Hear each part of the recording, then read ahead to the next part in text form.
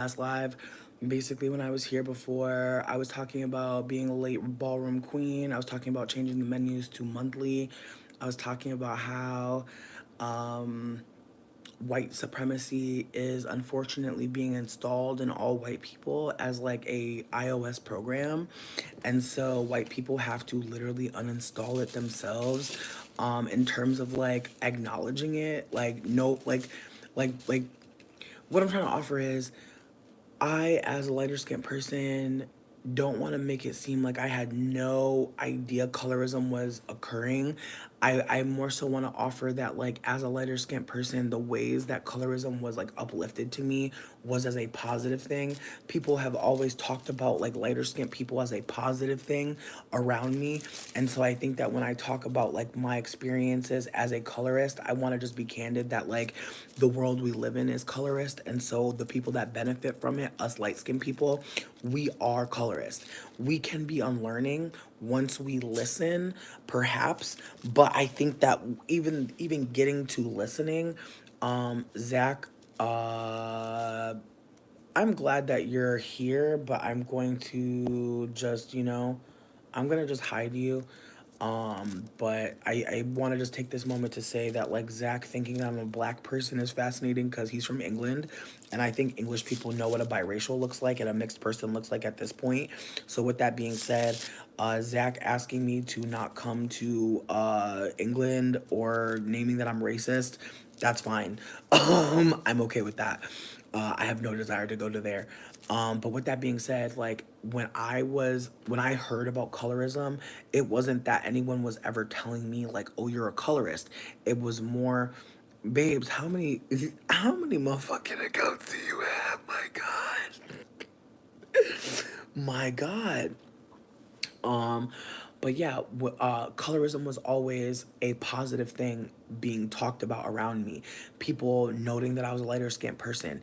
People saying that like lighter skinned people are beautiful. Like I remember growing up hearing that mixed people were beautiful, and I assumed that when they were saying that, they were basically trying to tell me I was beautiful. In retrospect, I'm aware that that statement that that person was making was colorist.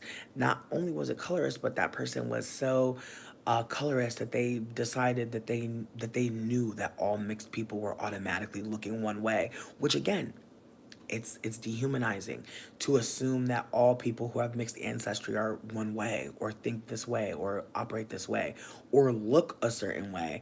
Again, is also colorist in and of itself because mixedness is not one look. But when people were saying that mixed people are beautiful or mixed children, because that's what I heard a lot growing up, is that mixed kids are beautiful.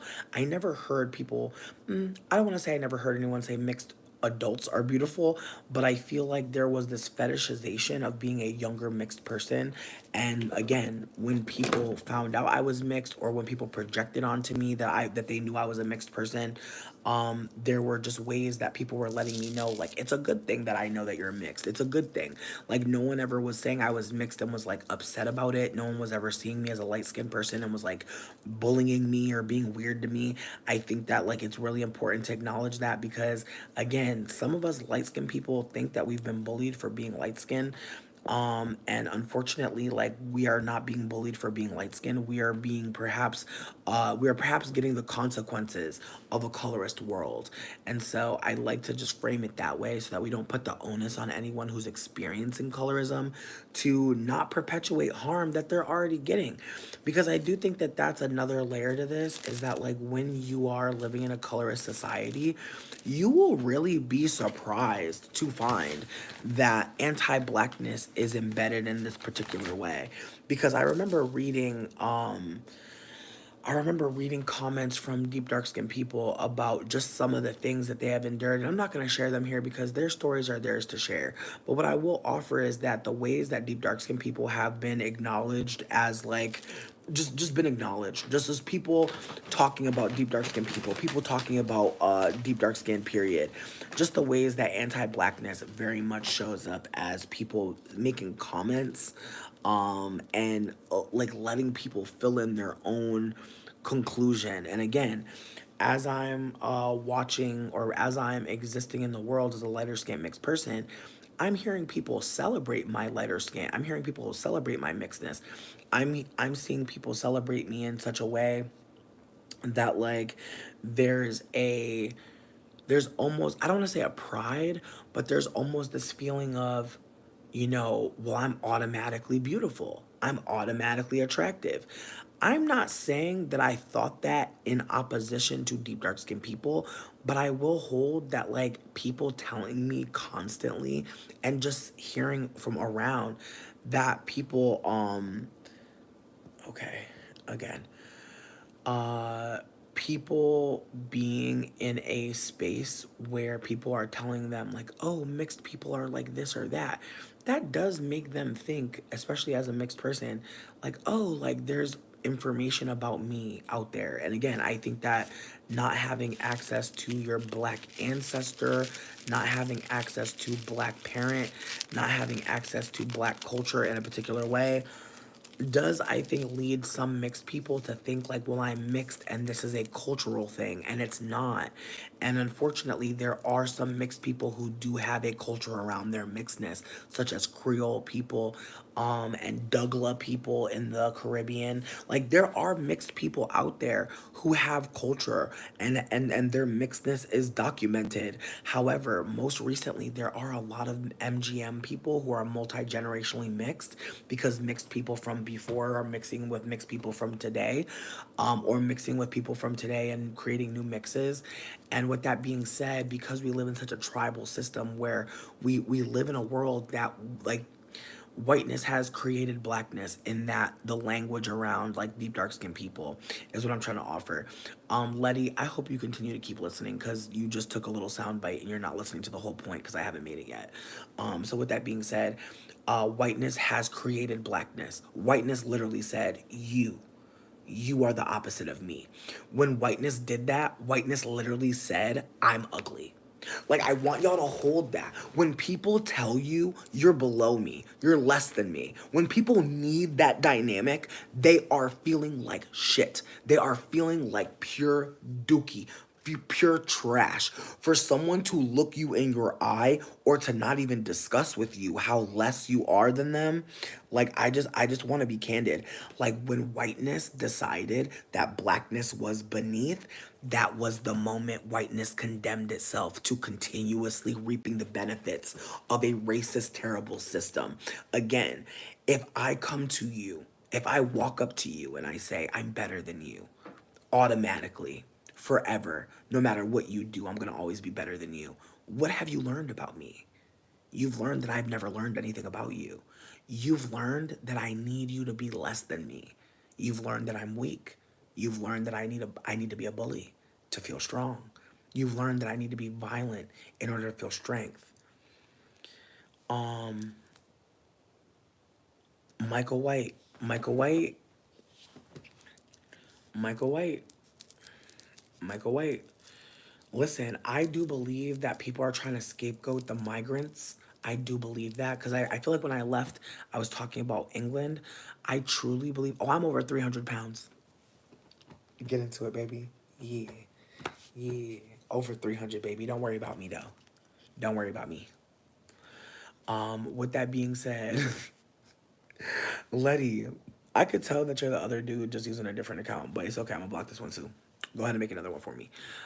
So with that being said, I came here talking about Britain and how like there are people who are upset. Fahad, I want you to look at your hand in the mirror. I want you to look at your hand in the mirror real quick. Send me an emoji of what color your hand looks like. If it's tooth, teapot, envelope, snowman, if it's any of those, if it's banana,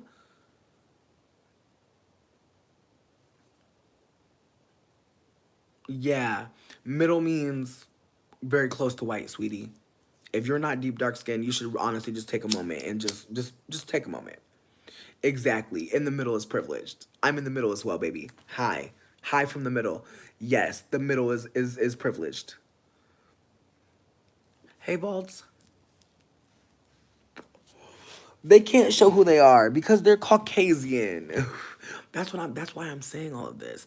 Because the Caucasians are gonna continue to be agitated. Because again, if I tell you that you're less than me, automatically, I'm a loser. Like, high key, babe. And again, white supremacy can't handle that reality. Because when you put someone on a pedestal and you say they're the best, they need that dynamic. They need it. But that's why I say, uh, white white people need people of color more than we need them.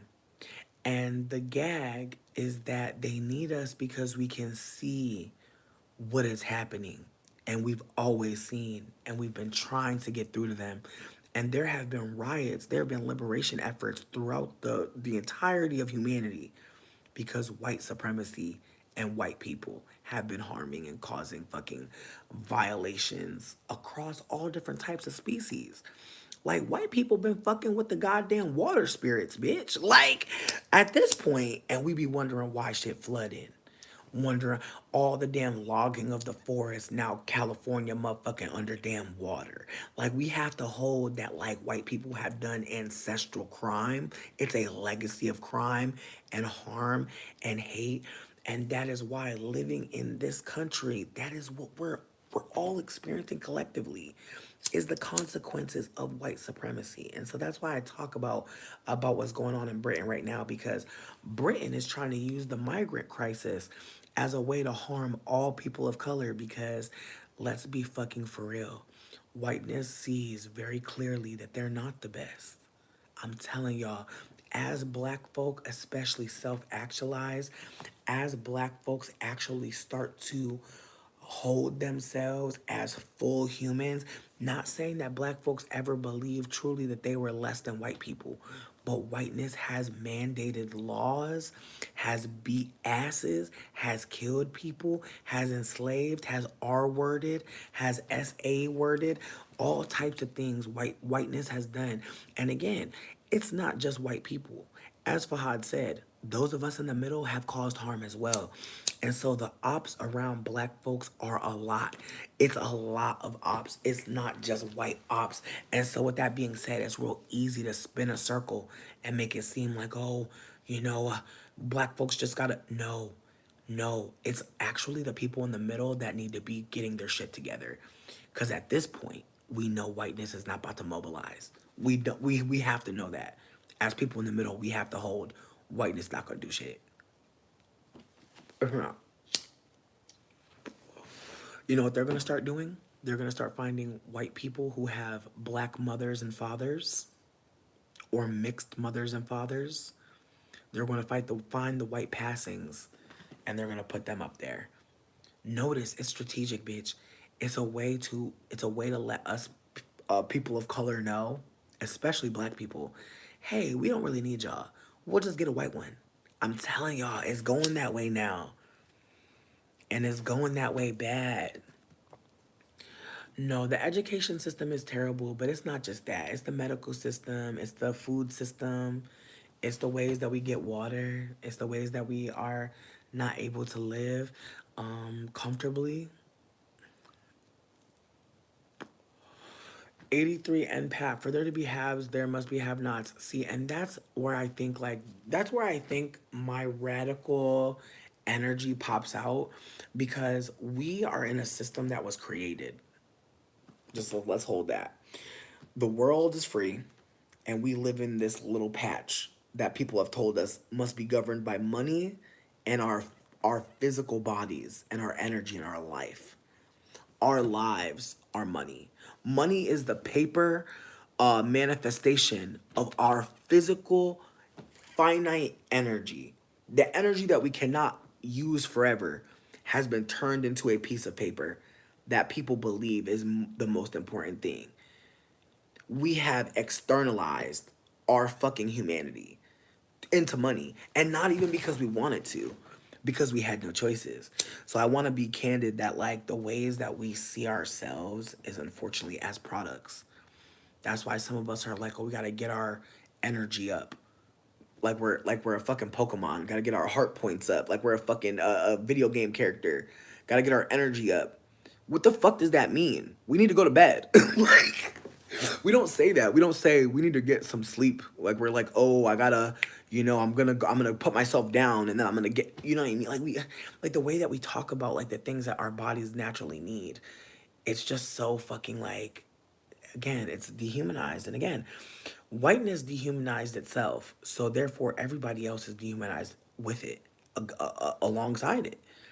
If whiteness ain't even a person, if white people don't get to be people, if white people don't get to be people, how could anybody else be? And if we're perceiving white people as the most peopleist, the most actualized people,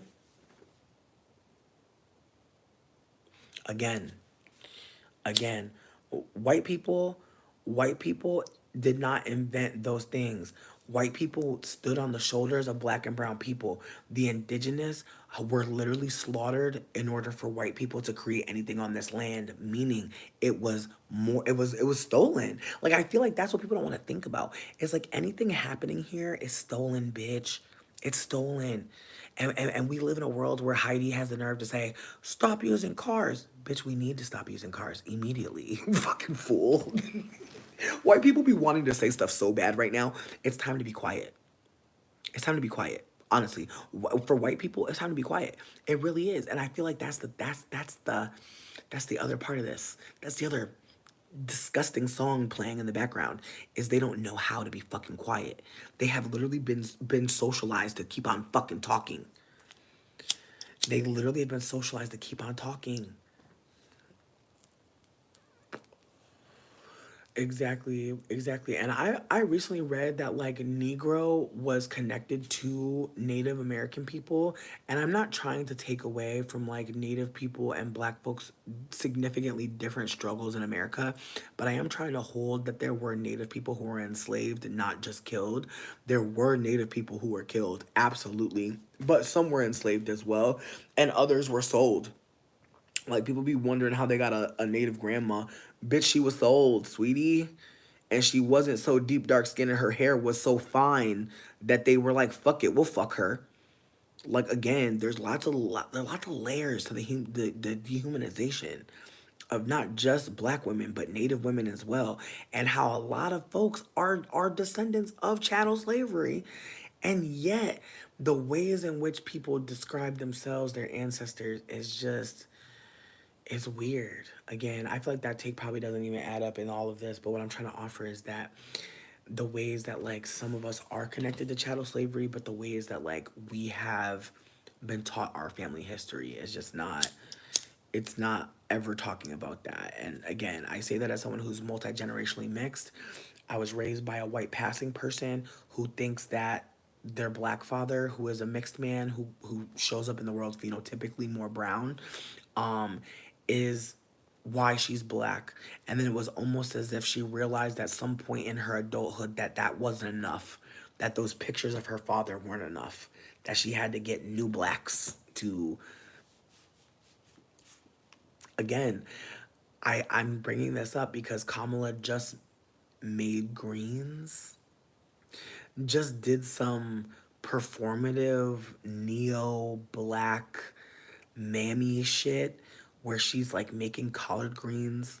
I call them collard greens, absolutely. Making collard greens and talking about washing them in the bathtub. Sweetie.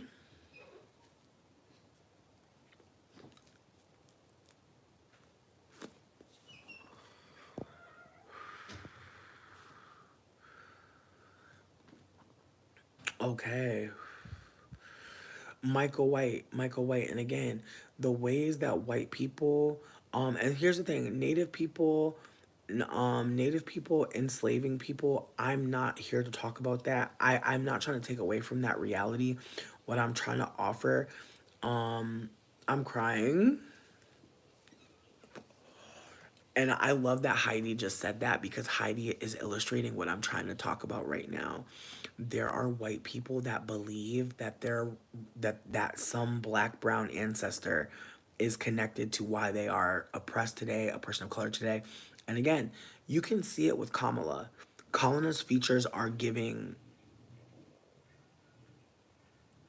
ethnic. I'll give you that.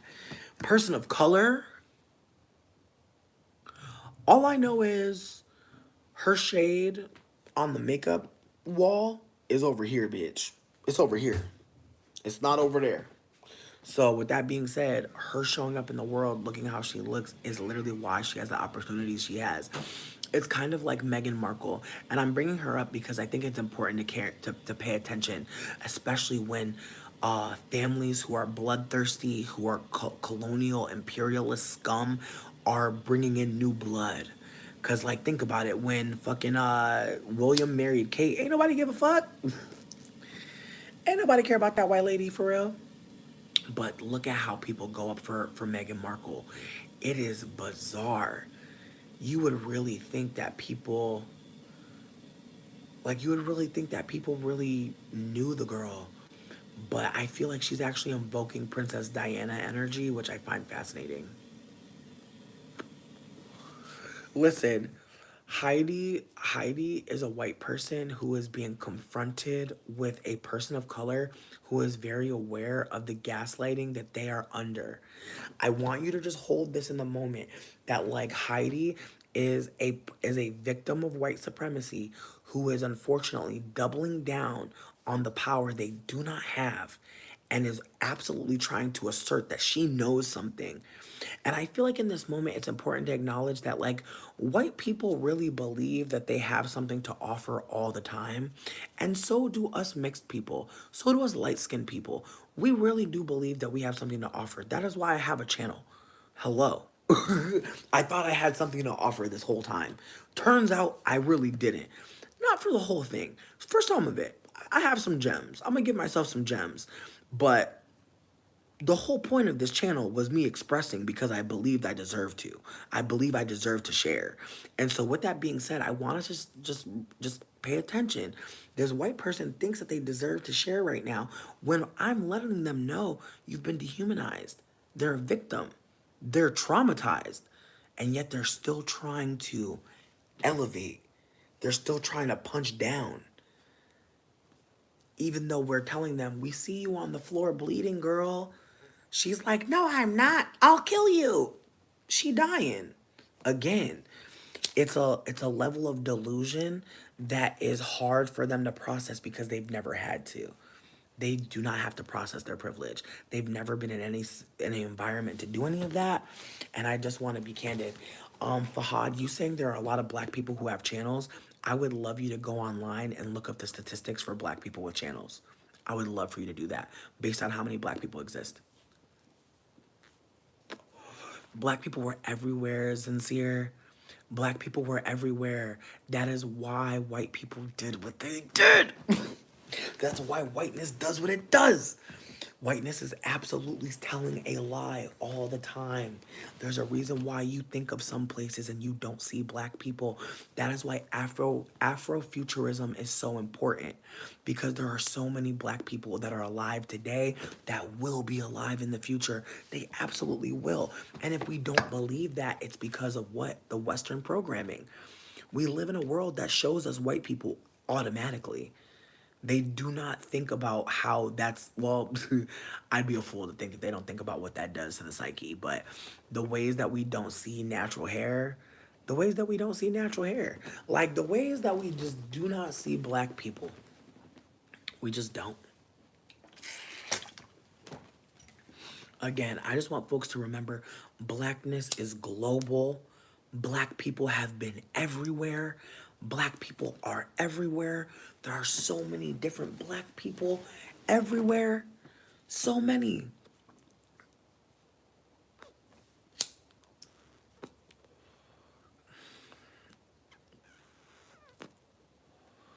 Again, I just want to put it out there that I believe Heidi's energy was to, again, try and make people feel like remember Heidi was saying, oh, don't drive cars, don't use all these inventions, when many of us here know that there are black inventions that have been underrepresented. A black woman created the tampon. We need to be paying attention to why white people need to believe that they invented all these things. What is the point of that? What power do they believe comes from saying that they are the creators or that their people created it? Why the tribalism? Hey Quantum, yeah, I've only been back for 25 minutes, but I did start this live with a recap of what happened because again, I didn't want to dip on that moment. I just feel like there were so many great things being said in the live and I was like, you know what, my little charging brick, I know it's going to at least get us to 50%, so we're going to be able to be here for another hour at least, but I just wanted to be candid that like that the way that the last live was about to die, I was like, oh nah. Oh nah, because there was a lot of white supremacists in the chat. Again, a lot of us don't want to hold this, but because of whiteness creating racial categories that did not exist, a lot of us have language that is new.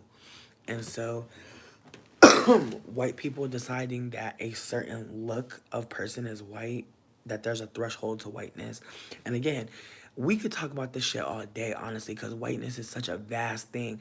Like, blackness is the only racial category that is not vast, but is being purported like it is. Whereas whiteness and mixedness, the two other racial cast categories, are quite vast. Even when we talk about Asian, we're not talking about any look in particular, are we? We're not. When we talk about Indian or Native, we're never talking about a certain look. Blackness is the only actualized uh, race because whiteness used it to perpetuate the lie about itself, if that's tracking. So blackness has always existed. Whiteness had to create itself. Does that make sense? I hope that makes sense. It's kind of like fatness has always existed. Thinness had to assert its dominance. Do you understand what I'm trying to offer here? That thinness had to look at fatness to create a hierarchy. That thinness, that thin people had to witness fatness in order to create something new about it, a lie. So that's what I'm trying to offer. That whiteness obviously witnessed blackness after it was already existing and said, whoa, we're better than you, have to be. Again, we have to pay attention to how the conversation was created. The conversation wasn't black people showed up on white people's doorstep and said, hey, want to be friends? Nope. White people went out of their way to find black people. The idea of exploration, it was conquest. The idea of motherfucking manifest destiny, it was rape and pillaging. It was theft. I'm glad Heidi's here because Heidi exists as a reminder that this is what white people will be doing forever. They will forever be trying to prove their betterness, what hell they're in. Think about that. Think about what hell you gotta be in to be constantly comparing yourself. That is why they're so disgusted because blackness, black people, excuse me, black people are literally actualizing in their face. They cannot stand this. It's just like black women going sincere, women and trans people mostly. Black, a lot of black men are still, again, men had to witness women and say, "I'm better than you." Again, the hierarchies exist because the other, the true other, is the privileged. The true other is the privileged. Truly, exactly. Sincere, thank you. Again, whiteness, exactly. 83 and Pat, 83 and Pat, 83 and Pat, dying and living in hell, daily fear of retribution. Exactly. That part. This is why I had to come back. Thank y'all so much. Thank y'all so fucking much. Again, I know some of y'all be trying to give me a lot, but like the chat is y'all. The chat is literally y'all. My mind be moving like Willy Wonka candy bar, bitch. Little dots in the sky. Y'all, just thank you. Sincere lyric. Sincere lyric. And that's the thing. I don't want to make white supremacy. I don't want to, and see, Sincere, I want you to share more with me. What up, Eric? Because what I'm about to say could not be what you're thinking. But in my mindset, I think about, okay, yeah. And again, the ways that deep, dark skinned women are breaking silence about the fetishization that they're experiencing. That it's not that they're not getting messages and they're not getting people hitting them up. They're getting people hitting them up to dehumanize them. Vaults. Listen, you only sent me money for wine. If you want to send me money for breakfast, I'm going to accept it. Um, listen, but I feel like even my mind creating the conversation, y'all like. I want to just be candid that, like, again, I'm trying to also break silence about my own privilege in real time because again, like, as white people are acting a fool, I want to just be candid that, like, yeah, I see them because I'm listening to deep dark skin people. I don't know anything. I want to be candid that I hear things. I hear a lot of things. Knowing takes experience. And so when I hear what deep dark skinned people have experienced, I don't know what that is, but I'm hearing them and I'm trying to hold like what they've said against my life experience, against what I've heard from other people. And so with that being said, I'm trying to be mindful in the moment that my experiences as a lighter skinned mixed person has been very privileged in a way that I didn't or I don't I'll never understand. Um there are moments where I'll definitely have like thoughts float up to the top of my head from again inspiration from deep dark skinned people. Like I want to be candid that like a lot of things that I used to say came from listening to deep dark skinned people, came from hearing deep dark skin, came from hearing the most marginalized, came from hearing black deep dark skinned queer women being candid and thinking like we were sisters, we were siblings, we were in community in a particular way. In retrospect, I think about how I am a benevolent colonizer, and that like, and even calling myself that again speaks to the delusion because only a lighter skinned person could see how certain people are reacting to us as benevolent, whereas in retrospect, even saying that and just like sitting with my thoughts in real time, it's a covert colonizer, it's covert. And so even saying benevolent is more me speaking to perhaps the black men who have like been happy to see me in black spaces, and some black women, some black femme people, some black trans people, but not all at all. So just saying that like I'm benevolent, like again, just the ways that the colonizer will be talking about themselves and be trying to get you to think like something or feel something. And again, if you're listening to a certain colonizer, we can really say a lot of stuff. Like there are light skinned people who I've heard say things that had other people like, yeah, like we should pour more into that. We should pour more into being victims and being harmed. And we should pour more into taking up space. Like I've seen that. I've seen like honestly, I think I was breaking silence about this. There was a light skinned person that I was closer with, but the more I started to unlearn and unravel my privilege around being lighter skinned, they were lighter skinned than me and are very much more mixed than me. In the fact that like when people see them, people do not think that they're black. However, the way that they're growing their hair out, the way that they're locking their hair now, like those are things that are going to start signifying to more and more people that they may be part of blackness or black culture. And again, I truly believe that the more that I speak about, the more I break silence, the more that I'm vulnerable, the more some light skinned people will really like just get away from me because I'm implicating them.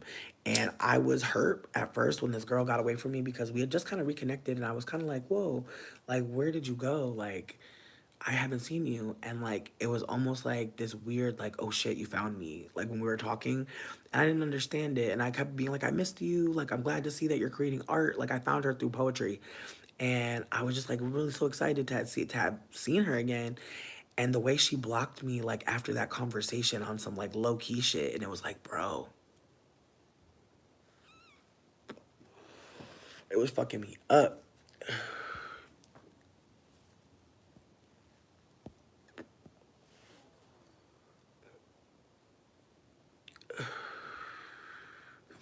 Amira, Amira, I appreciate you for saying what you're saying, but again, I think that like it's really hard for me to have light skinned friends right now, and it's so awkward, and I'm not laughing because it's funny. It's just like I did not see this coming, and perhaps there's somebody white here who's like, yeah, the more I've been talking about being a white supremacist, the more I've been breaking silence about my white supremacist ideations, other white people are popping out to like let me know like it's actually safe to be racist with me.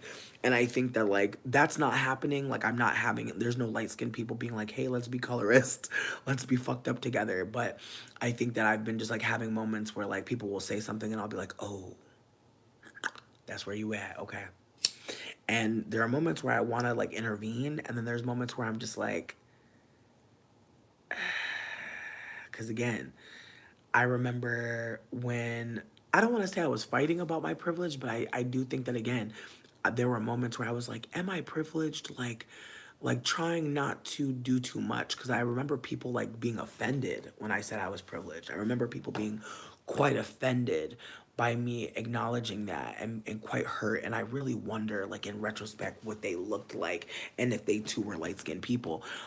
Because I have had some browner skin, deep dark skin people be frustrated with me for talking about colorism, and the fact that, or implicating myself as a colorist rather than just candidly talking about colorism, like talking about being a lighter skinned person, having just being anti-black and not having any awareness of it, like the self-awareness around anti-blackness I could be perpetuating being quite low, believing that like I was marginalized period, and not seeing like the gradient of experience when you're not black and you have black ancestry and you're putting yourself in certain positions, like outside of talking about Politico, I'm rarely experiencing like people being like anti-black to me. I have to literally implicate myself as a black person, or even caring about anti-blackness unfolding, for people to come out and like be super like overtly anti-black towards me. 9 times out of 10, I have to go out of my way to engage with an overt racist.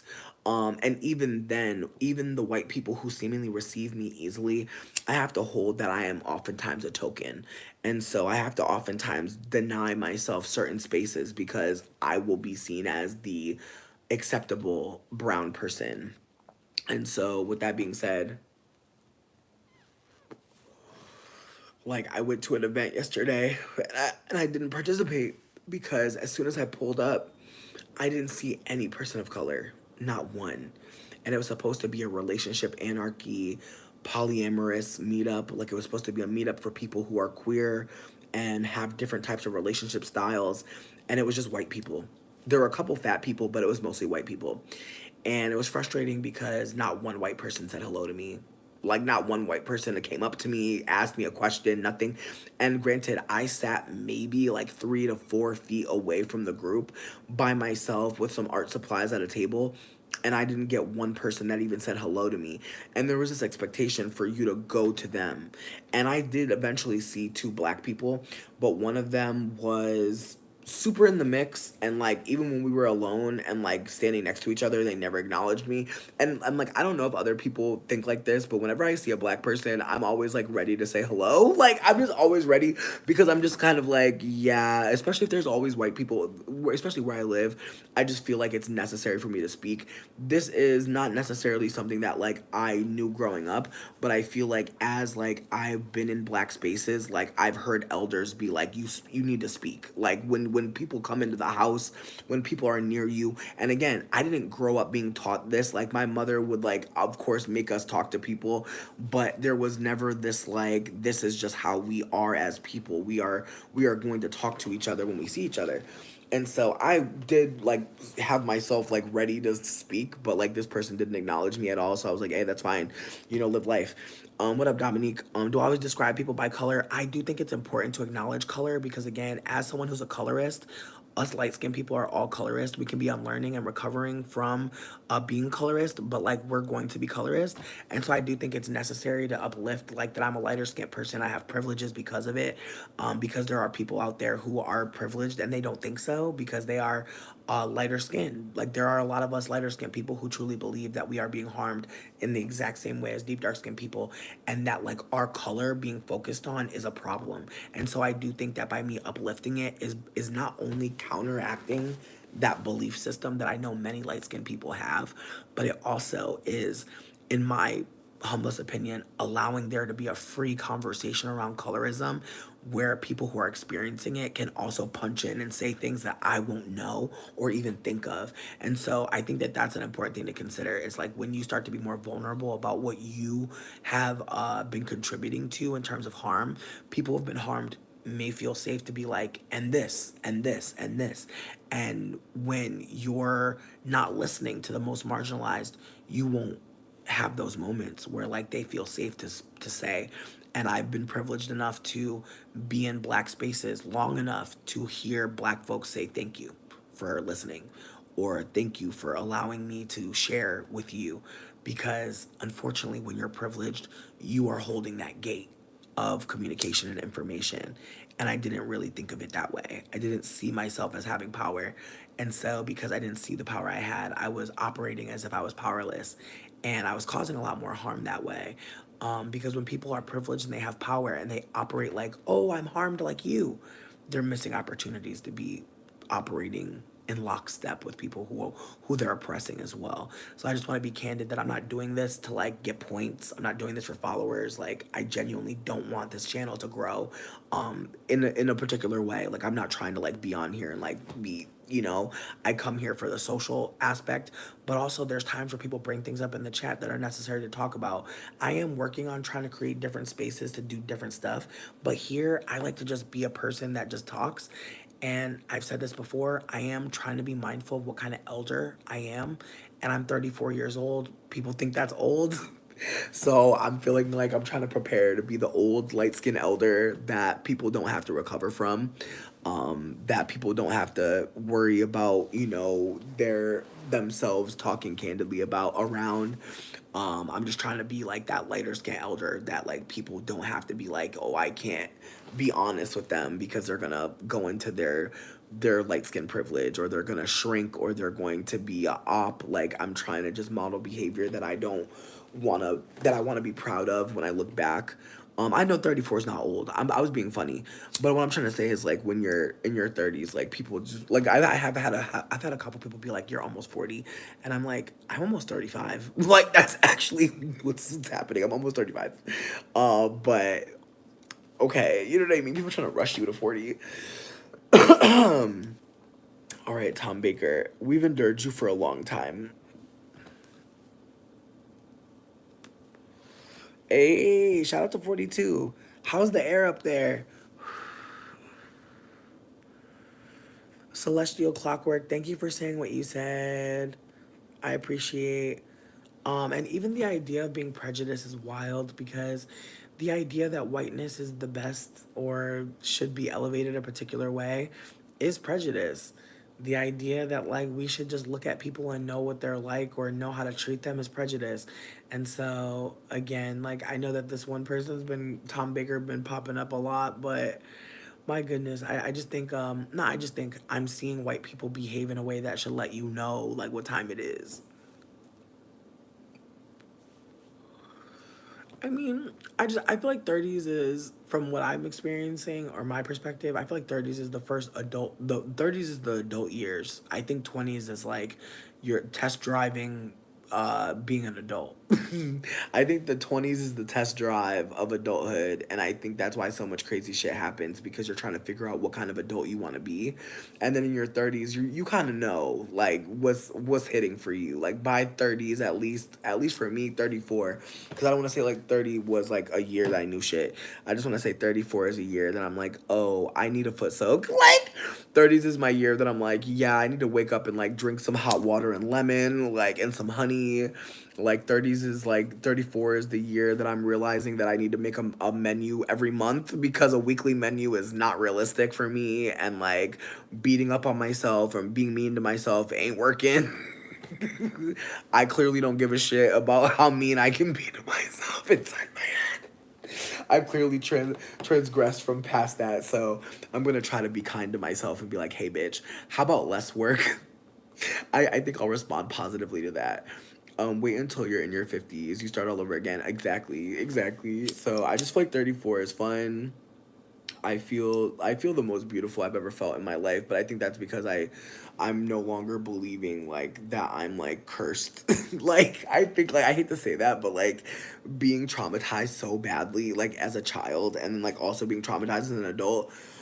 Woo! Like just some, oh my God, I swear, like just, I feel like we had this combo a couple weeks ago talking about how some of us just don't feel clean. Like no matter how much we wash ourselves, like no matter how much we skincare, like we just still feel kind of dirty, like deep down inside. And I'm really just like breaking through that. And like, I feel like that's why I like look at myself and I'm like, ooh, like, and I see like someone happy. Like, I feel like it's less about how I'm really looking, like my body and my face. It's more about like the smile. It's more about the glow. It's more about the air and the energy of like freedom. Like that's what I see as beautiful. Like the unworried about how people are perceiving me is allowing me more space to see myself fully. Because a lot of times, like coming online, like bitch, like I'd be a liar if I said I didn't give a fuck about how y'all perceived me. Like there'd definitely be times where I gave less of a fuck, but I still gave a fuck about how I was looking. And like at this point, I'm just like, there are things that are just anti-blackness, like not wanting to come here with my hair looking like this, feeling not done. Like I feel like that's one thing that I'm really trying to listen to. Ooh, also before I go, I know I am not a black person, but with that being said, asterisk, there was this book that I found on Audible a while ago called Affirmations for Black Children. Sweetie, I don't know who needs to hear this, but if you are an MGM person who was abandoned by your black ancestors, your black line, your black father, your black mother, your black auntie, your black grandparents, whoever didn't give you like the affirmations that you needed about your hair, your skin, your intelligence, your necessity to be here, sweetie. Again, in America, I am mixed. I want to put that out there right now because there are a lot of ways that like I have conflated my experiences with black folk, but I have to hold that like I am not a black person, and it's more and more clear as I name myself as a mixed person, and people do not argue. Like people are not arguing that. Like it's not like a issue. Like don't get me wrong, there are some folks that are still trying to hold on to me because one drop rule, one drop rule. And also like if your father is black, you're black. Like there's rules around blackness seemingly that benefit black men. But I want to be candid that like I am a whole mixed person. Like my lens comes from having a white looking mother and a brown skinned father who is not around. Like the ways that I'm coming are not as a black person. There is no one black who is offering what I'm offering, and I don't mean that to say that I'm offering more. What I'm trying to offer is the ways that I've been able to be in certain spaces because I wasn't black. The ways that certain things have happened to me because I wasn't black. The ways that I've been able to be in certain places because people assumed I was black. Like those are things that I want to talk about because there's places where people are, again, not gatekeeping blackness. And I'm not saying that to be like shame on y'all, but it's more like it's on us mixed people. It's not on anybody black to be like trying to keep mixed people away from them. Like it really should be a conversation that us mixed people should be having with each other, especially the older ones, and being like, hey, like, there are spaces for you to be, but also if you want to be in a black space, why not ask? Like that whole aspect of like requests.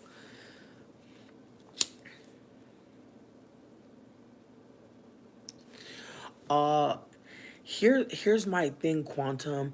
What I think, so MGM is multi-generationally mixed. Someone who is MGM is Beyonce. Beyonce is a very famous MGM person who operates like they are a black person, but they've been socialized as a mixed person for sure. I remember hearing Mama Tina say, "We're so happy to be black." And I remember thinking to myself that that's something that only mixed people really would say.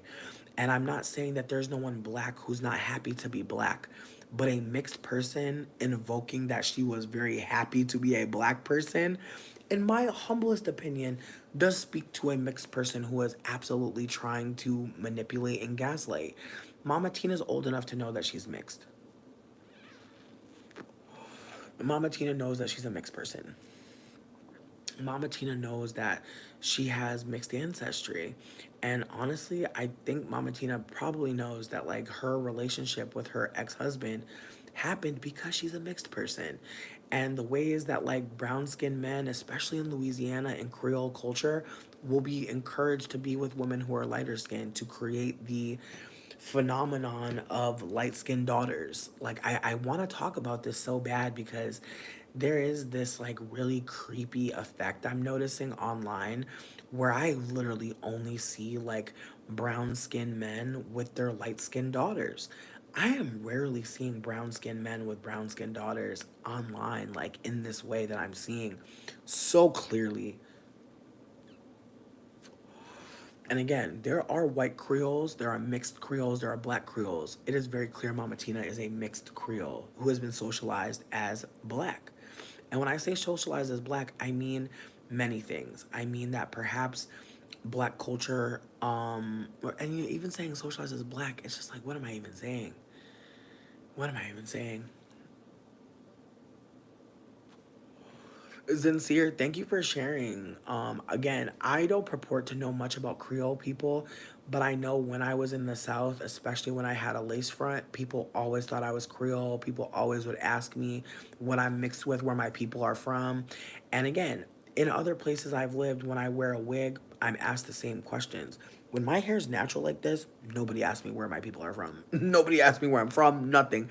And I'm not saying that to be like, oh no, I'm missing out on being exotified. I'm just trying to offer that like exotification is constantly occurring depending on how you look. And because it is based on phenotype, some people feel like because I have hair like this and like features that look like this, that I'm not being exotified in a particular way. But I just want to hold that like however we present to the world, like when we like get ourselves all dolled up and go out, that is what we are invested in the most. And I want to just offer that like there were definitely times where I was way more invested in how I was being perceived with my wig, with my makeup, with my contact lenses, more invested in that persona or that person that I was presenting being received than I was actually loving on the person I am or look like at natural. And this is not to say that I owe myself love or that I need to be loving myself, because honestly, it's such a nice thing to think about. Like, it's nice to think about loving ourselves, right? It's nice to think about because we can't always do it. And I'm not saying we don't have the tools to do it. What I'm saying is some of us genuinely are not being loved from jump. And so trying to give yourself something you've never experienced is hard as fuck. And so I think that as I'm learning to love myself, as I'm learning what love really is, as I'm learning to define love, as I'm learning to only desire real love, I'm noticing that like there is just a way that I have to take breaks. You feel me? Because again, I think that one thing that they don't tell you about loving yourself is that shit is motherfucking overwhelming. Like, it's overwhelming to pour something into yourself that other people haven't or that strangers have and not anyone that you know intimately has. It can be hard. It can feel fake. I think it's kind of like confidence. Like in the beginning when you're saying I'm hot or I look so good, you can be waiting for that validation. And I think that that's the thing about self-love that people don't talk about is there's no validation for self-love. Like, you can't validate yourself that you're loving yourself other than the actions, the practices, right? So if you're not practicing self-love, you can feel like you're not doing your thing. Can a mixed mother teach blackness? How how she's not black? Can a white mother teach blackness? Can a black mother teach whiteness? And that right there, that right there, because I truly believe that like if your mom is socialized as white, like I think about like Dane, like Dane's mom is mixed.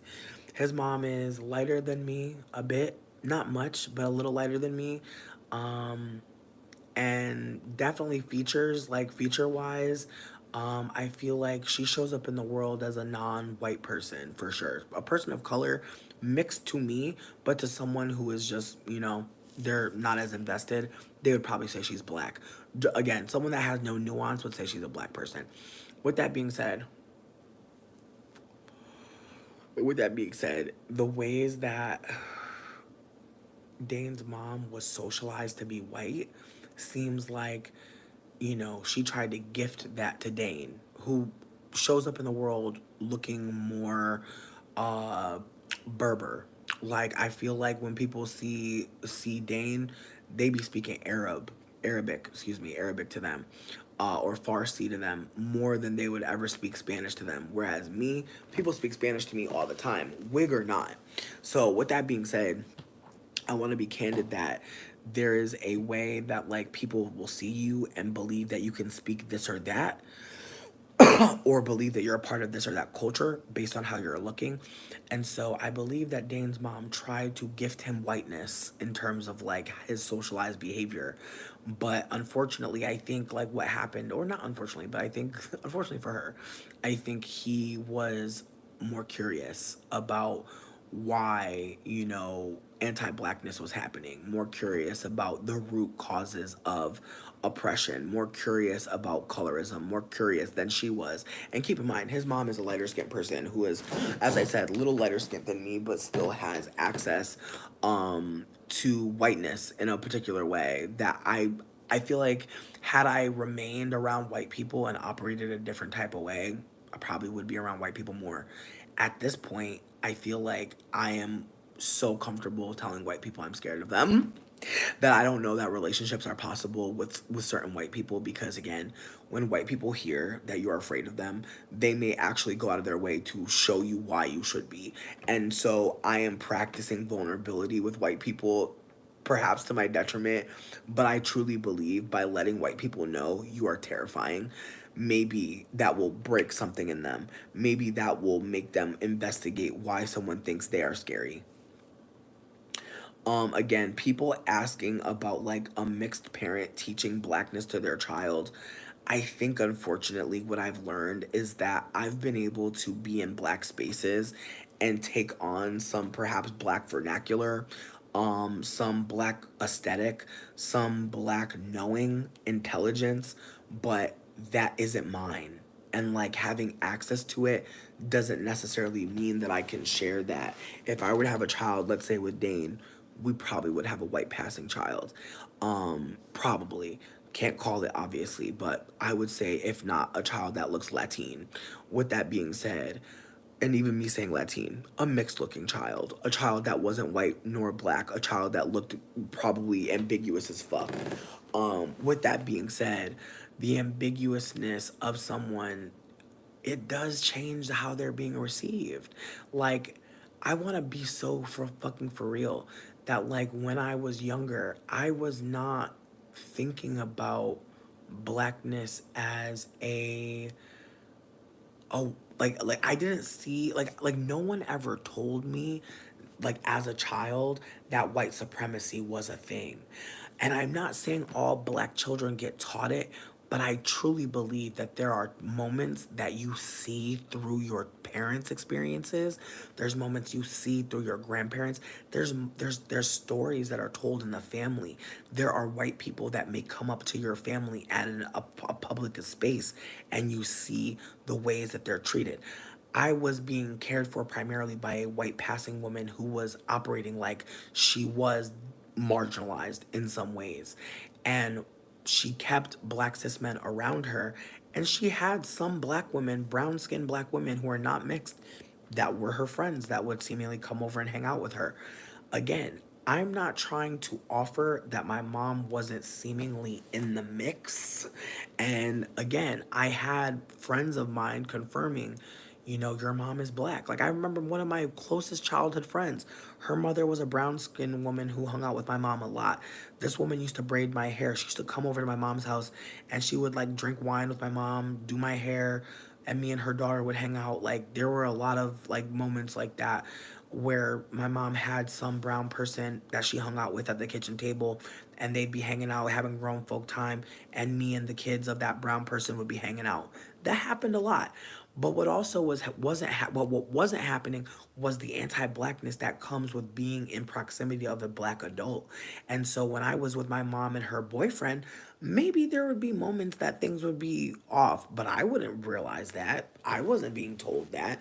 He wasn't confiding in me, the light-skinned child of his white passing partner, about anti-blackness. There's a way we're shielded, and I want to be candid about that. That like I remember like hearing people say things about black people. That's how I know I'm not black, bitch.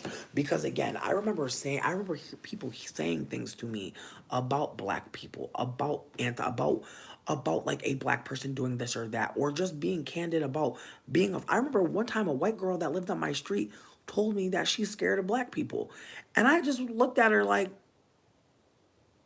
I didn't know what the fuck to say to that.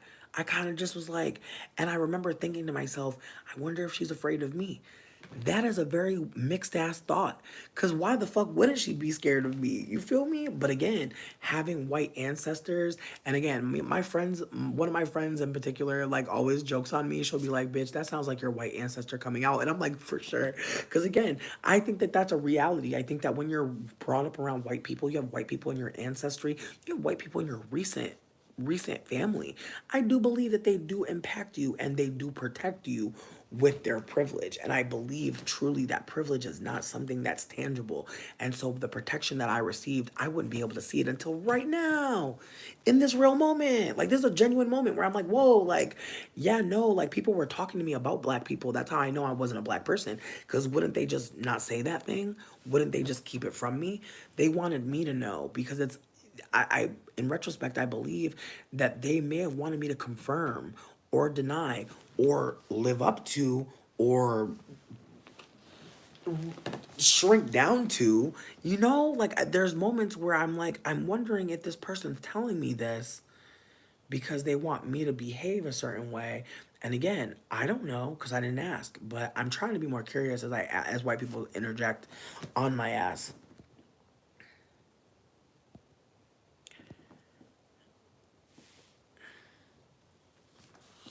Listen, Michael, I'm not trying to, and I feel like this is like, and a quantum, I'm gonna get back to you.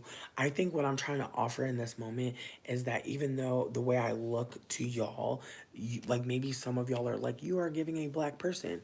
That's, perhaps based on your family experience, maybe based on one drop rule, a lot of layers here. So I'm not trying to like take away from like what people are thinking about when they see me, because I know that that's how white supremacy operates, right?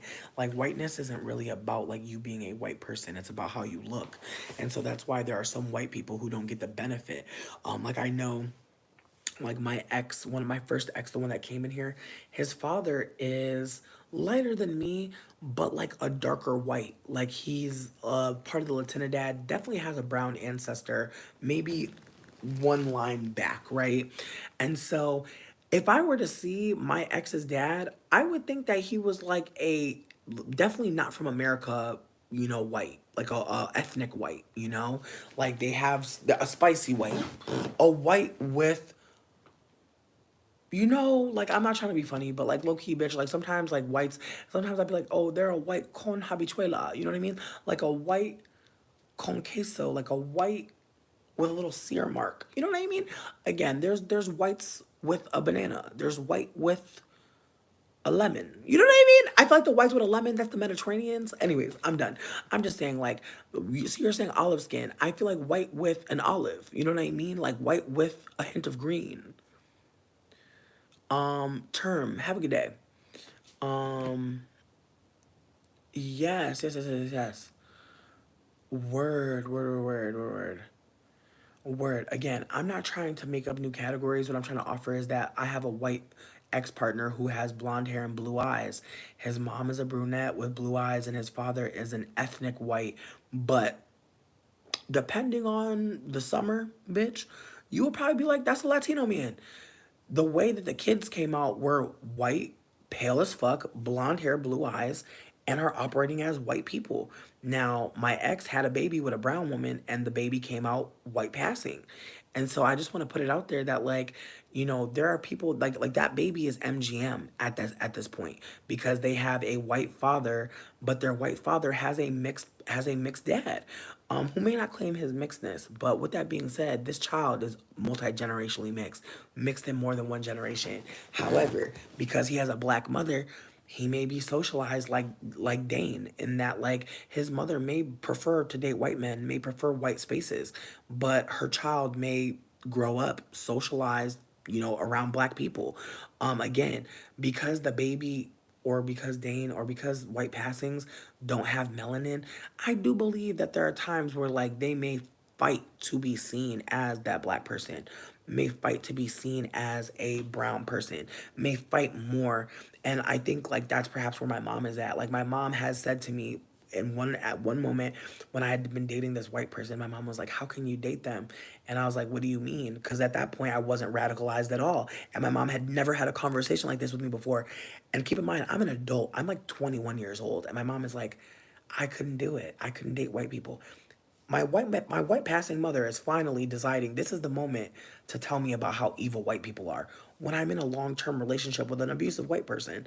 And granted, it wasn't great timing, but it was a moment that sticks with me because I'm like, you're a little late, Tammy. And there's a part of me that wonders like why she was so late.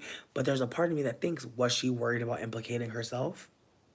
Could she keep on trying to see if I was telling people she was white if she never diminished white people in a particular way?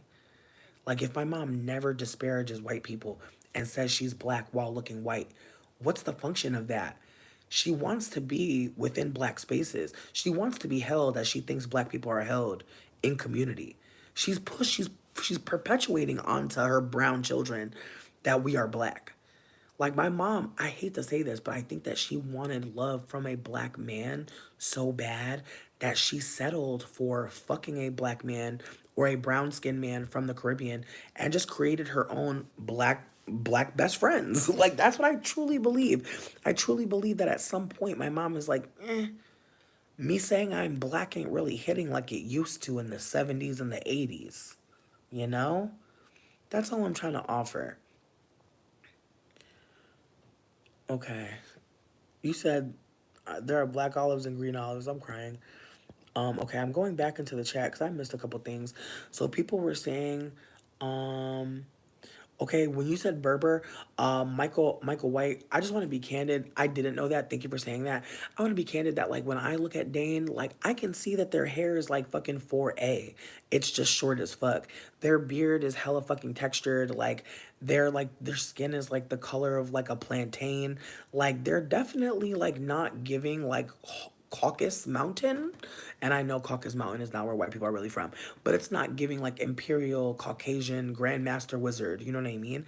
And with that being said, with my mom, I don't want to say it's the same thing, but my mom has freckles. My mom can tan, but get those sear marks, you know?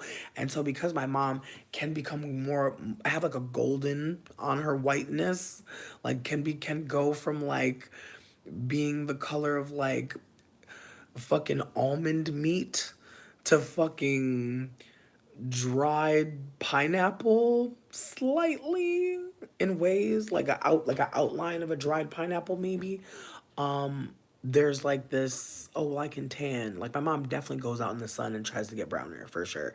And again, when people say white passing, they mean like people think you're Caucasian, you know, people think that you're white. And so I feel like there are times where people don't think my mom is white and she holds on to that for dear fucking life. And I think about how like when we see white passings or even saying white passings, it's very much like a moment to like acknowledge that they're not white. And it's like, what's the function of that, you know? But I wanted to go backwards and say that the people that were saying if a mixed child has a black mother, I feel like that conversation is really important to be having right now because there are a lot of black women who are talking about divesting from black men. And that conversation is very layered, but I just want to acknowledge that, like, up until very recently, I did not have any black femme friends who were divesting and decentering men, period. I'm not gonna say that most of my friends were pygmishas. I don't want to do them like that, but I think that pygmishness is, I think, kind of part of, unfortunately, being non-white. Like, I think that like there's a way that non-white women are being taught to like just settle and like get any man, and there are ways that like white women are taught to, you know, hold out for the best man or expect the best man. And so there's a hard correct happening where there are a lot of women of color, especially black women, who are divesting from men, period. Like there are a lot of black women who are actually starting to investigate their sexuality and starting to date other black women. I've actually met many black women recently who are like, you know, I've never dibbled and dabbled in strap life. I've never been a top or a bottom. I've always just been fucked on by a man. And now I'm deciding that, you know, if I can't get the emotional intelligence that I need, I'm going to fuck on someone else. I'm going to absolutely figure it out. And I find that fascinating because I think, you know, when we grow up in a world that shows us a man plus a woman equals a happy family and a baby. Like we're being propagandized. And so I want us to consider that like when we look at nature, we're not really shown all the gay shit that be going on out there.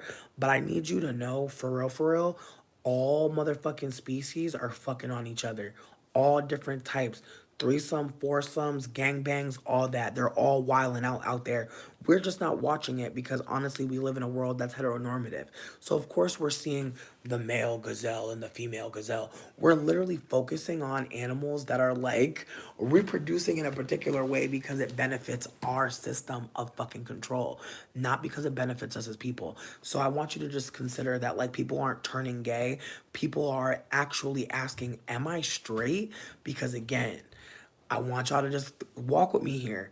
Just like I was offering that like whiteness had to see blackness to say, hold on a second. I feel like we better than you. Like even though I'm seeing you do your thing, I feel like there's something about us that's just inherently better. Like the witnessing of blackness is part of the history and the legacy of white supremacy. Like whiteness literally seeing deep dark skinned people fuck them up so bad. Not saying that it's on any pure person of color why white people are like this. I'm just saying that like seeing black and brown people, indigenous people behaving, singing, creating the intelligence, the technology, the white people were shook. And so they had to create a lie. They couldn't sit with their jealousy. They couldn't sit with their shame. White people couldn't sit with their shame. Like honestly, like white people thought that people of color were worshiping them. They thought natives were worshiping them because they was throwing flowers at their feet. They was so stinking. Motherfuckers had potpourri. Motherfuckers potpourri the ground around white people, and white people internalized that as worship. Help. Help. They saw help as worship. They saw support. They saw self-preservation as worship. Again, I know that this convo is going like all different directions, but I wanted to go back to the convo about the black mother mixed child. I'll say this. I've seen a lot of black women saying, if I give birth out of my black vagina, my baby is black. I've heard this. I've heard this. And I'm gonna be real with you. I do not know what to say because I'm at this point where I'm like, okay, the one drop rule has been utilized to harm black cis women, harm black trans femmes, harm black people, period, but especially black women. Colorism and the one drop rule have collaborated to degrade deep dark skinned women, deep dark skinned girls, deep dark skinned opportunities. There's just been so many things happening. And so there's a part of me that's like, okay, now black women are fucking white men and creating a bunch of exoticals that are perhaps principled, that perhaps have access to black matriarchs that love themselves and are self-actualized. Again, there's moments where like I of course want to be like, oh, I don't know, but there's a part of me that's like, well, when a white passing fucks a black man and creates a baby, they don't talk to that baby about being a colorist scumbag. So there's a part of me that wonders like if black women are willing to do that labor of explaining to their op, because that's what we're talking about at this point. Because my mom was my op in the world. Like the white passings I come in contact with, some of them are really awful because again, they think they're being denied access to being a person of color. Sweetie, I'm so sorry to tell you this, but the DNA, it had nothing to do with anyone else. I promise you, it was a random occurrence that you are white. I'm so sorry. With that being said, everybody can't apologize to white passing people for being white passing. And to be honest, I think instead of apologizing, let's just hold that like you get to be in so many rooms. It's okay to not be allowed in all of them. It's okay for every room to not open for you. And I feel like as a mixed person who's lighter skinned, that's something I've had trouble sitting with. That every room ain't for me, but also every room ain't gonna be for black people. And so me being there may send a message to somebody black, oh, there's people here, my people. So I have to be mindful about where I even be at. Cause I can make other people of color, but especially black folk think, oh, it might be cool over here. And it ain't. and I'm being tokenized. And this is something at the forefront of my mind now when I go to spaces. If I don't see black folk, if I don't see black and brown folk, if nobody who is black or brown is organizing and facilitating, I don't see no masks. Like there's a lot of things that I would just will not put myself involved in. I won't involve myself in that because it's a setup. It's really a setup. Okay, I'm finally getting back to the chat. Um, Not the Imperial Wizard, bitch. Imperial Wizard. Why should another person's weight and health impact my wallet? Term. I'm gonna just get you out of here because you asking questions that don't even make no damn sense. Um, the obsession with needing cis men. That part. Thank y'all so much for sharing with me, genuinely. And again, a lot of things that I share here are from listening and just reading, mostly listening and watching. I'm not gonna lie, I don't be reading that much. I know that probably is I think that's a taboo thing to say, but it's the truth. I'm more of a person that reads an essay, and that's why I like Ismatu Gwendolyn, ISMATU dot GWENDOLYN, Ismatu Gwendolyn. They are a black woman who is a therapist who has decided to offer free and sliding scale therapy to black women and is offering, and when I say sliding scale, I just mean like if you wanted like deeper sessions, I'm sure that like there would be something to work out with her. But she has offered so much information out there, and while I've never dream to take, any free things from her in terms of like a free therapy session, I have been trying to uplift her to a lot of black women who, again, want access to therapy, don't have it, and financially it's not in the budget. And being able to be with a black therapist that's decolonizing, like her content is so delicious. Like she wrote an essay about two books that she didn't. She was like, she's like, I don't think y'all about to read these books. She's like, I'm not gonna hold y'all. She's like, but because I don't think y'all are gonna read the whole books, she's like, I'm gonna just write y'all an essay. And it made me think about how being able to read something and write an essay about it, being able to break something down into a digestible piece, that is so valuable in our society that, is being is I truly believe we're being socialized to have shorter attention spans. Like people talk about ADHD and all these ways that our minds work, but I believe that it's part psychological, physiological, but also part like man-made. Like the ways that like, we'll see a clip of a video and it'll be so short, but so impactful. And the ways that like these little gems of information that be popping up for us and we be getting access. I know this is my third one. I know this is my last one though. I'm gonna dip out of here after this. But as I was saying, there's just this way that we have access to information, but it's like popcorn style, and so it's hard to stop eating. And I think about how like we can become engorged on information, and I feel like that's why my lives have been more and more frequent because I'll get all this information. Like most recently, I felt like I've been really filtering how much information comes into my mind, or like how much I'll look at my phone, how long I'll scroll, because again, sometimes it feels like my brain is just like all of this information and then it's just punching out of me different times and like that shit feels wild. I don't know if other people who are neurospicy feel that. I also want to be candid that like I was diagnosed with ADHD, but I was denied by medication because my mother decided that putting me on, like my mom secretly put me on my medication and then decided to take me off of it and like told me after the fact and was like, yeah, I decided not to give it to you anymore because you were acting weird. And in retrospect, I'm like, bitch, I was probably regulated as fuck. Like, I probably was like, accessing the parts of my brain that I needed. Like, I just think about how, like, some of us, like, our parents, like, they're in control of us. And so they get to even control our medical health. And free Gypsy Rose, bitch. But, like, some of our parents are, like, taking our medication and, like, doing whatever the fuck with it. Like, I never found out what happened to my fucking ADHD medication. But I can't believe that it just disappeared, bitch. People be having old pills in the medicine cabinet. I never seen no old Adderall, no old Lexapro, nothing of the sort. So I'm just kind of like, sweetie, not you gave me a pill one time and then it's gone. Like, girl. And I was getting therapy through the state. So it's like you weren't even paying for the therapy. You probably didn't even have to pay for the fucking script. Like, goddamn. Again, I'm off topic slightly, but I think what I'm trying to offer is like my brain, the internet, your brain, the internet. Wild ride. wild ride.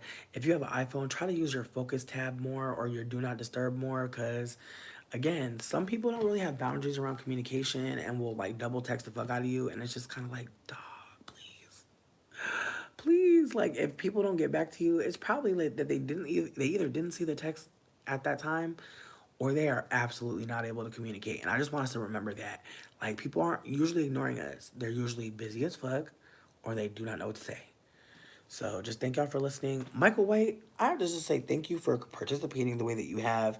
Because again, I don't know where all the black people were at before colonization, but I'm aware at least that there were places where black folks were. And people have hidden that truth. And so I'm more comfortable acknowledging now more than ever that there have been black people everywhere. And that's why there's such a huge effort. Bitch, I know I just woke up. There's been such a huge effort to conceal like where like making it seem like all black people are from Africa, making it seem like the African continent is where black folks are only from, like embedding in the black American psyche that like we are, and not me, but like that black folks and people of the diaspora are like from the dark continent, and like just the ways that they talk about Africa, and the ways that like they make it seem like this native ancestral homeland for so many people of so many different colors, not just black but brown, and everything in between, bitch. Like, it's just many layers to making it seem as if that's where y'all are from. It almost feels as if there's a desire one day to be like, and y'all can go back there one day. You feel me? And again, I could be wrong as fuck, but there's just a part of me that feels like the world we're living in today is setting us up for something really extra wild. And I know some people may think that like I may be fear mongering, but what I'm trying to offer is the conversations today, the way that like we're seeing mixed people as black people. Like, they already did it with Barack. Like, Kamala is what happens after the brown skin biracials get to be black, the Kamalas get to be black. And again, there are ways that people have been talking about Kamala for a while that have acknowledged she's not black. Now we're seeing in real time the identity politics be doubled down.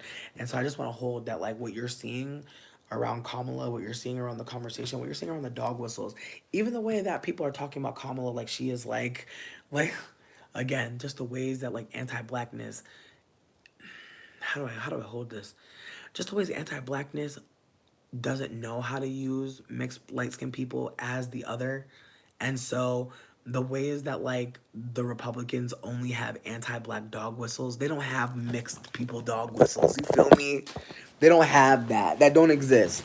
And I'm not trying to be shady when I say this, but there's no I'm trying to think of like the meanest thing anyone's ever said to me, and I think like and I hate to say this, but I feel like they've been like, "You're you confused, bitch." Like, I've had people be like, "You're you confused, dizzy, bitch." Like, you don't know what you are. Like, I've had someone say that to me. But outside of that, there's no other like real like way of like being like, "You mixed, bitch." You know what I mean? Like, there's nothing. So that's why I'm trying to offer that, like, even when mixed people are being like harmed, we're just being like, people are just lifting up anti-blackness, and like we're not being hit by it. It's our black ancestor, our black mom, our black dad. Like, all of those things are hitting that person. They're hitting the person that couldn't make us white or acceptable enough. They're not hitting the person that didn't know that they weren't. How would we know? Like, as I said, like, I find out, or I was finding out, oh, I'm mixed. Oh, y'all think mixed people are beautiful. Oh, and like when I'm hearing this, I'm not going to, well, if mixed people are beautiful, what is everybody else? I'm not thinking that. I'm thinking, I'm stuck on what they're saying. I'm like, oh. And like, again, just the ways that like I'm telling you this, I'm not gonna play like I never was like, oh, well, there must be something about me. But I wasn't like, oh, but there's nothing about deep dark skinned people. Like, that wasn't how I read it. I read it as like, I'm automatically beautiful because of this thing that happened that I had no control over. Cool. That's how I was thinking about it. At some point, I had to hold that, like, if mixed people are automatically beautiful, then we're making a lot of statements about other people. And when I say other people, we're talking about black folk, because white people done already invested in the propaganda to say that they're beautiful. You feel me? Now, now there are black cis men along with white women in in tandem saying to mixed people, y'all are the most beautiful. Like, I've heard people say like mixed people are the most beautiful kids. And it's like, okay. And also the ways that some deep dark skinned men have tried to be with me and talk to me about how we would, like, I've had deep dark skinned men tell me straight up, we would have such beautiful children. Don't know that man. Pure stranger. Pure stranger. Don't know his name, nothing. Or even like an older black man telling me I probably was a beautiful child or I was a beautiful baby. And it's like, that's fascinating that like you would want to even talk about that like with a stranger. Again, the projection of beauty on mixed and light skinned people is like constant, but it's also again constantly coming from deep dark skinned black men. And so I have to hold that like unless I'm performing a certain way, aka unless I'm like performing high femme, black men don't say that shit to me. Black men only say that shit to me when I'm wearing a wig. I just want to put that out there right now. When I'm like fully dolled up and like looking more conventional, that's when I get to be the light skinned mixed dream. Michael White, I mean no shade when I say this, but I don't believe there's any black person that looks like me. And I'm not trying to be shady when I say this, but I'm being so genuine. Like, I don't think that, like, we should ever be conflating, like, how mixed people look with black people. Because what I've been uplifted and what I truly do believe is that most black people are deep, dark skinned. There are a lot of mixed people who are brown skinned. There are a lot of mixed people who are light skinned. But there aren't a lot of black folks who are looking like me. So I just want to put that out there right now. That like when we think about who is black, a lot of times we're talking about MGM people. We're talking about light skinned people who are admixed. We are. And it's unfortunate because again, deep dark skinned people are again, they have always been here. And so the ways that whiteness has used lies and then also the buffer of non-black people to harm black folks because again every community is has an anti-black slur. That is not a coincidence. There's a way that you create a bottom, there's a way you create a hell, and white people have shown that they are in it, and the rest of us have shown that we don't mind being in it with them. That's what we're showing.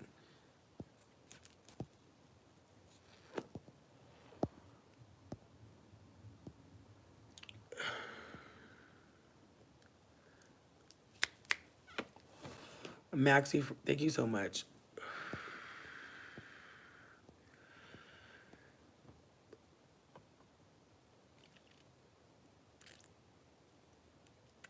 I mean, Michael, what are you saying about Kamala? You had someone call you an Oreo for how you talk. And see, that's interesting. I've been called an Oreo too, but again, Princess, how mean was that? We was called a delicious cookie, bitch. Like, again, I just want us to remember, like, people are being called roaches and burnt. Like, I want us to just remember in context, we're being called a goddamn treat. Um, Daisy, you saying that you wouldn't know I was mixed is literally why I'm communicating because again, mixedness has many looks. Mixedness is not one look. And so when people say they wouldn't know I was mixed, they may be trying to like remind me that like, blackness has many looks and it doesn't. Like that's why it's important for me to say what I'm saying cuz people will think that I'm a black person with a whole white looking mama. I have a whole white granny. My grandmother is a Caucasian woman named Mary. Mary Mitchell, baby.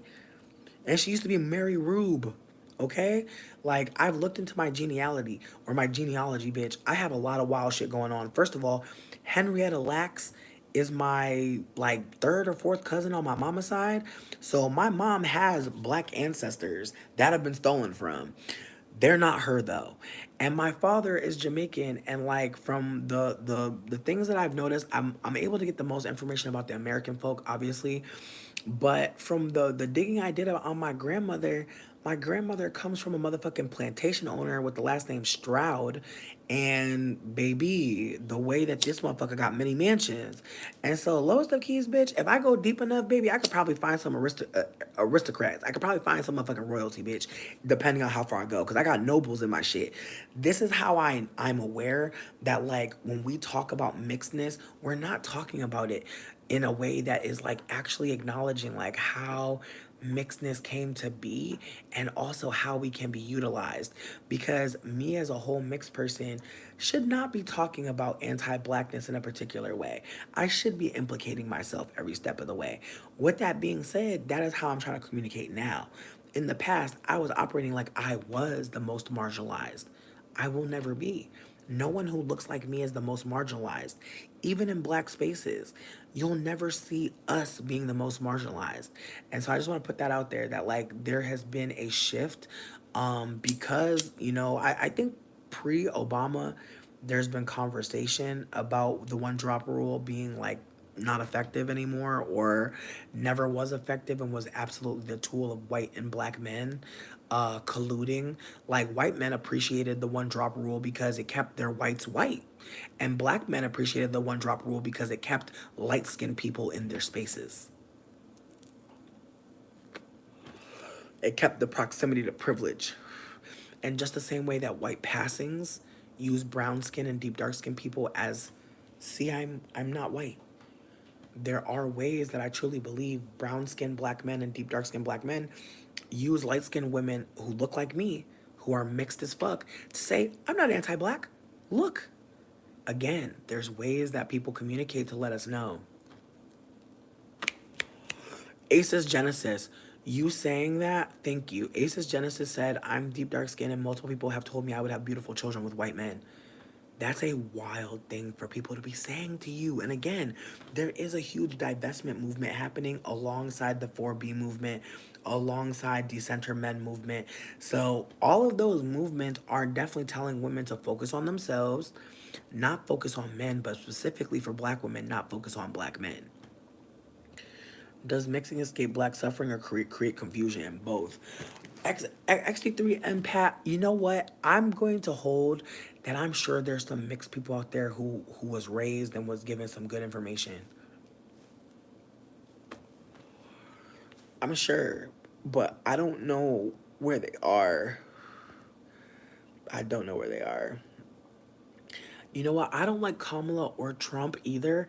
And I feel like this election may be the one that stops all elections because there's already been an assassination attempt on Trump.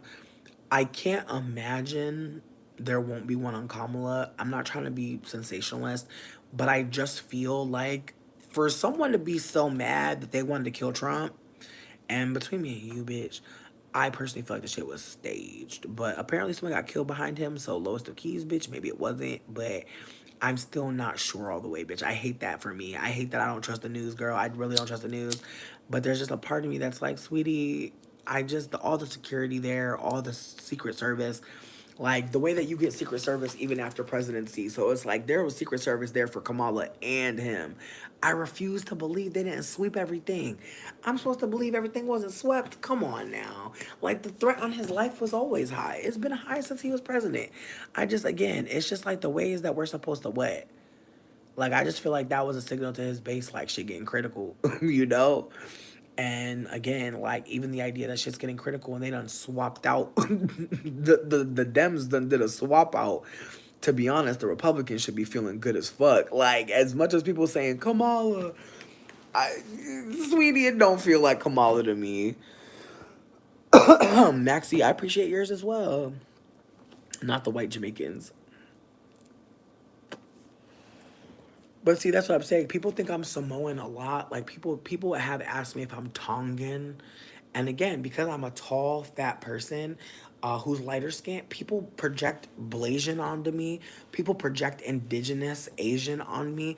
People project onto me that I am some exotical person. And again, when you have a white ancestor, when you have a white parent, because like I'm gonna stop saying white passing for my mom. I feel like it's not necessary. I feel like I think like for me, I wanted to give the asterisk, at least in my mindset was my mom does not live a white lady life. And so that's why I was kind of always hesitating. Not because I saw my mom as not white, but because I was like every time anybody black is around my mama, every time somebody black is around my mom, a younger person my age, they're saying like that your mom is not white. Like people are telling me my mom is not white based on her behavior, not on how she looks. And so I just want to hold that like I think that like us mixed people can be vouched for in a particular way. I think that's why we stay using pictures of black people to be like, look at us, like that's our people. Because again, like we don't have a history in this country that has been like concrete, because anyone who is mixed in this country who wants to do anything has to tribe up. And I feel like that's where I want to leave y'all. When we were talking the other day about Tyla and why she's stopping saying that she's colored, and why she's not talking about being colored anymore. And colored in South Africa means that you're mixed. And it's important to note that, because being colored in South Africa means that you are not black. It means you are not black. And I want to be candid that like tribalism is the idea that you know, within your group, like there is some standard, some rule, some idea of like identity. And so there is a, absolutely, listen, if I see, I was behind in chat, so my bad for any bullshit that I've been seeing in the chat. I definitely didn't mean for it to be this bad. But again, getting back to what I was saying though, people thinking that I'm Pacific Islander, people thinking that I'm like of Asian descent, like just the ways that like people will pick certain features to like ask about where they could be from. These are things that are happening to mixed people, and I know that there are probably some deep dark skinned people who get exotified and ask questions about where they're from as well. I don't want to make it seem like it's just a light skinned people thing, but I do want to offer that like while being a mixed person, while being a whole mixed person, I have to hold that like there's ways that people will see me behave and think, oh well, you're this. Like when I'm talking to you with more Queen's English, people will maybe think I'm socialized as white, and then they may think more about my color, my look. But when I'm using AAVE, like people are a little bit more like, oh, well, you sound sonically, I hear a black person. And so, with that being said, I do try to remind myself that being a mixed person means there's times where I'm using AAVE because I'm not talking to white people, because I know I'm not around a white person and I don't have to do that. And the way that, like, when you're a mixed person, you will, it's kind of like that movie Spanglish. It's kind of like how like when you're mixed, there's just a different type of way that you're moving. And again, there are some anti-black ways we are moving and we don't see them, and we have to listen to get that information. But I think about how like depending on like who I'm around, I want to make whoever I'm around feel most comfortable because of safety. And so if I'm talking to a white person who is like a queer white person, like, you know, when we're talking, I might not mask as much. But like if I'm talking to a white person at a job or some shit, saying islanders are black, I think that there's like a way that we could be like conflating the identity of blackness. I want to first start off and say that blackness is an American manifestation, that whiteness created blackness, and that like white people decided, at least in this country, that like whiteness meant like the Europeans that had a certain skin tone, and therefore there were native people who were seen as Negro for sure. Like that is accurate. That there were people who were under the umbrella of Negro. It wasn't just deep dark skinned people. That it was native people and people from different places that were just not white or didn't look white. And so I do want to hold that like Michael's not wrong that they were people being named under the concept of Negro, excuse me. And so with that being said, I'm not trying to take away from like the phenotype being seen and being persecuted and harmed, but I do think that when we say black and then we say African or we say Congolese, like there are lots of ways we say certain words and we are trying to conjure up an idea. So I think that when you're saying that Pacific Islanders are black, I think it's worth noting that there are black Pacific Islanders and there are native Pacific Islanders. And like when we say black, we're saying deep dark skin. And when we say native, we're saying many looks. Native is not just deep dark skin. There are many deep dark skin natives for sure. But native is not one look. Again, I think that that's the thing about blackness being used as an identity.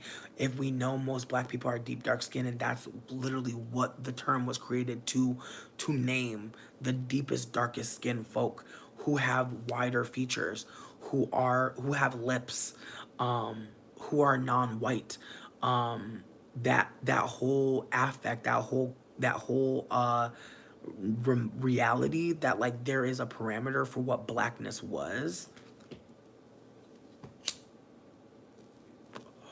And somebody asked what blackness was last chat in '83, and Pat, I appreciate you saying that that blackness is culture that's taught, not simply performed. I'll hold space for that. That like people think that they can hear black people, they think they can hear blackness, they think they can hear, and I believe like with the invention of AAVE, like that is sonic blackness. So like blackness is absolutely part of performance for sure.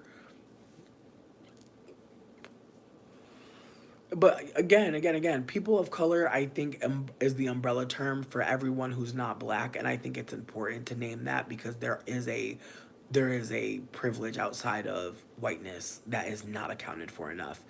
And when people start saying that like native people are black, I personally believe that there's this way of like conflating struggle that I think a lot of people don't appreciate.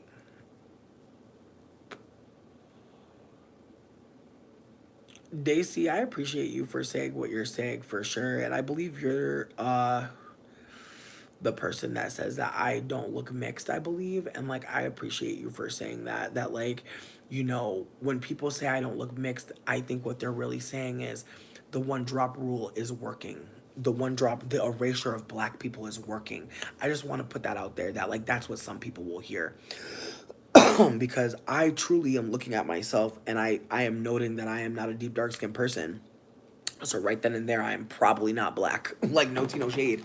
And this is not to say that like all black people are deep dark skin, but most are. There are some lighter skinned black people. They don't look like me. Here's the thing about mixedness, because I think that that's what we're talking about, Michael White. I think that there are people with afros who are mixed. Hello, I am one of them. I have four something hair, definitely not 4C, but four something. I have some three in there, but I've recently chemically altered my hair, so it's gonna look a lot looser than it's been most recently. And even recently, it was colored and it was bleached and then it was dyed black. So there was already some stretching that happened to it. My natural hair texture is a tighter coil, but it's not the most tight coil. And with that being said, I still have a white looking mama. My mama's still white. So I want to put it out there that you may perceive someone to be black or a Negro based on one feature, but I truly believe that if we're not looking at a deep dark skinned person with a certain feature, then we're probably not looking at a black person. And even then, there are mixed people who are darker skinned. Mixedness is not one look. So I want to implore folks to not maybe conflate everyone as black and say that mixedness has many looks. And if we talk about mixedness, and listen, here's the thing. I think I feel like 83 and white, what I appreciate about what you just said is that we are absolutely noticing that there are a lot of black men, black cis men who say this person is black, this person is black, and they're not black. But what is the point of him saying that? And since you're here, Michael, I wonder like is your desire to maybe say that you see more black people than you do? Is it a desire to maybe hold people closer in community and maybe bring them in? I'm wondering genuinely because again, black women do not get anything from blackness shifting away from deep dark skinned women. Like I want to put that out there right now. Like black women do not benefit from like me being seen as a black woman. In fact, it's erasure and it's violent. And again, unless us mixed people are willing to say this shit, there's a lot of moments where we're accepting that we're gonna be violent with black cis men. And so I want to put that out there too. That like us mixed people are not absolved. Like we should be in the room saying no. See, that's the thing. You're saying you're perceived as black. You said you have you have mixed ancestry, so you're a mixed person, and I think that this again adds more context. That and you're not cis. I'm sorry, Michael. Um, are you trans? Because there's cis and trans. So just wanted to check in on that. And see, that's another layer too, because like us mixed people will say that people are black. That's why when I was talking about Dane's mom, I'm like, oh, she's lighter than me. Like, I'm giving all this nuance because she's not black. But I'm also trying to acknowledge that somebody will see her as black and somebody will think of her as his black mother. Somebody will see her that way. Not me, maybe not you. But I do think that perception and how you're being perceived does play a factor. And so there are moments where I know, what up, Ryan? There are moments where I know saying that I'm mixed would be awkward as fuck. Like there was a moment where like when I was at my interview orientation, the orientation, the other two women that I was with, one of them said like, "Oh, they got all the black girls." And I wanted to say something, but I was like, again, I want to just be candid that there are moments where I could be betraying my like my mixed privilege or my mixedness, and be candid that I am mixed when someone not confuses me but holds me closer. And again, with that being said, there are times where black women will see me as a black woman and be like, "Hey sis," or be kind to me in a way that lets me know like she sees me. And I'm trying to like remind myself that like I'm not owed that. And so when a black person doesn't give me that energy, I have to remind myself like I was never owed what I was getting before. Like I was never owed that, but like the ways that I was benefiting from being perceived and the energy that black folks do give us mixed people who do not get that aspect of care and support and joy from our black parent, family, uh just any black relatives, ancestors, like those that lack, it does show up in our life. And I'm not trying to make it about like being a tragic mixed person. What I'm trying to offer is being raised around white people and not being white means that there was a part of the conversation, a part of the energy that we could never take part in. But on top of that, because whiteness sees itself as better, there are ways whiteness will always harm me that no white person in my family ever could tell me about. No white person could ever tell me that, whiteness was gonna hurt me. Like my mother broke silence at some point when whiteness was already harming me, when she had already harmed me and didn't implicate herself. So I just want to hold that.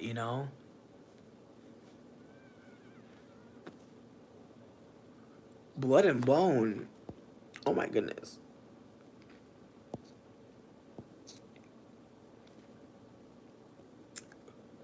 Word, Michael, I heard you. My bad for misgendering you or for questioning your transness. Might be. I wasn't trying to be divisive or shitty. I was just kind of like, hold up. Because I had a moment where I was like, are you one of those like transphobic people who are like very outspoken about anti-blackness but don't see the ways that transphobia and anti-blackness are connected? But my bad for projecting that. Last time white hurt me was when my dad beat me till the white meat showed. Oh my god. Not the white meat. That's scary as hell. What I'm gonna offer is that there are ways that not having access to blackness when you are being seen as black or read as black or mistaken as black it's a wild moment that like I grew up telling people I was mixed. I grew up knowing I was mixed. At some point I was experiencing people telling me not to say it. I at some point people were telling me that, saying I was mixed didn't matter. And again, I want to say that like I never stopped saying I wasn't mixed because I wanted to trick people. It was more that I was getting a vibe like I was like fucking up people's vibe. Like that's how I feel. And again, I could be wrong. People could have just like, felt like I was being exotifying and they were like, calm down, like you have the phenotype to be seen as black, like don't do too much. But in retrospect, I was trying to acknowledge that like I have a white passing parent, as a low key a cry for help. You feel me? Because it's the way that I would like be trying to talk about my mom. And like I don't think people understood like how confused I was. Like I would be telling people my mom's white but she looks black, and people would just look at me like, okay. And like people would act like they understood. like people would never challenge what I said. People would always say, "Oh, okay." And so with that being said, like the ways that us mixed people could be, you know, like the way us mixed people could be like received in a particular way, the way people could think like we deserve like support or care or access. Not bronze skinned. But see, that's the thing. Like the ways that I my one of my friends in high school's father was native. He was indigenous, and like he was very brown, but he was socialized as white, and just the ways that he operated in the space, and like the ways that like my friend, I think, saw herself as like a person of color, you know, because her father was definitely a person of color. But she was white with blonde hair and blue eyes, and like the ways that like she would like be crying all the time about like some injustice happening because she felt like, you know, like, or the ways people would use her father to be racist against her, like because she's white, like they would talk about her Indian father or her Indian father, or just be trying to make her feel like inferior. And again, the ways that like they would try to harm her by talking shit about the brown person.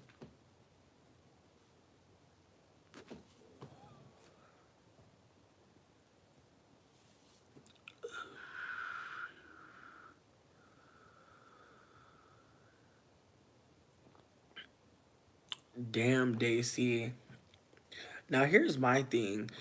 83 and Pat asking if you wanted them, asking Daisy why they want to mix, if they want, why they wanted a mixed grandchild or not. Personally, if I'm being candid, mixed people are draining as fuck. We are very draining. Like, I just want to put that out there right now so nobody else has to do that labor. We are draining as fuck. We are literally brought into the world and taught that we are not black people and therefore we deserve something. So I'm sure for a black person who is brown skin or even perceived as a black person to be around a very obvious mixed person, that is draining. On top of that, if black people who brought us into this world did not do anything to share with us about what the fuck is happening, we will be acting a fool more than usual. And unfortunately, that's most of us. And so, with that being said, the lack of sensitivity that we have around black people, the lack of sensitivity we have around being in black spaces, and the ways that we believe we're invited because we have a black father, the ways we feel invited when our black father ain't even around, that's draining.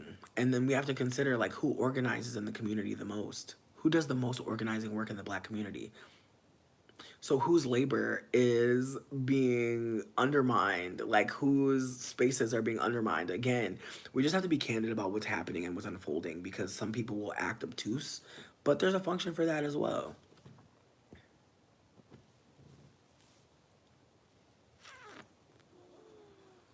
I hear you, Daisy. Color. Again, again, I'm sure in ways, me being as outspoken as I am, my mom probably really don't like my ass. And I don't mean that to be like dramatic. I just mean that like as I gained information around this world, I definitely shared it with my mom. And I've absolutely called her out for gaslighting me. I was like, "You manipulated me into thinking you were black. I'm not even black." This bitch is a head exploded. Like she can't handle this. She can't handle this combo. And unfortunately, my brown skin brother, um, indulges her. He indulges her, and now he has a mixed baby, so he's gonna indulge her even more. Cause his mixed baby is probably gonna be extremely light skinned. Like when the baby was born, she was damn near clear. So it's like she has a wider nose. Like she low key looked like my brother, and my brother looked like my father, and I look like my father. So I low key looked at her and was like, "Oh, that's my cousin." Like that's, even though she my niece, I'm like, "That's my cousin, bitch." Like that little girl don't look, she looked just like my daddy, and I look just like my daddy too. So I'm just looking at her like, damn, she about to be pale as fuck with brown features, with a colorist brown skin mixed man as a father. How much information do you think he's going to transfer to her about her experience that she can use? Or do we think that she's probably going to be a op? let's think about that. We got to just think about where people are coming from and where their family is bringing them and how much access they have. Like, unfortunately, I feel like when Daisy is talking, I feel like people are not holding that. Like, there is a content creator named Miles World who did a stand-up set saying that that's one of her biggest fears is being the last black person in her line. And again, like, people can laugh about that and it could be seemingly funny, but when I think about how comedy is sometimes like a veil for like things being actually quite serious and like hurtful, I consider that what Maya was trying to communicate also is that she's afraid of not being able to relate with anyone in her family, the youth, that she's not gonna be able to pass along her stories. And it's unfortunate because again, I had a brown skinned grandmother. Like my mother's grandmother on her father's side was brown skinned. But she was not one of those grandparents who's about to tell you no damn story about anti-blackness, baby. She just was not about to do that. And on top of that, her husband was biracial, and she had a bunch of kids with green eyes and red hair and freckles. So as far as I'm concerned, my grandma Betty was the brown skinned person who was the last black person in their line, honestly. Like, ever since my grandma Betty, like, I don't think none of my grandpa's siblings had black children. Like, everybody's mixed and light skinned. I love Myowa so much. Myowa actually did an event, or is doing an event today. There's an event in Atlanta. I don't know if anybody here is in Atlanta, but I really hope that if anybody is in Atlanta and they're able to get down there, they go and see. She's doing a cabaret, and so I just really hope that folks like hold space for that or at least uplift it. I know that she's posted about it on her Instagram. You can share the reel on Instagram if you personally can't go. It might be a nice thing to go. And if anybody light skin or white is here and wants to donate funds to Myowa to the show, I hope that you do. Pay for some tickets for people to go. Some people in Atlanta may want to go, but they can't afford it. So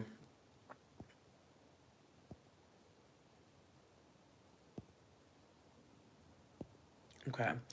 X3 XD X 83 and Pat, for some reason your last message isn't showing. Um just want to put that out there. That it won't let me unhide it, that it was hidden before I even tried to see it and it won't show it. So just wanted you to know that nobody can see your last message because it did not show up in the chat. Um Ooh, 83 and Pat. That's a very interesting question. That's an interesting question. If I could just like pop in though, people don't really get to choose who they love. Like, I know we may want to think that we can. I know we may want to think that we can, but I really truly believe that sometimes, the people that we find that want to love us, they may not look the way we thought our lover or our boo was gonna look. And so I just want y'all to consider that the expectation around finding love, like, it's so rare, so beautiful. Like, some of us can't even find love in our own family. You know what I mean? So finding love outside of family, outside of friendship, finding that romantic, finding that eros, that eros, that eros love, that's not promised to anybody. But I do want to hold space for black folks who want to have black grandbabies. I feel like there's nothing wrong with saying that. I think unfortunately we live in a white supremacist world where white people expect their grandbabies to be white. And if they're not, they terrorize them. So I think that it's okay, or more than okay, and very valid for a black person to be saying, like, I really wish that I had a little black grandbaby. Because again, there's a different function of that statement versus a white person. A white person wanting to have a white grandbaby is because they want another colonizer on the earth. From what I'm hearing, Daisy is like, my baby is a covert colonizer, and I'm gonna have to figure out a way to connect with them. Because again, being a lighter skinned person, I'm sure I annoyed the fuck out of my brown skinned grandfather who was also mixed, but he was MGM. Like, my grandfather was basically me, kind of. Like, he had a black mother and a biracial father. And so he's like, he's like a Sasha and Malia Obama. Like, he's brown skinned. Nobody's debating on him being mixed, but He was a ginger and he has green eyes. So he's very obviously admixed. Like his mixed father is why he looks how he looks today, mixed. But because the needle on blackness has moved because of black cis men, anti-blackness, one drop rule, colorism, there's a way that people will see my grandfather as a black man. And I saw a picture recently of my grandfather and all like his line of the family. Sweetie, everybody white.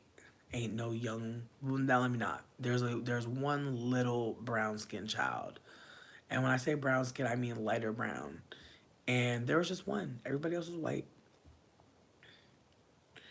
Michael White, what I'm trying to offer is the 75-25. My grandfather's a 75-25, but it's clear that his mixed father's ancestry is coming through. When we look at Sasha and Malia, I think that Sasha looks more like Michelle. Malia is the one who has the East African phenotype that is looking more exotical.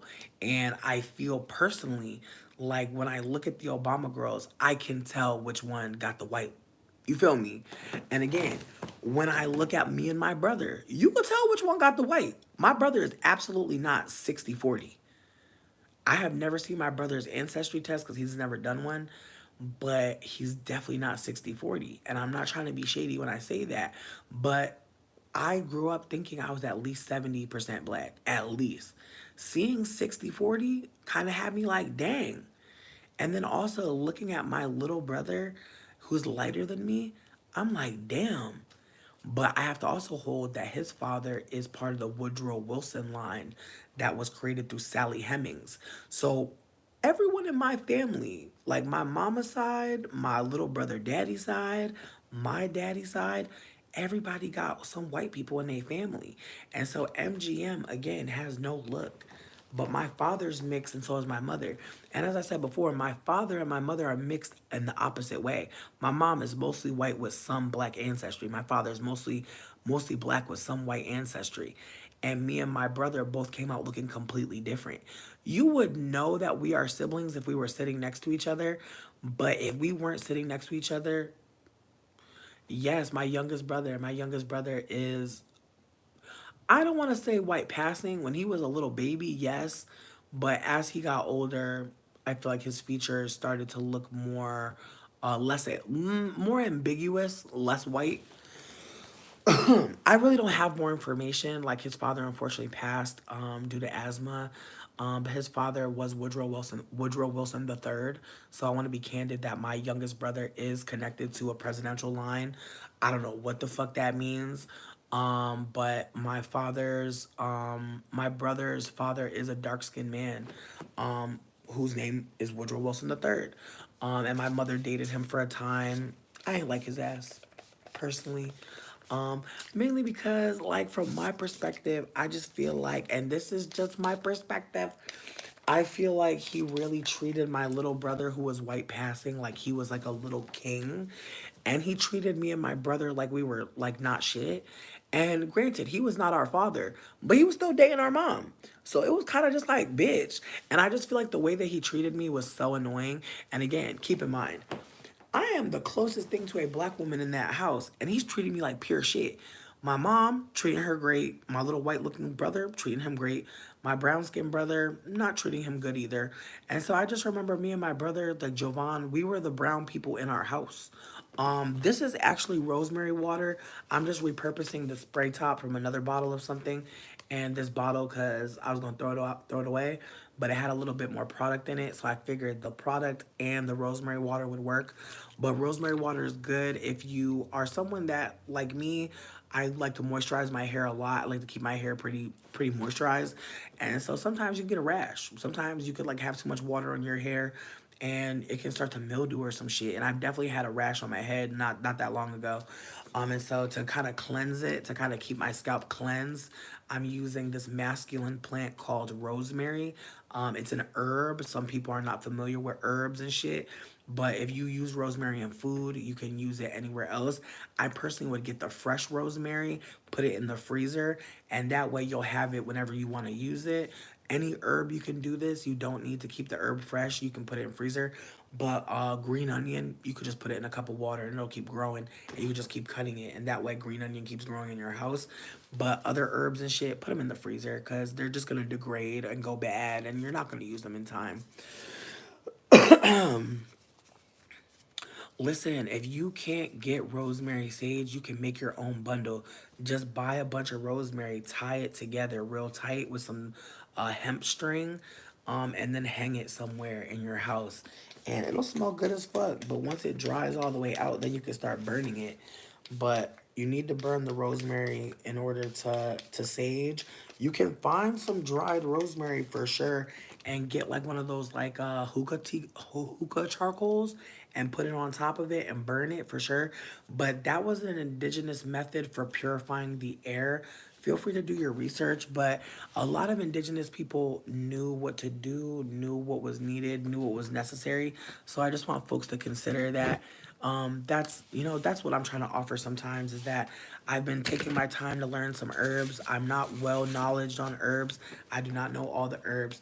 But I will say this, lavender has linalool in it, which is found in indica weed. And so if you put lavender in some hot water with some honey, that is a sleeping aid. You can burn lavender, smelling lavender, burning lavender, that will help you sleep. Being able to put lavender. I know some people will put lavender inside of like these like little bags, and just keep the bags like in a pillow or something. And so you can have, the smell and the linalool in the plant kind of like in your nose at all times. But there's so many layers to like what you can do with herbs, and I pray y'all get into it. I am gonna smoke one more because y'all know how I be. Plus, I feel like this conversation went really well. Someone messaged me on Instagram and was saying that they appreciated this combo, and I'm hella grateful because again, I never know what the fuck is gonna be coming up over here. I really never know what's gonna be uncovered. And as I was saying earlier, like I am behind on my work, and so I really do need to get on top of it. And so even allowing myself to smoke one more, I feel like I'm kind of being bad, but at the same time, I feel like I want to be able to like transition this conversation in ways because again, I feel like we've been talking a lot about anti-blackness. I also feel like we've been talking a lot about people's children and like having kids with like mixed people, white people, and I think that that can be a really heavy combo. I'm not saying we should stray away from anti-blackness combos. I'm just saying that it can be really delicate to ask people like why this or that feeling.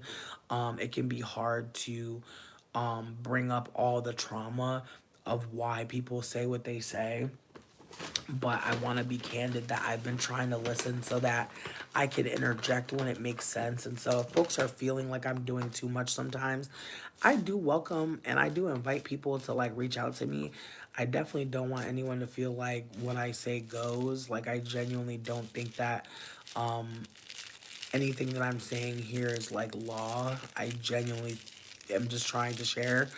But I do know that like we're in a public space, we're communicating candidly with each other, and so things can come up. People can become uncomfortable at any point. And so if you are uncomfortable, I hope that you share, because I am trying to make this a safer space, but I know that that only comes from cultivating it together. One person can't make a space safe. In fact, that's probably the most dangerous space, and one person is trying to make it safe. So I just want to put it out there that it's a group effort, and I hope that y'all will join me. um I'm crying. Not you need some edibles. Michael, I pray that you get them. I pray that you get all the edibles that you need, truly. Now she's about to get lit. I mean, she already lit.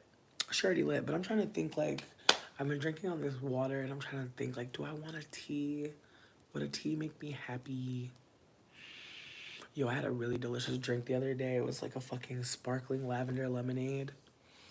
I just feel like I need to make lavender syrup so bad.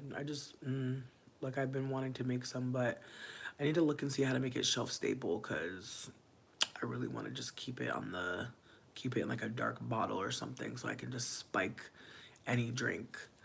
Um, Not Mickey water, I'm crying. But yeah, no, I think I'm gonna just drink my fucking water and just stay hydrated, honestly.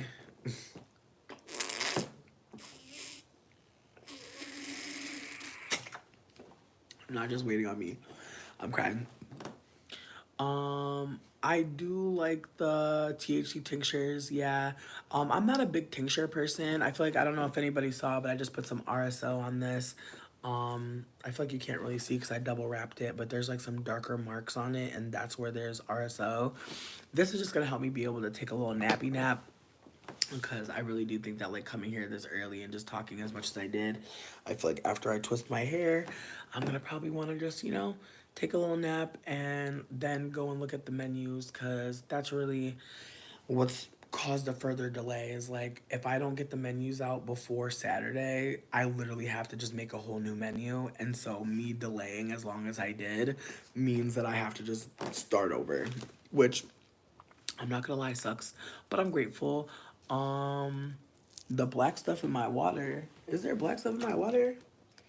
Oh, there's probably like leftover bits of like fucking watermelon seed. And then there's definitely some mushrooms in there.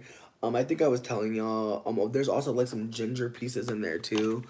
But yeah, I basically made some watermelon water and I had a little leftover mushroom in it, like in the blender. So I made a bunch of like watermelon mushroom microdose ice cubes. And so I put one of the microdose ice cubes in this water, which I think will make it like a microdose because it was less than like a point 0.5 left over in the blender. But it's just enough to kind of give that like, ooh, like I'm up. I'm up. But this will help me because again, I feel like I said I want to take a nap, and what I really mean is I want to like relax my back muscles. Like I've been trying to do a little bit more. I've been trying to do Pilates recently, and bitch, my God, like I'm from the outside looking in. Pilates don't look crazy, but it actually really is like for the body. Like if you're really not used to doing it, my God. Let me see. Hey Alexandria. Yeah, I'm doing great. Am I selling food? No. But if you go to x.com/marfmellow, there is a sale going on my page. Oh, thank you so much. I appreciate you. But yeah, there's a sale going on my page. I have some new mushies. Actually, bitch. Actually, oh my God, I'm gonna share it with you. Cause I actually, oh my God. Actually, I can't wait. No, I won't be handling any of the magical tools. I'll just be showing y'all. And yes, I did hide the mushrooms in my closet because, bitch, honestly, I'm a child. But I literally got them yesterday and I didn't have time to like process them. I actually need to test a new strain, so I'm excited. But yeah, no, Pilates is fucking terrifying. But yeah, if you go to Twitter, at Marfmellow, there is a menu of plant meds that I have, and I'm so excited because we got Bluey back, bitch. We got Louis Vuitton back. I love the art. Like low key, this grower that I work with is a cool bitch. But yeah, I've got the Bluey de Chanel, not the Bluey de Chanel. I got the Louis Vuitton. I'm gonna be so fucking for real. This one, I had to up the price on it. I could not play with that one. I definitely couldn't sell it as cheap as I was before because again, this one is very it's very, very. And yeah, I just want to be candid that like that is the one that is like slightly terrifies me. Like I last night I put a gram in this pitcher and I was too scared to drink it all by myself. So I made Dane have some. And honestly, bitch, that strain is not a joke. Like I do not know if I'll ever be able to go above 1 gram. Oh bitch, the albino penis envy is back, bitch. Albino penis envy is back. You see them, and they're huge. And you know what's funny? My like, listen, the person that I work with, like, she funny as fuck. She's like, this is the one to fight back. No, there's no website. It's just a Twitter with a menu. But if you message me on Instagram, I have an Instagram as well. Listen, like I'm still putting that menu up today, so the only menu that's available is for these. There's nothing else on the menu. I'm fucking crying. Like, yo, she mad funny. Like, she mad funny. I live for her. These ones are the tidal wave mutation. I think I've told y'all before. about tidal wave. It's not that I don't like tincture, it's just that I mostly smoke, so I feel like it doesn't do anything for me. If I'm gonna take an ingestible, I'm taking gummies. Like, bitch, actually, I feel like at some point I'm gonna show you guys. I have these new gummies. I have them for like 200 milligram gummies for 50 bucks. It is probably the most delicious gummy I've ever had in my life, and it's girl, like a girl, and 20 milligrams a piece. And they're really, really tasty, but I feel like gummies have come such a long way. Like, they used to have an aftertaste, now they taste like candy. Damn, Daisy. Well, listen, I feel like if I can be super candid, I feel like I've been asking people to test the Bluey. So if folks want to pay for shipping and get a gram of it to test it and give me their thoughts, let me know. I'm looking for people who are fat, skinny, non-white, queer, neurospicy, poor. So if you're one of those six things, let me know. Um, but as I said, this is the tidal wave mutation. Maxi, let me know. Let me know. I definitely got a sale on RSO this week. I got 4 grams of RSO for 100 this week, and it's 1,000 milligrams per. And let me, hold on, 'cause I got another bag over here too. But yeah, no, as I said, I put my RSO inside of my rolly. You can put this in your belly button though. It's a syringe. It's sticky as fuck. And honestly, this is how you know you have good quality RSO. If it's not like black and damn near tar like, if you don't see black, like a black and a yellow haze, it's not good. My Instagram is FATB 3 E's. So FATBEEET. P at the end. Fat beep. But yeah, this is the packaging though. This is the brand or the shop that I go to for the RSO. They have the best RSO. There's a lot of other brands that sell it. But Information Entropy has the best one. It's a full spectrum RSO. So some RSO aren't full spectrum. This one is. This one takes all of the cannabinoids. So in this one, you're not just having THC. You have THC, you have CBG, you have CBD, you have CBN. And I believe there's also THCA, but yeah, no, this one doesn't have a THCA. But again, just being able to have access to CBG, bitch. So with that being said, if folks want to support the brand, we'd appreciate it. As I said, I do have a sale going on for the mushrooms right now. I have ounces of hillbilly for 100. The ounces of hillbilly are 100 mainly because what I found is that is a perfect strain for new people trying it.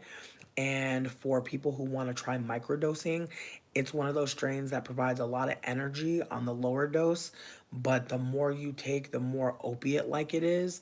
And so a higher percentage of it will have you zen the fuck out. You'll even maybe go to sleep. For people that don't have a good sleep schedule, this is one that can kind of get you regulated again. Absolutely, hit me up. And also for the people that don't have social media, I have a phone number. It's 504-534-5793. It's a Google Voice number. If anybody out there ever loses phone connection, I know some of us got, our bills is billing.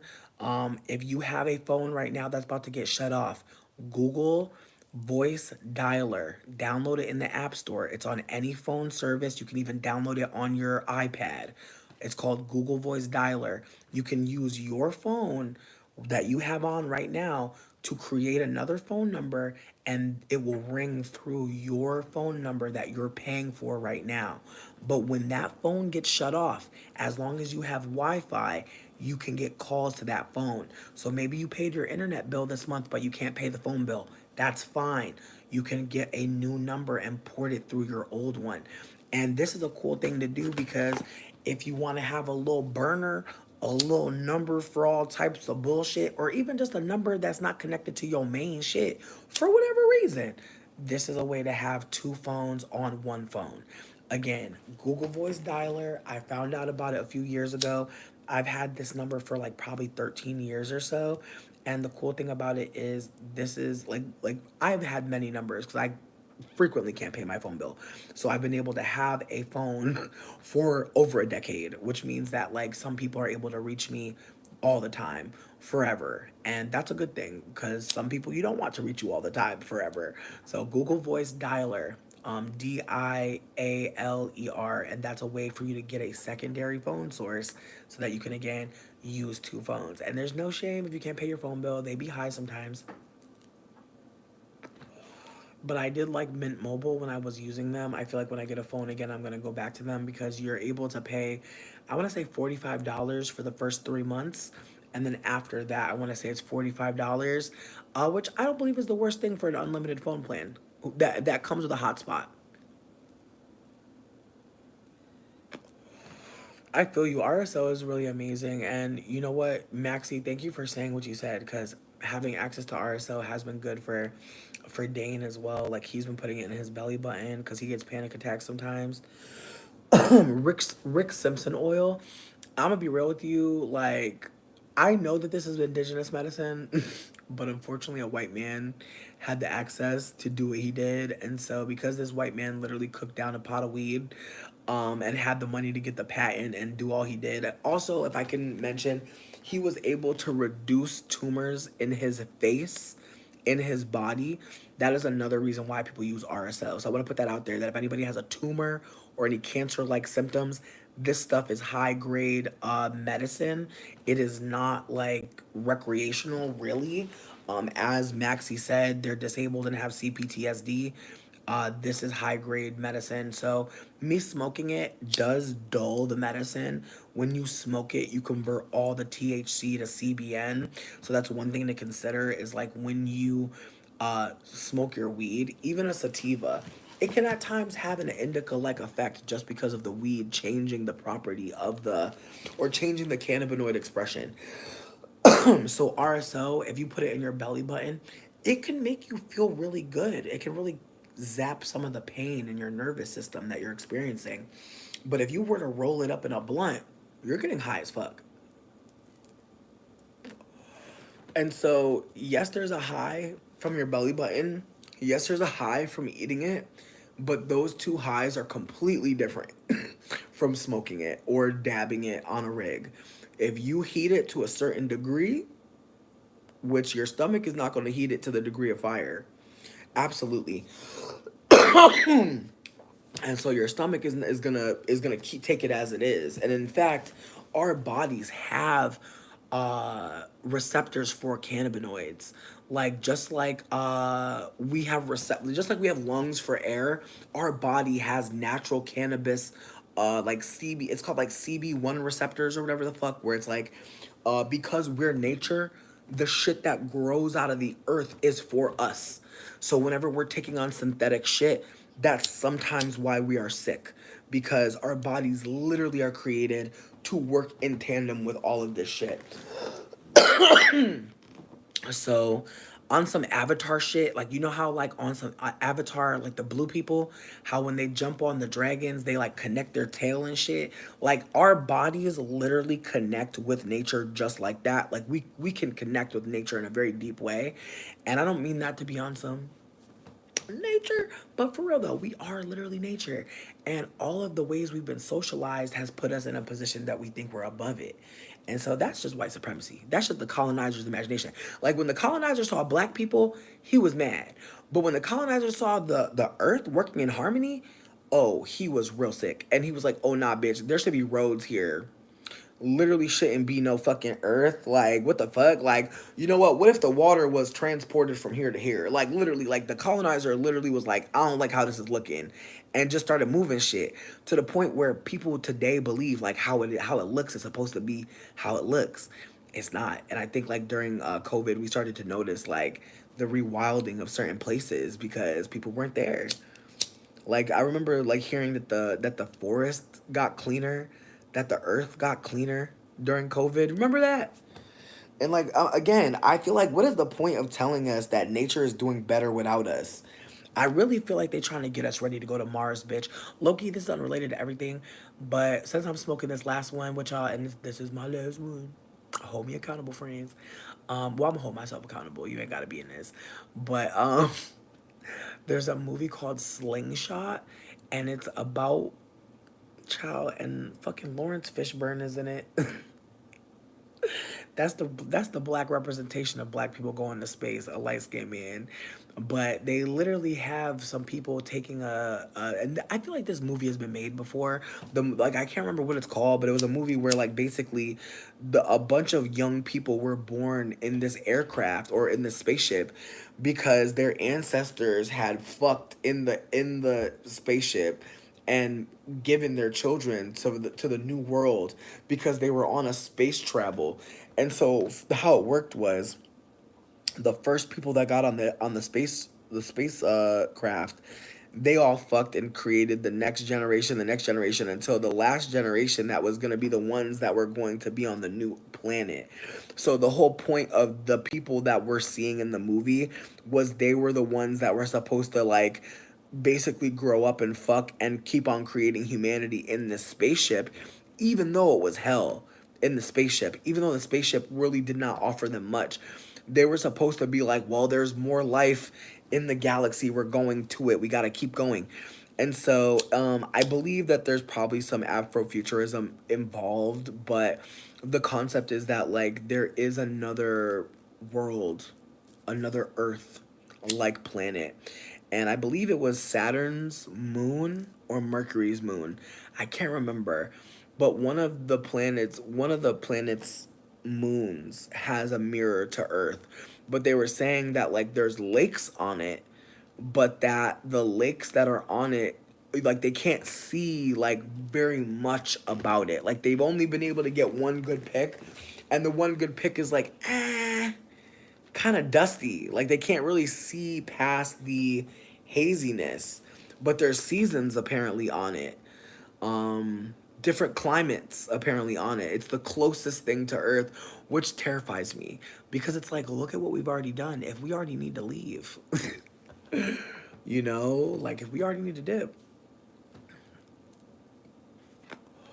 I mean, this is the live one. There's a dead one near me that I'm like, are you really dead? Because I feel like, yeah, I feel like, hold up.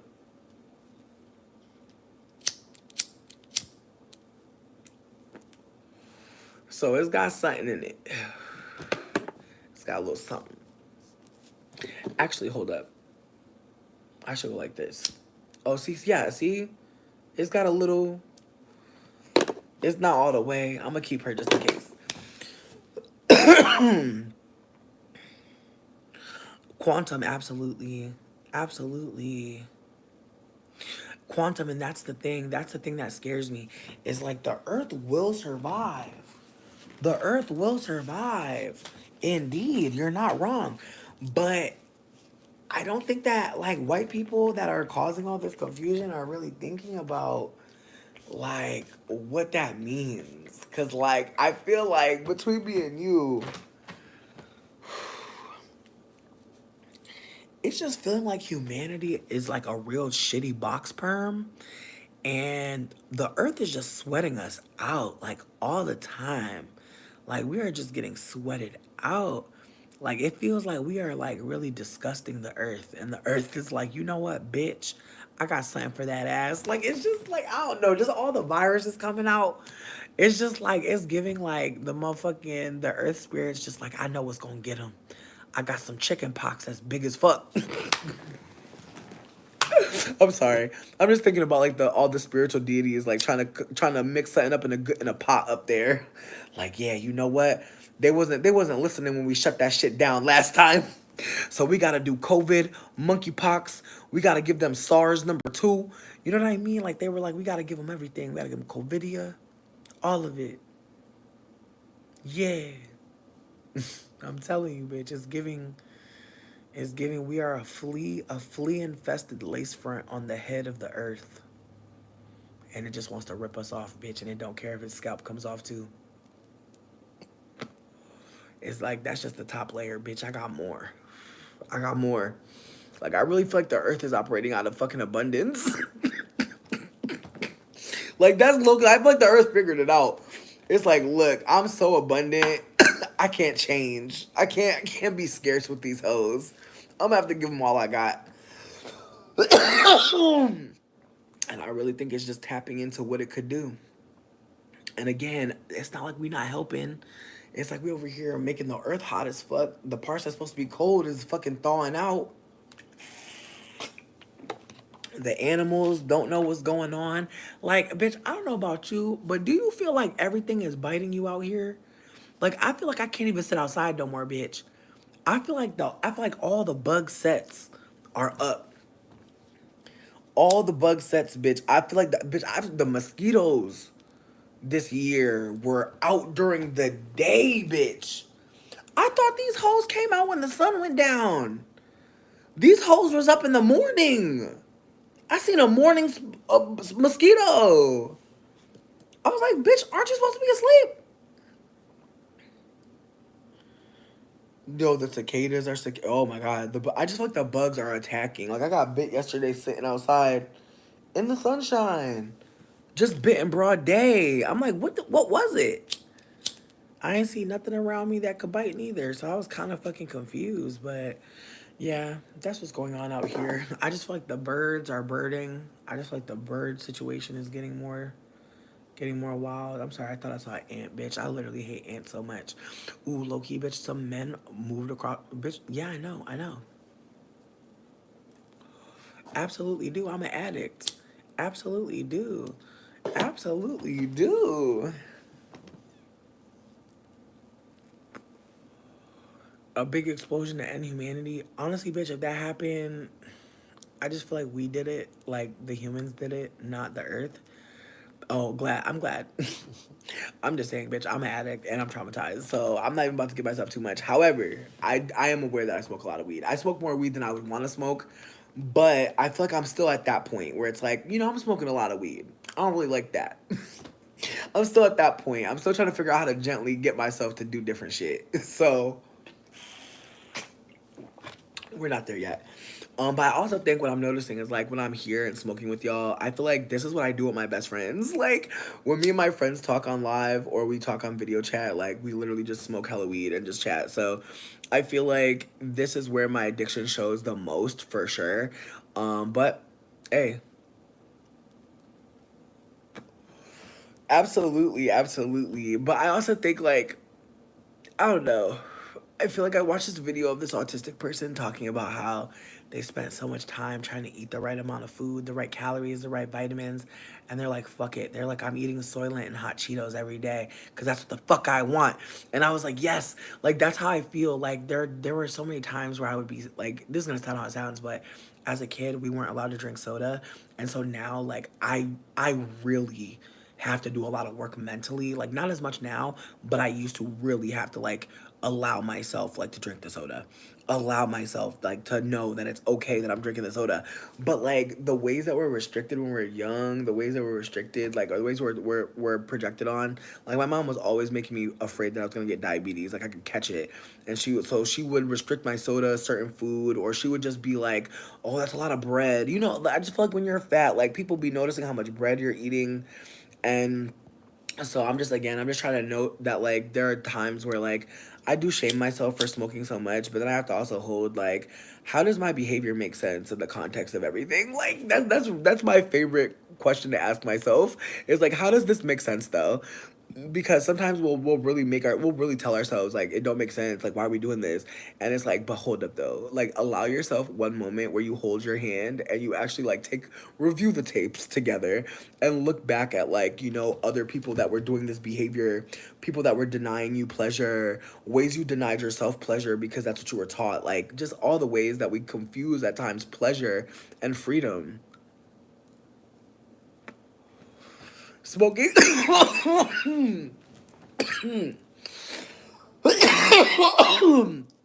I personally believe. Oh my fucking god! Not a bitch. No, bitch. Not I fucking spilled this whole shit. Fuck. Thank God I have a fucking towel right here. Oh my fucking god, that is terrifying.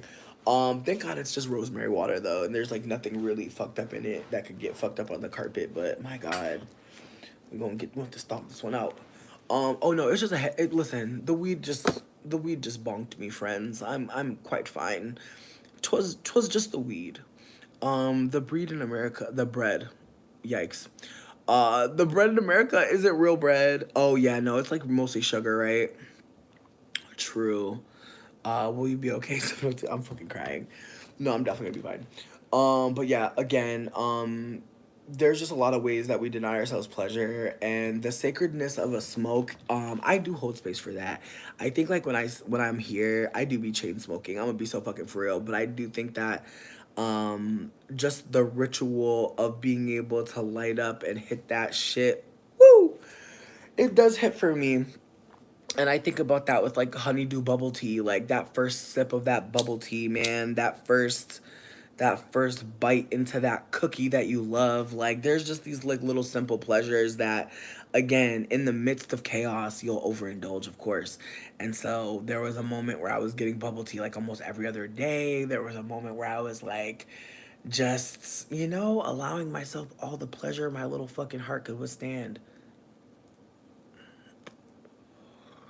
I'm crying. And see, ghosting, that's the thing too. That's the thing. Like, I think that, like, I'm smoking a herb blend, as I shared before. It's like, I feel like when people see me smoking, I think they think that this whole thing is weed. It's not. And so when you smoke a blend of herbs, I think that, like, smoking, like, I think if I were to actually add up all the actual weed I smoked this whole time, I've maybe smoked like 2 grams of actual fucking weed. Maybe three. I'll give maybe three, but definitely not more than four. But I've smoked 4 joints. So if you think about it, like I've just been, little point eight, little point seven here or there. Sometimes point five.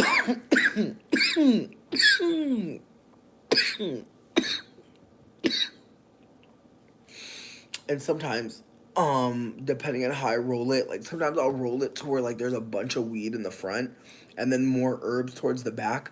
Sometimes I'll roll it to where there's a lot of herbs in the front and then weed in the middle, and then like it depends on where I am. Like if I'm out and about chilling, I'll strategically roll it to where you smell mostly roses, and then like in the middle, like I'll puff like a big hit of weed, and then at the very end there'll be more roses, so people will be kind of confused. Like people will be like, is that a sweet cigarette? Like people will be like, what's going on? And I kind of live. What herbs? Mostly rose petals, and some fresh menthol cured tobacco that I buy from a friend. So that's like low key the plan. So again, I mix the weed with the herbs, and here's the thing, I feel I get to get higher. That's the thing. If I smoked a blunt, I would just be one set of high. I think that maybe you get higher with the blunt as you smoke it, but it's a nick high. I think because how I smoke it, like I get high and then I'm able to like have some moments of not getting as high, just getting that smoking sensation. But one thing that I wanted to just bring up for people that don't have a lot of weed and you're trying to get as high as possible, one thing that I would suggest is you getting some mango, fresh mango or frozen, don't matter, and eating that before you smoke, because mango has fat that the weed can attach to. Avocado too, but mango is like the most powerful and it tastes the best. But if you eat a mango before you smoke, shit's nice. Good morning. Hey, baby. Hope you're doing well. King, thank you so much. Never had a herbal blunt. Between me and you, I feel like as it gets colder outside and as we get into more achy season, I would suggest people start smoking a little bit of lavender. It can be heavier in the summer. I would not suggest smoking a summer lavender spliff at all. But in the winter months, it is nice because it has a little bit more of a creaminess to it, a little heavier smoke. No, I have a friend that cures tobacco for me that they grow on their farm. I'm hella grateful. I'm not gonna say that it's less addictive. It's definitely not, but I think it tastes really good. And like I used to smoke Camel Crush menthols. I was that girl. So if you are a menthol bitch, you will like them. But if you are not a menthol bitch, you may not like it. Word, I don't spend that much on weed. That's why my business is what it is. Like, I'm able to flip the weed that I can get for like a profit, which is beneficial to me.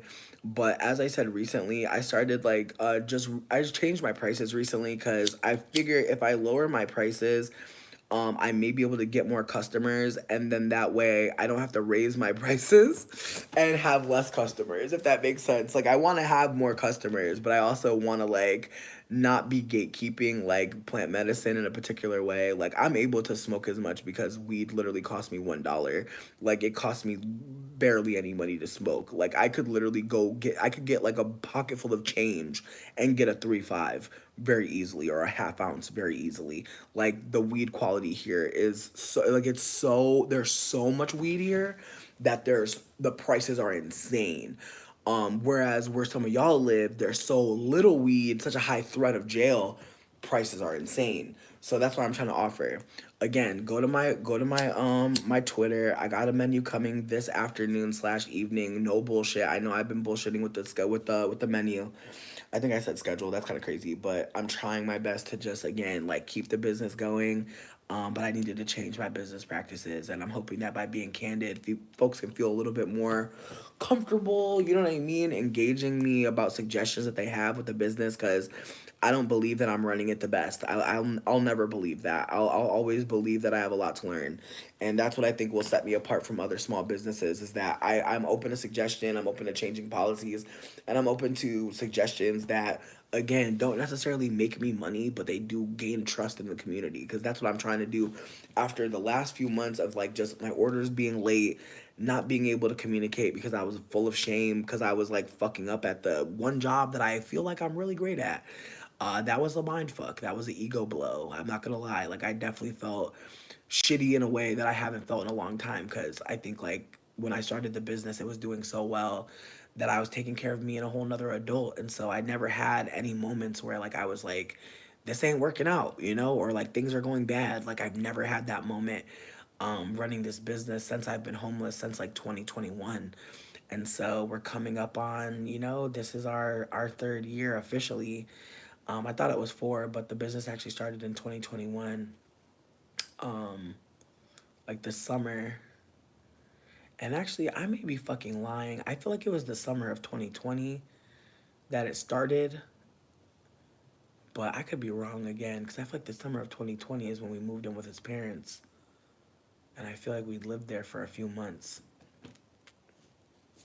But that's the thing about it. It's like, how do I find my first sale? You know what I mean? Where do I go to find that? I feel like I might have to go to fucking PayPal. I don't know. I'm gonna go look though, because I would really love to know when this shit started, just so I can see like the fucking birth chart of my business or some shit. Because I feel like that's something that I know like people be dealing with like from time to time with the spiritual girlies when they start their businesses. They like look at the birth chart of their business. Again, I don't know if anybody's thinking like that. Um, where the amount you're getting for the price. You said internationally. I mean, I've shipped outside of America before. It worked out, but I've only done it a few times, so I can't say I'm an expert at it. I feel like I mostly ship like within. So if you know someone outside of the states or within the states that ships to you already, it might be better to just ship to them and then have them mail your package with it all together. Again, like, this is another reason why like I think it's important to be candid about being a lighter skinned mixed person, because again, most black folks are not doing shit like this. But I'm gonna be candid, this is the only thing that I've been doing for work, like outside of getting this second job. Like, this is what my main job has been. Like, I've done tarot card readings for tips. That's been nice. I've been grateful. And I've also been able to do sex work, and I'm gonna be so fucking for real. Sex work is getting so awkward because a lot of these apps are trying to keep their male clients because the men are paying for the memberships, but all of the women are disgruntled, and the admin don't give a fuck. And a lot of these men are broke, and a lot of the girls are broke. So it's a mind fuck. Like, I feel like people are trying to get into sex work and reaching out to me. I just have to let you know right now, if you are trying to get into sex work spaces and you do not have a job already, I would have to urge you to not. I feel like if you don't have a job, to invest in being a sex worker. If you don't have disposable income to invest in being a sex worker at this moment, don't do it. Because at this point, I feel like to be a sex worker, you absolutely need to be making a OnlyFans. You absolutely can't be freelance anymore. Like the freelance sex work shit is done. Like unless you're like on the street, unless you're meeting up to do full service, unless you're comfortable with doing full service, I personally believe that like sex work may really be dead. Again, unless you're in a certain type of niche kink, like if you're doing like rope play or some shit like that, if you're a rope girly, some kinks will do you'll do better. But certain kinks, I feel like the findom, I feel like the findom kink, baby. I'm not saying nobody get money. I'm just saying that as white supremacy starts to unravel, I truly am seeing like a rise in like more black doms, which is awesome. But I'm also noticing like a very loud, like, this is our kink, like, don't exploit us conversation happening, which is fascinating because I truly believe that the biggest exploiters in kink spaces are white men. Because they're automatically seen as like neutral around, like, not every space obviously, but in a lot of kink spaces, like there's no propaganda around like white cis men in kink spaces, even though there should be.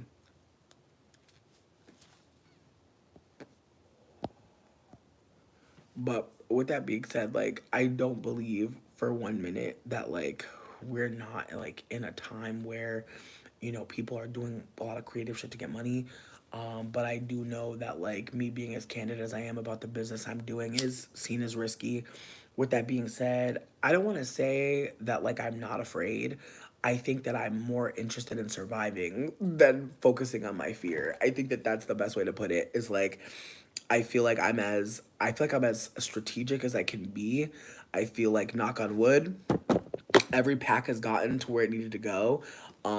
Even if there was some mistake happening along the way, people are getting their things. I'm really grateful. Some people have been giving me some reviews and some feedback. I feel like some of my customers, they've been working with me for so long. They don't do the review shit no more, which is fine. But like every now and then, like it is nice to get those messages that are like, yo, this is fire, like I love this. Or and last night when I was tripping, like somebody reached out to me while they were tripping as well. And they were like, oh my God, they're like, this shit is dope. They're like, thank you. And even Nubia the other day, like, reached out to me and was like, oh, like, like, I'm about to go on a trip to the river, and was just like, making me laugh while they were tripping, sending me text messages. It was really cute. Um, mm, Backseat, thank you for saying that. And like, that's the thing. Like, there are some kinks that like people are very like, like they're I don't know. I think that like being someone who's been in the kink space and the sex work space for a few years now, it's just been wild to see like the shift. Like I remember when like women were running shit, and now I feel like the like men are running shit in a way that is like weird. But there's a part of me that feels like it's also connected to the male loneliness pandemic, or epidemic rather, and like men like going to sex work spaces thinking these women have to talk to me, because so many women are not talking to men now. Like there are so many women who are scared of men, rightfully so, and are keeping their distance. Men are going to places where women automatically are because they know that they are looking for men. And so I just want to put it out there that like while like there are men that are like, being weird, demonic, and strange in like the vanilla we're dating realm, like outside of like dating, men are getting so fucking direct just about how demonic they are.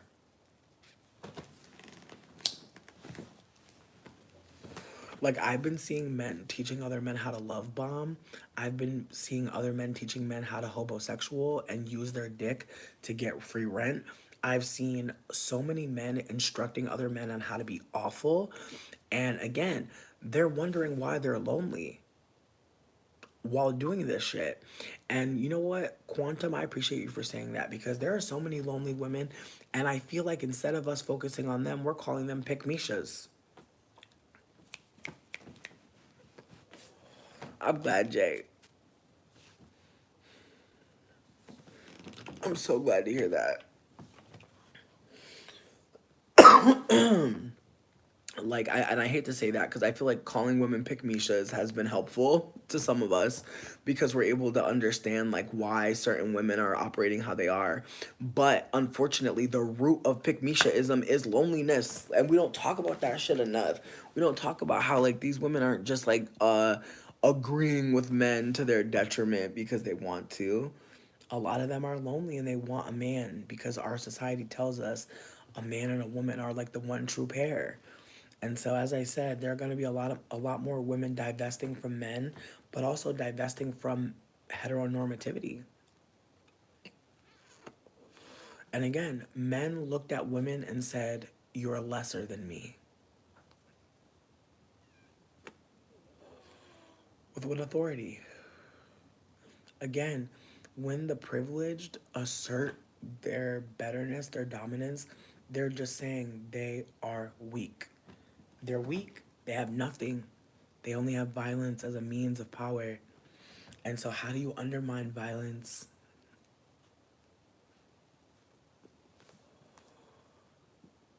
JJ, I'm fucking so happy to hear that because, again, anybody who's pulling that much energy in a reading, that shit is scary.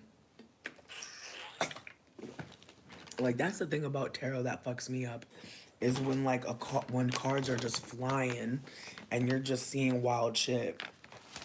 Also, I never got to finish what I was gonna say, but this strain is called Tidal Wave. I want to share a little bit about this one because I've actually tried this one before, and I'm excited it's come back to my life. This strain, I think I told y'all that there's like a weed strain that I'm smoking called Rainbow Punch that has like a sacral vibe. Like it gets you kind of like aroused, a little sexual, a little flirty, a little spicy. But this mushroom strain is that times 25. I remember the first time I took it, I was told about the strain. I wasn't told what it did, but I remember reading about it after taking it because I remember feeling like my fucking, like, this is gonna sound crazy as fuck.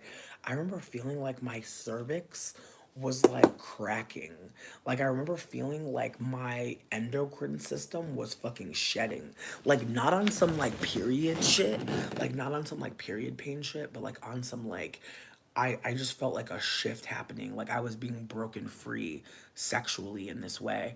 And I remember having like some really intense, like emotional, physical intimacy with my partner at the time. And just like feeling this shift around what sexuality needs to be or how it has to flow. And I've had some very interesting sexual experiences with my partners in the past because I think for me, like, uh, from my experiences, I feel like I've dated a lot of people who were like invested in their divine feminine. So I wasn't around a lot of people who were violent or physically like aggressive or anything like that. But this mushroom really had me just desiring a more sensual flow. And so not glitch money, I'm fucking crying. And like I hope it works. I hope it works. I haven't seen anything about it. I feel like the last like pop culture news that I read about was that like this is like these are the things that I read about recently. Like things that just popped out. Hey, what up, Rain? Things that just popped up on social media that like I don't necessarily want to talk about, but things that I like saw like when I was like on the internet briefly before I came here. Apparently, Bow Wow and one of his children went shopping at the mall, and he was spotted by literally one person. And then he was like, "We gotta go, we gotta get out of here," and it was making me laugh so much. I was like, "Bow Wow." It was one bitch at Bath and Body Works. Like, please calm down. Meanwhile, his daughter like covering her face with the phone. I'm fucking dying. I'm like, yo, I can't wait for these babies to grow up and look back and see this shit. Cause the way he got the camera and he running with these bags, bitch, and you would really think like motherfuckers was mobbing his ass. I was bad as hell. A mess. I also saw something going on with Lotto. I don't care. No shade. No shade, babes. I love you. I do remember the fake picture on Instagram. Bow Wow is like funny, but so unintentionally, and it's so awkward. I'm like, Bow Wow, please sit down. Ooh, also apparently, like, okay, I think I brought up that interview with Cam Newton. That is still making the rounds. People still feel a way about it. I feel like I said that Dr. Cheyenne Bryant, I feel like she's a very beautiful lady, but I just be really wondering, like, what was the point of this? Like, because it's like, on one hand, like, yeah, she dragged him, I guess, but she on his shit. He getting all the views off this shit. Like, at the end of the day, I'm just kind of like,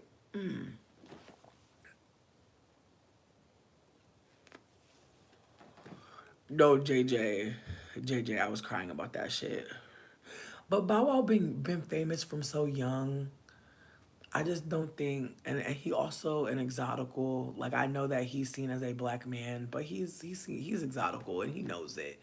And I think that that's why he do what he do. I think that unfortunately, I think some of us people out here are, people just not seeing what they seeing. They can't maybe identify all the way what they're seeing. But like this is a man who's been stunted in growth very clearly. I think like him hanging out with his kids very much show like that he is a kid, and that's probably why he's so happy to be a dad, because now he gets to hang out with people who are mentally his age. No tea.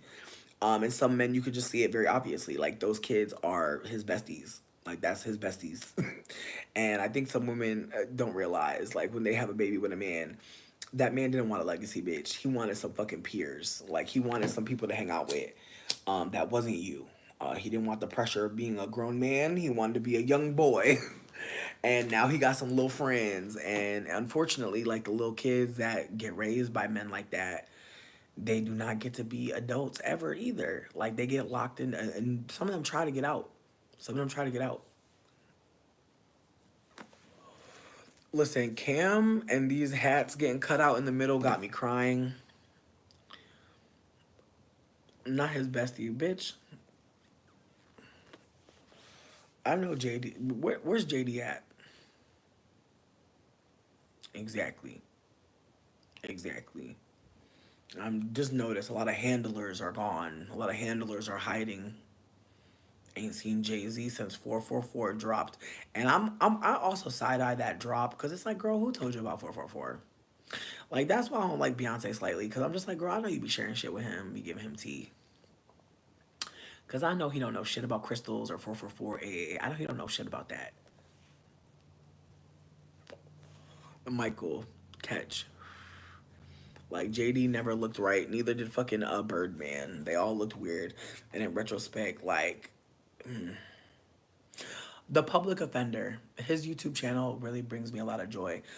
He does a lot of conversations with men and exposes them in real time. The only thing I don't like is sometimes he doesn't implicate himself as us men. He'll say men as if he not one of them, and it's frustrating me. Because when I talk about light skinned people, like, I'm saying us, I'm saying we.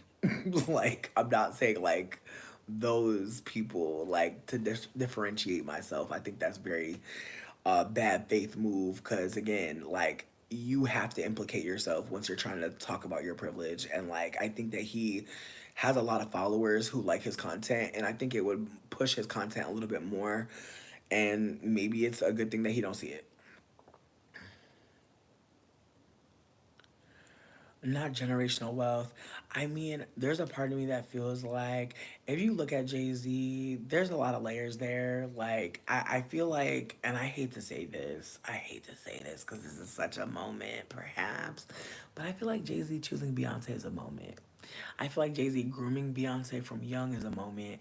I also feel like Jay-Z being a groomer and having an eldest daughter is another moment. And I think that, unfortunately, I think what people may not want to think about is that some people's tower card moment is so quiet to the rest of us.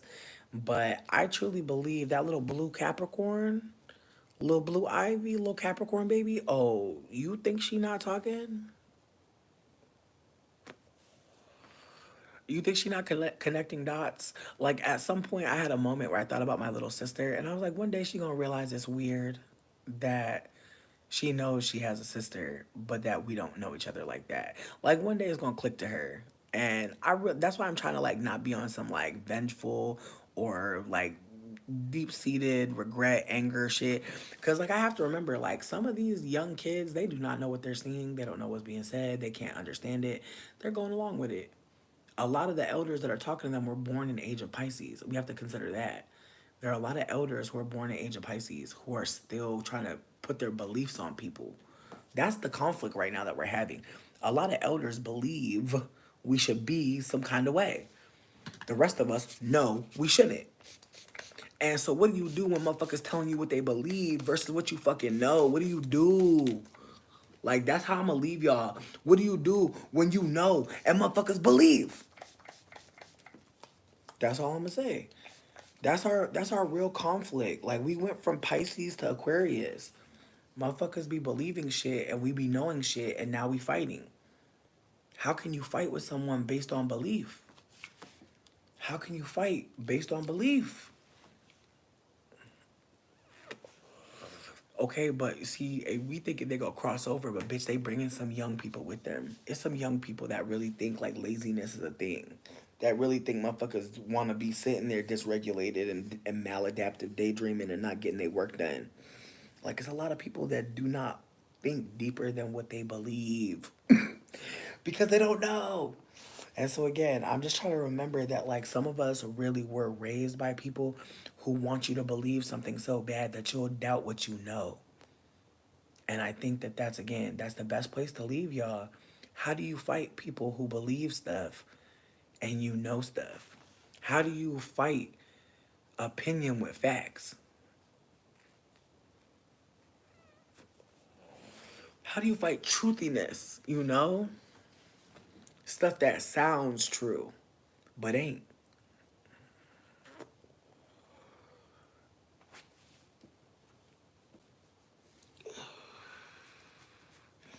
I mean, genuinely, I think that when people talk about Jay-Z being ugly, they are talking about his black features, but I also think that they're talking about him in comparison to his wife.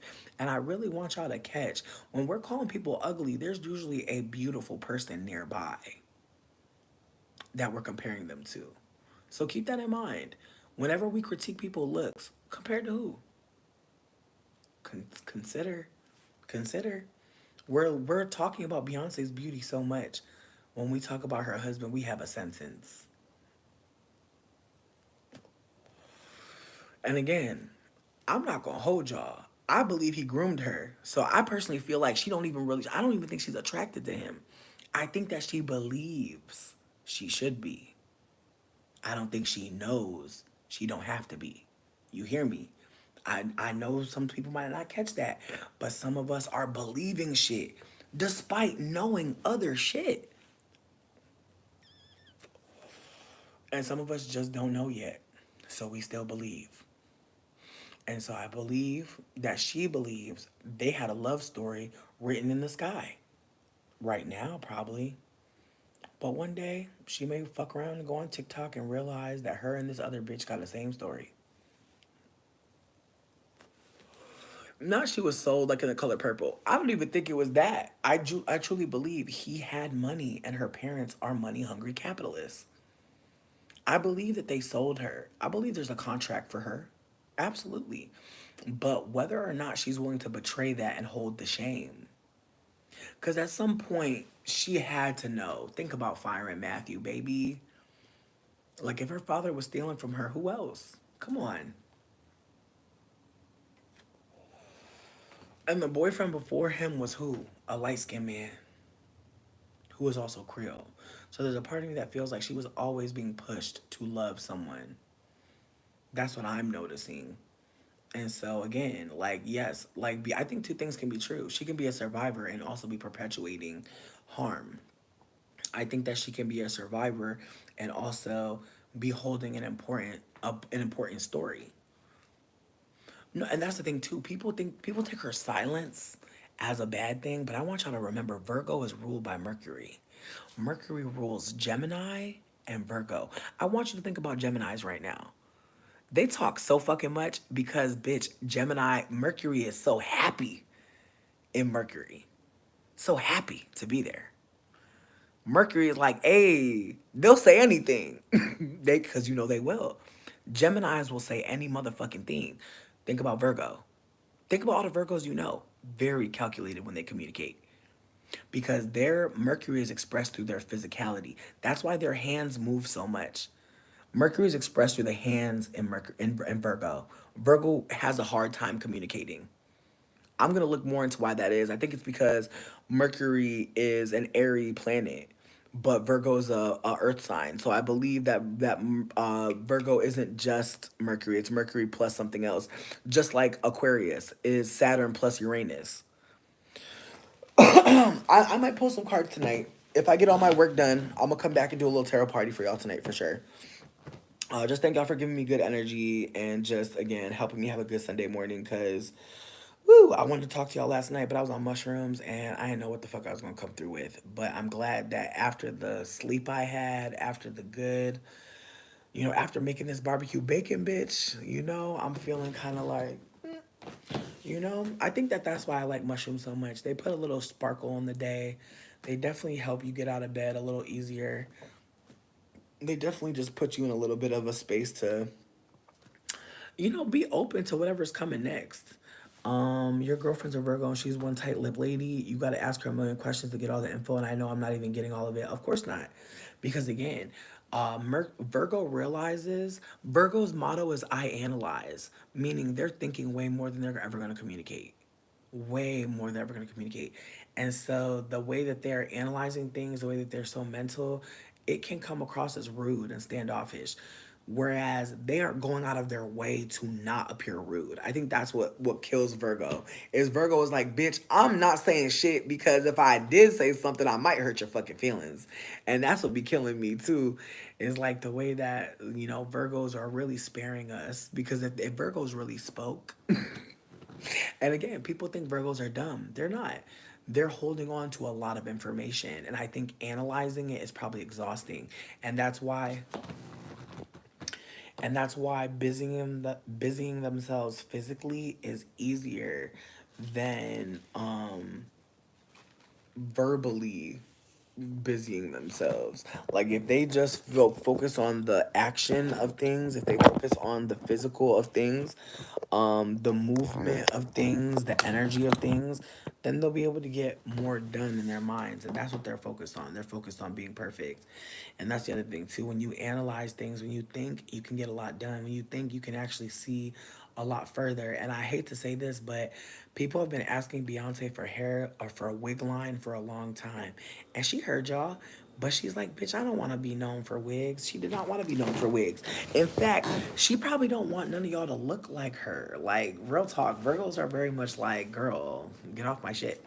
So there's a part of me that feels like she was never going to do a wig line because then she would have to show y'all the install, all the bullshit. That's why she doing the hair care line because then she gets to maintain her privilege. Because we must be candid. There is a desire for Beyonce to share her secret. And there's no secret. She's light skinned and mixed. Like no tea. Like that's it. Like, but the gag is she has been so installed in black spaces that she now is pandering to black people, and I don't think she realizes it. And if she does, she does. But I truly believe that, like, for those of us who have been told by another mixed person who brought us into the world, you are black, I truly believe that she has not reconciled with the reality that she's mixed. And I personally, cool beans, I'm crying and I'm dying laughing. That is amazing. Like, again, just the fact that Beyonce is cultivating Caucasian hair and scalping whites for that, like, that's another moment, is it not? Because it's like, even if we're not buying white people's hair, we're buying hair that, like, looks closer to white people. When I say we, I'm talking about me, mixed people, light-skinned people. We are buying hair that is adjacent to whiteness. And so with that being said, like her doing that is her letting people know that she's willing to take on the literal hair of white people. And again, I think that there's something symbolic about that while she's also pandering a fucking hair care line to black women. And I've heard some women say, like, I've heard some black women say that they're not sure if it's for black women. And I thought that was fascinating because when I looked at Beyonce's hair, I could tell that it was heat trained. I could tell that it was damaged. I could tell that it wasn't what it used to be. I could tell a lot of things. And so there was a part of me that's kind of like, you know,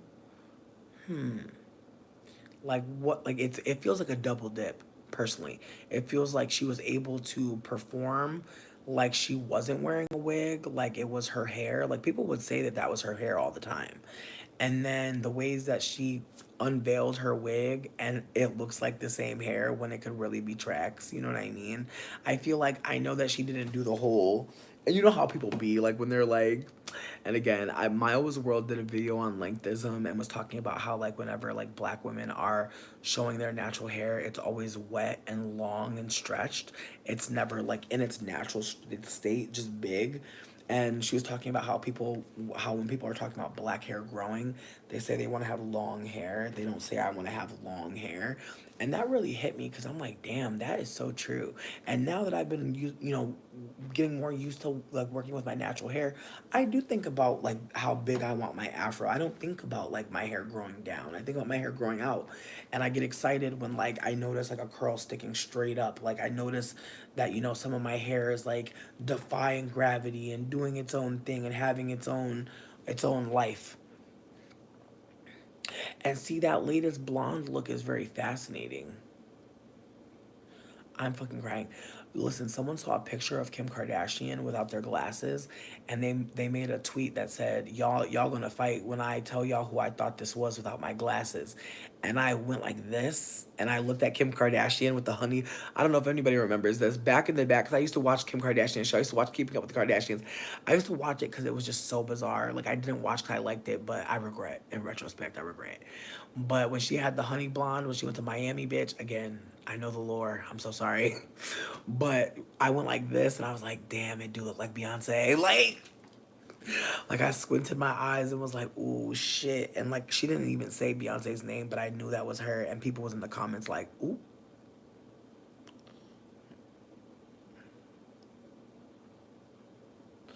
word.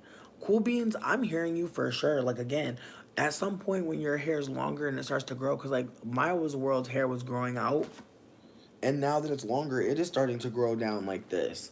Like I do hear what you're saying. Like at some point your hair will start to fall. I mean, Kim isn't mixed. Her father is a dark white for sure. Like he's a dark white Armenian for sure. But the mama is like a pink white. But she just white. Um what up, Alejandro? Kim's tan. No, Kim's tan is wild, but I also think that Kim is aware um, of melanin being beautiful, and I think perhaps it was a fetish at some point, and now it's an obsession. And I feel for her children. I truly feel for all of them because being raised by a weird white lady is it's terrifying. And a lot of people don't know that life, and I'm so glad, truly. Turnip Green said, I don't know, I feel like no matter what, black women can never escape criticism about their hair. I don't disagree with you, but it's not about black women's hair. It's about whiteness, like projecting onto blackness. And so the criticisms about black women's hair are really about uplifting whiteness. Like even when people are not talking about white people, they are. And that's the nature of privilege. Like when we're talking about black folk hair in any negative way, we're not comparing it to black hair. We're comparing it to white hair. Like at the end of Beyonce is an act. Yeah, Beyonce is an act, a performance. 40 inches of blonde, I'm crying. Nubia, I love you for saying that because again, I've watched videos about Beyonce and like the ways that she is like a racial chameleon, the ways that she was able to come out and be like a neutral pop star, seemingly like when she left Destiny's Child, but the ways that like she embraced like her blackness at some point, again, in a way that only mixed people can. Like I feel like there was something very like mixed about her Black is King music video that just reminded me that like mixed people have to come out as black, have to talk about their allegiance to blackness. It's not just inherent. Like I look at like Nina Simone and like how she just was. Like she never was like pandering. She just like her like she just was existing and like being candid. And I look at Beyonce and I'm like, damn, like, I don't think that she's existing. Like I don't think that she's being candid. I don't think that she's just being herself. I think that she's quite curated and I think she's a machine.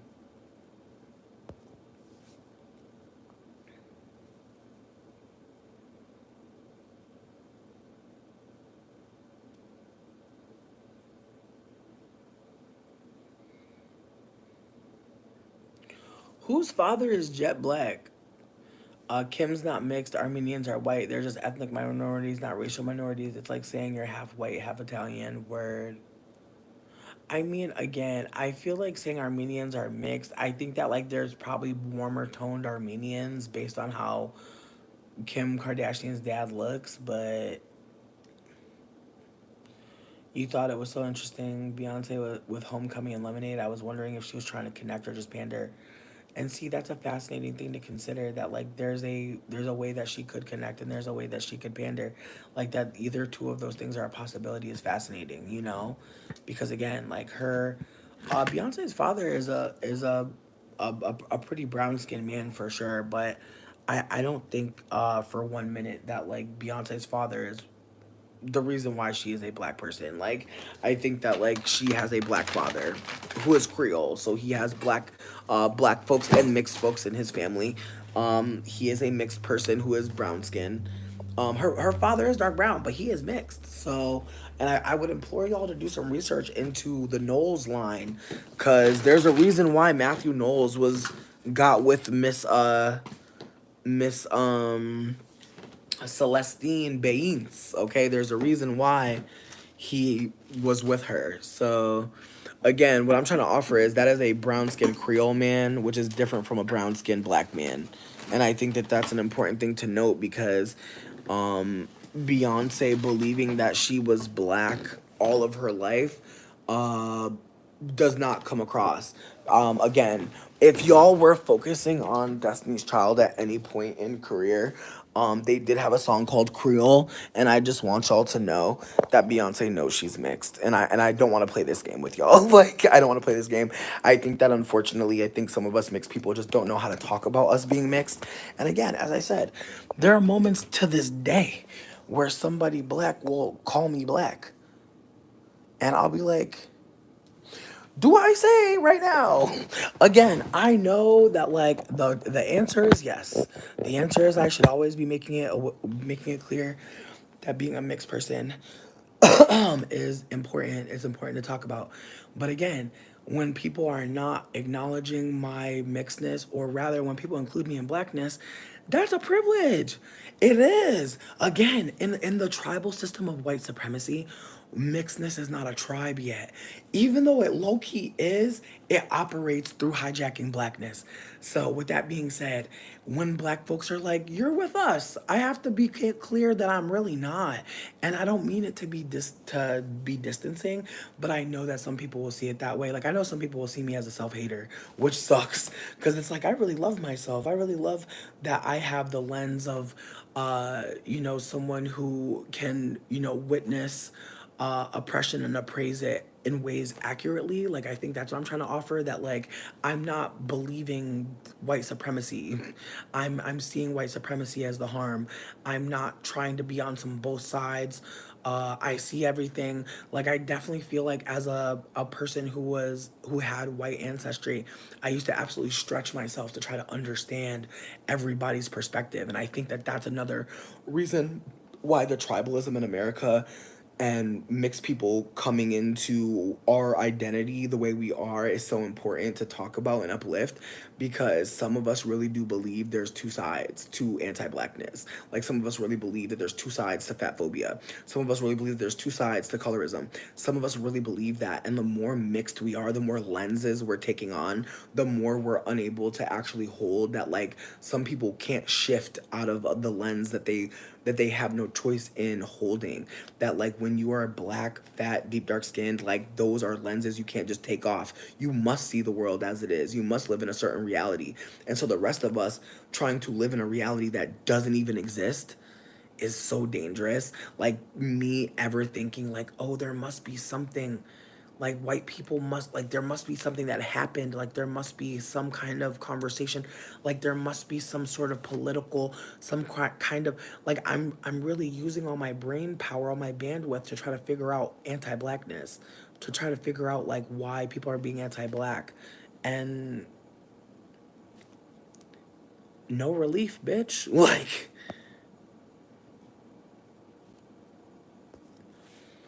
are we having the same convo about Beyonce every time? I disagree. I think that people say different things about her every time, and I love to talk about it. But again, I think that unfortunately for us, there are not enough light skinned people who are mixed that are willing to be candid about this weird ass way of existing. And so when we talk about Beyonce, she's kind of like the most popular person that will at some point either have a awkward video vlog or something. Again, I remember listening to, I want to say it was Tandy Newton. Like she became aware slightly of her being a colorist, and started crying about like about how her mother's dark skin, and was just kind of unraveling in this way. And I remember seeing it and like at the time just being like confused, because it seemed like she was trying to cry on behalf of deep dark skinned people and using her mother as like a person that she's aware of that's been harmed. And I just remember just being confused, just very confused the entire time. And as I gain more information, the more I'm like, oh, like she was having a moment of, she wasn't sitting with her shame. She was allowing the shame to talk for her. And that's why I didn't understand, because I was like, wait, why are you crying? Like I was like, hold on. You're talking about your mom. Like it just didn't make any sense. But even in that moment, like I still was just sitting there, just like unable to react. And I think about how there may have been deep dark skinned people who might have felt bad for her and felt like, oh my God, her deep dark skinned mom was harmed and she saw. And just again, the ways that like us mixed people will claim harm through proxy, by proxy, and will name that like we saw something really harmful. Like I've brought up some really fucked up anti-black moments that have happened to other people and was using them as a way to just again like hammer home that anti-blackness is out here, not realizing that I'm bringing up instances that are happening to others.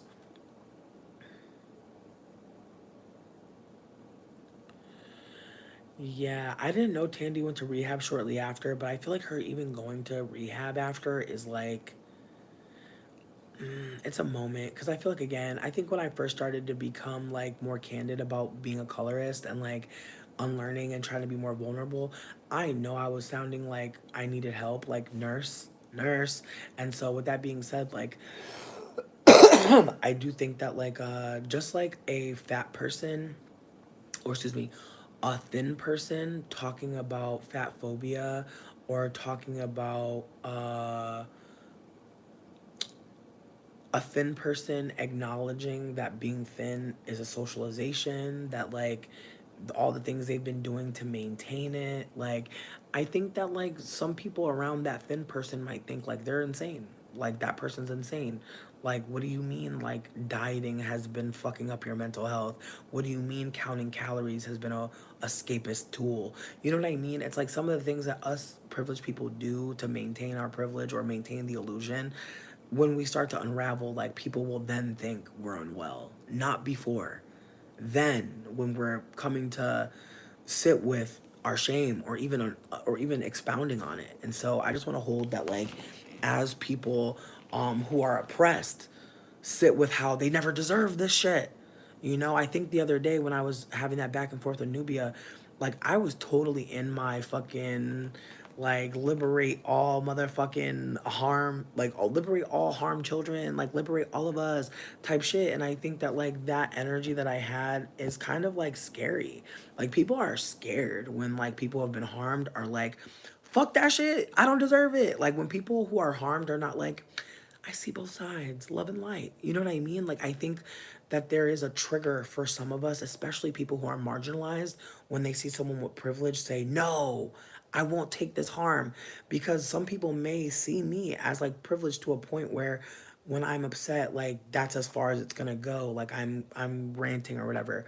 But like me naming that like I was harmed and like I'm not bitter and I'm actually standing in like my pain and like I feel vindicated. Like all of that is actually quite fucking terrifying to people who also will one day need to do the same thing or who are avoiding doing that because again, they've been lied to. They've been taught that like their voice is louder than it truly is when they're just simply speaking. So let you fucking yell. Now you're screaming. Now you're howling. Now you're destroying the peace sonically. So again, I'm trying to offer that as I liberate myself, as I reclaim my humanity from, being dehumanized by privilege, there are people who are oppressed who will be like, wait a second. And again, I'm not doing it for that. I'm doing it so that I can be in alignment with the most marginalized. I'm doing it so that, like, you know, so people know I'm an op, like so people like know or not know I'm an op, but I'm hearing I'm an op and I'm trying to change my behavior and shift. But in the midst of that, like I'm also not trying to be that like privileged person who gains all this information and then I'm like, hey, let me tell you about all this stuff that I've been hearing about. Like I'm not trying to approach it that way, but I know again, if people care and want to call me in or want to just anonymously drag me. I already posted my phone number in this shit, and it's a Google Voice. So if you call it, it's not gonna. I'm just gonna say this: if you abuse the privilege of having my Google Voice number, I will block you. But I'm open to communication, especially if it's about like, just ways that I can like not be harming people. Like I'm super interested in like not being someone people have to recover from because I know that I've been someone that people are recovering from. And so I'm trying to, as I said, shift behavior, but also not live like I've always been here. Cause I do think that like sometimes we get so focused on wanting to be different, be new, be a person that is never did anything wrong. And I think that that kind of perfectionism is what I think that Venus retrograde or that Mercury retrograde in Virgo was trying to teach us, that like there is so much like wisdom in saying I was wrong. And yeah, I remember when I was wrong. Yeah, I actually didn't forget when I was wrong. I'm still wrong. That was still wrong. Like instead of trying to act like, oh, I'm somewhere else now. I'm new now.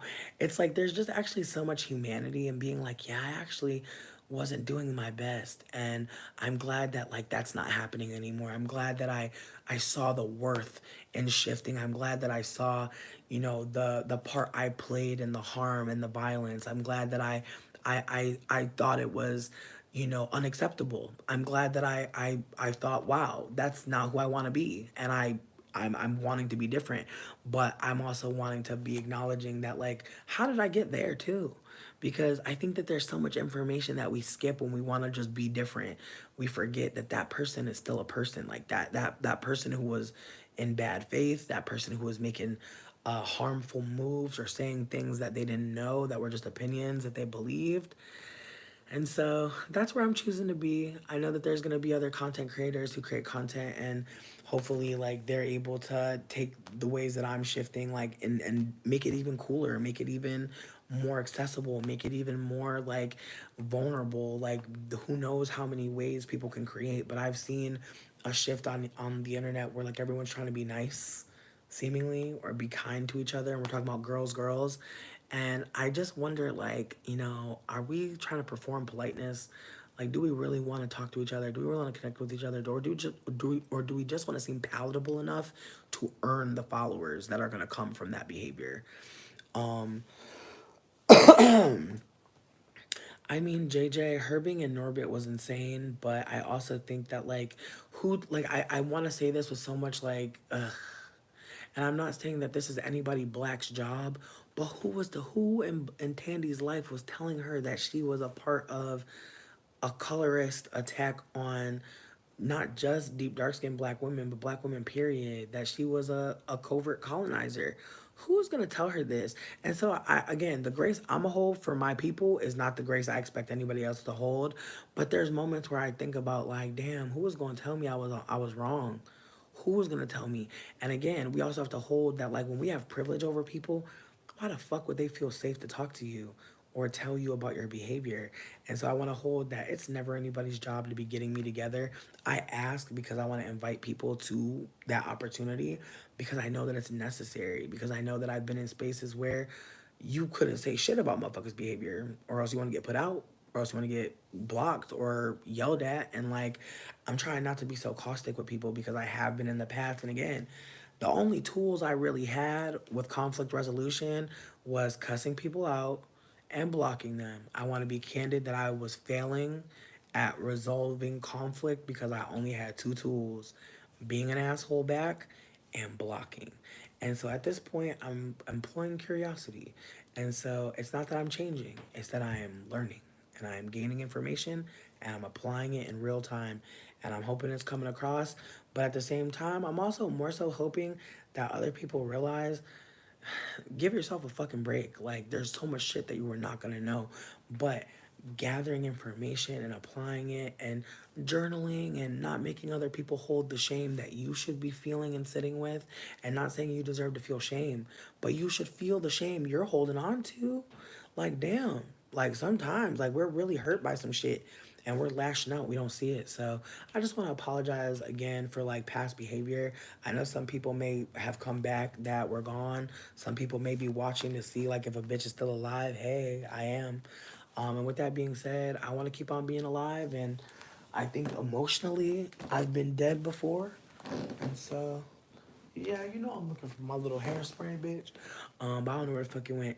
But with all that being said, I do think that I'm trying to just be a more accountable person so that I don't have to, you know, spend the rest of my life thinking about how I did that shit that I don't want to do anymore, but I don't have the, you know, the vulnerability or relationship to even bridge that conversation or apology.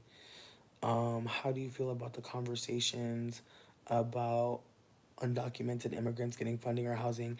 Here's my thought process. I truly believe that we are in the middle of a scapegoating situation. It's a smokescreen. The ways we're talking about migrants, the way we're talking about victims of climate, the way we're talking about victims of our climate disasters that we as the imperialist core are creating, it is such a backwards combo. How the fuck do you make people homeless and fuck up their fucking ancestral homeland and then make it seem like you don't owe them anything?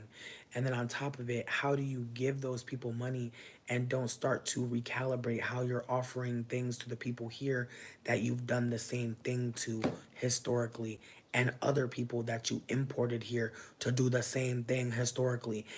At the end of the day, I can absolutely empathize with anybody black who is mad about migrants getting money because we're not listening to what people are saying when people are angry sometimes.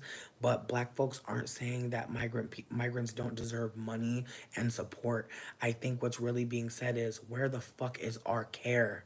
Where the fuck is our care? Y'all got money? Y'all got money? That's what I hear. Whenever I hear black folks talking about the migrants, I hear y'all got money. Y'all been had money? Y'all have money. There's a budget that's going to, okay. Again, I think that if we really listen like to the historical, you know, we listen to people and we apply the historical, there's a fear. There's a fear of not getting your needs met. And a lot of people are broke as fuck, y'all. Like, I know some of y'all are I know I don't gotta tell some of y'all, but some people really don't see it. Like, I have friends that are like, you know, living off a partner, living off a mama, and like, you know, if you're living off a partner or a mama, I'm so fucking jealous. Like, so fucking jealous. Like, I don't get me wrong, like my little boo boo be buying me dinner and shit like that and like be helping me out, but it's like we're not like, you know what I mean? It ain't joint account type shit. You know what I mean? It's not like when he get paid, I know exactly what it's, you know what I mean? It's like we figuring it out, but girl. But with that being said, like uh the lack of support financially that people are going through. And again, if we're aware that like marginalization, if we're aware that like the most harmed is deep dark skinned people, that's who the most broke is. And again, this is also in the midst of black women out earning black men in degrees and wage salary rather. And so these conversations be happening and people be going all over the place. But I think again, two things can be true at once. Like black folks can be the most harmed due to inflation and the price gouging, and also there are black women and black queer people and black non-men who are doing things to elevate and actualize because they have been under the harshest threat of patriarchy. Like patriarchy has been harming white women in a way that we have been able to see as unreasonable. The ways black cis men have harmed black women within white supremacy on top of white men has been not fully explored or ever explained, because that would mean giving a platform to the most marginalized, and that's still not happening. And so to find that information, you must go and listen to personal accounts. That is why, again, TikTok and YouTube are so fucking dangerous, because TikTok and YouTube privilege and platform people that are not supposed to have it. And I'm not saying that to say that I believe that. I'm saying that as someone who is privileged and has been allowed to have opinions and talk without much pushback. There are ways that our world silences deep dark skinned people, especially women and trans people and non men. It's very much a system of silencing and being used. When people are being silenced, their silence is being used. So I just want to hold that, like, as black cis men speak less for black women, as black women speak more for themselves and don't defer, because I'm not saying that it's black women's fault or anything of that sort. I'm trying to offer that under the guise of being in your femininity, there may be some black women who don't want to speak when a man could have the opportunity, who will actually give their opportunity to a man. At this point, there are many black women that don't see the point in doing that and shutting their mouths any longer. And I'm grateful to see it, but we also must be candid that this is a generational thing. I feel like a lot of people who are being very candid right now, a lot of deep dark skin people being candid right now, you may have parents that are worried for you because in their reality, in the world they grew up in, they would never have been allowed to be this fucking candid. And again, it makes me think of the idea of grown folks business and like what happens in the house stays in the house. Those are things that oftentimes mean that someone's being abused and people can't communicate about it. And just the ways that certain things that are said to young black children are oftentimes like a threat of punishment for candor, vulnerability, emotional motherfucking outlet. Like there's lots of ways that like black folks have been harmed by white supremacy, but also within home spaces be denied emotional motherfucking fullness.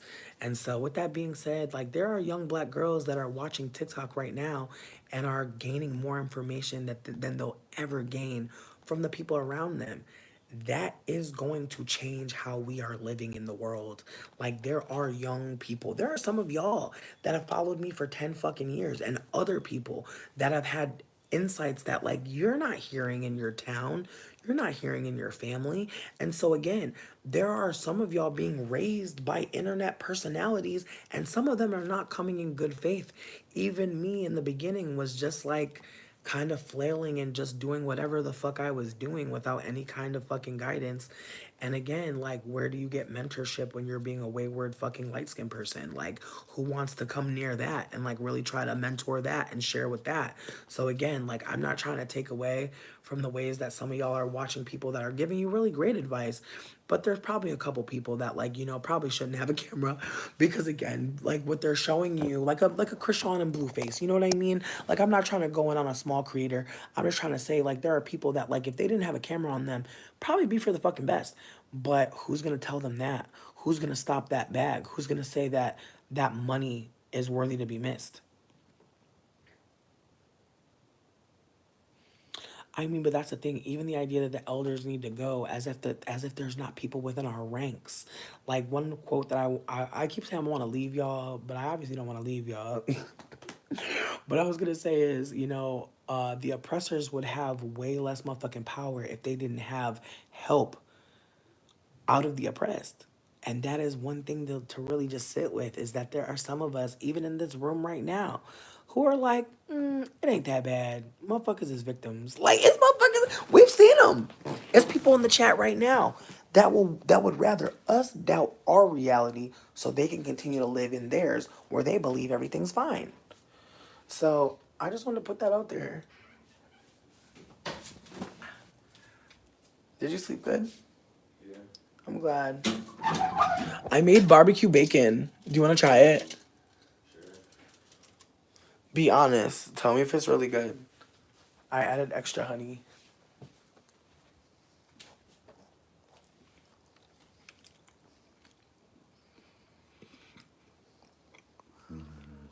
It's really good. Tastes like a really good barbecue burger just without everything else. Right. No, that's what I kept tasting. I was like, man. But then I started thinking about how I was gonna make like baked mac and cheese, and then like chop it up and put that on like the top, Mm-hmm. like a barbecue baked mac. It'd be good. Right. But yeah, no, I'm about to dip. But I did want to say that, like,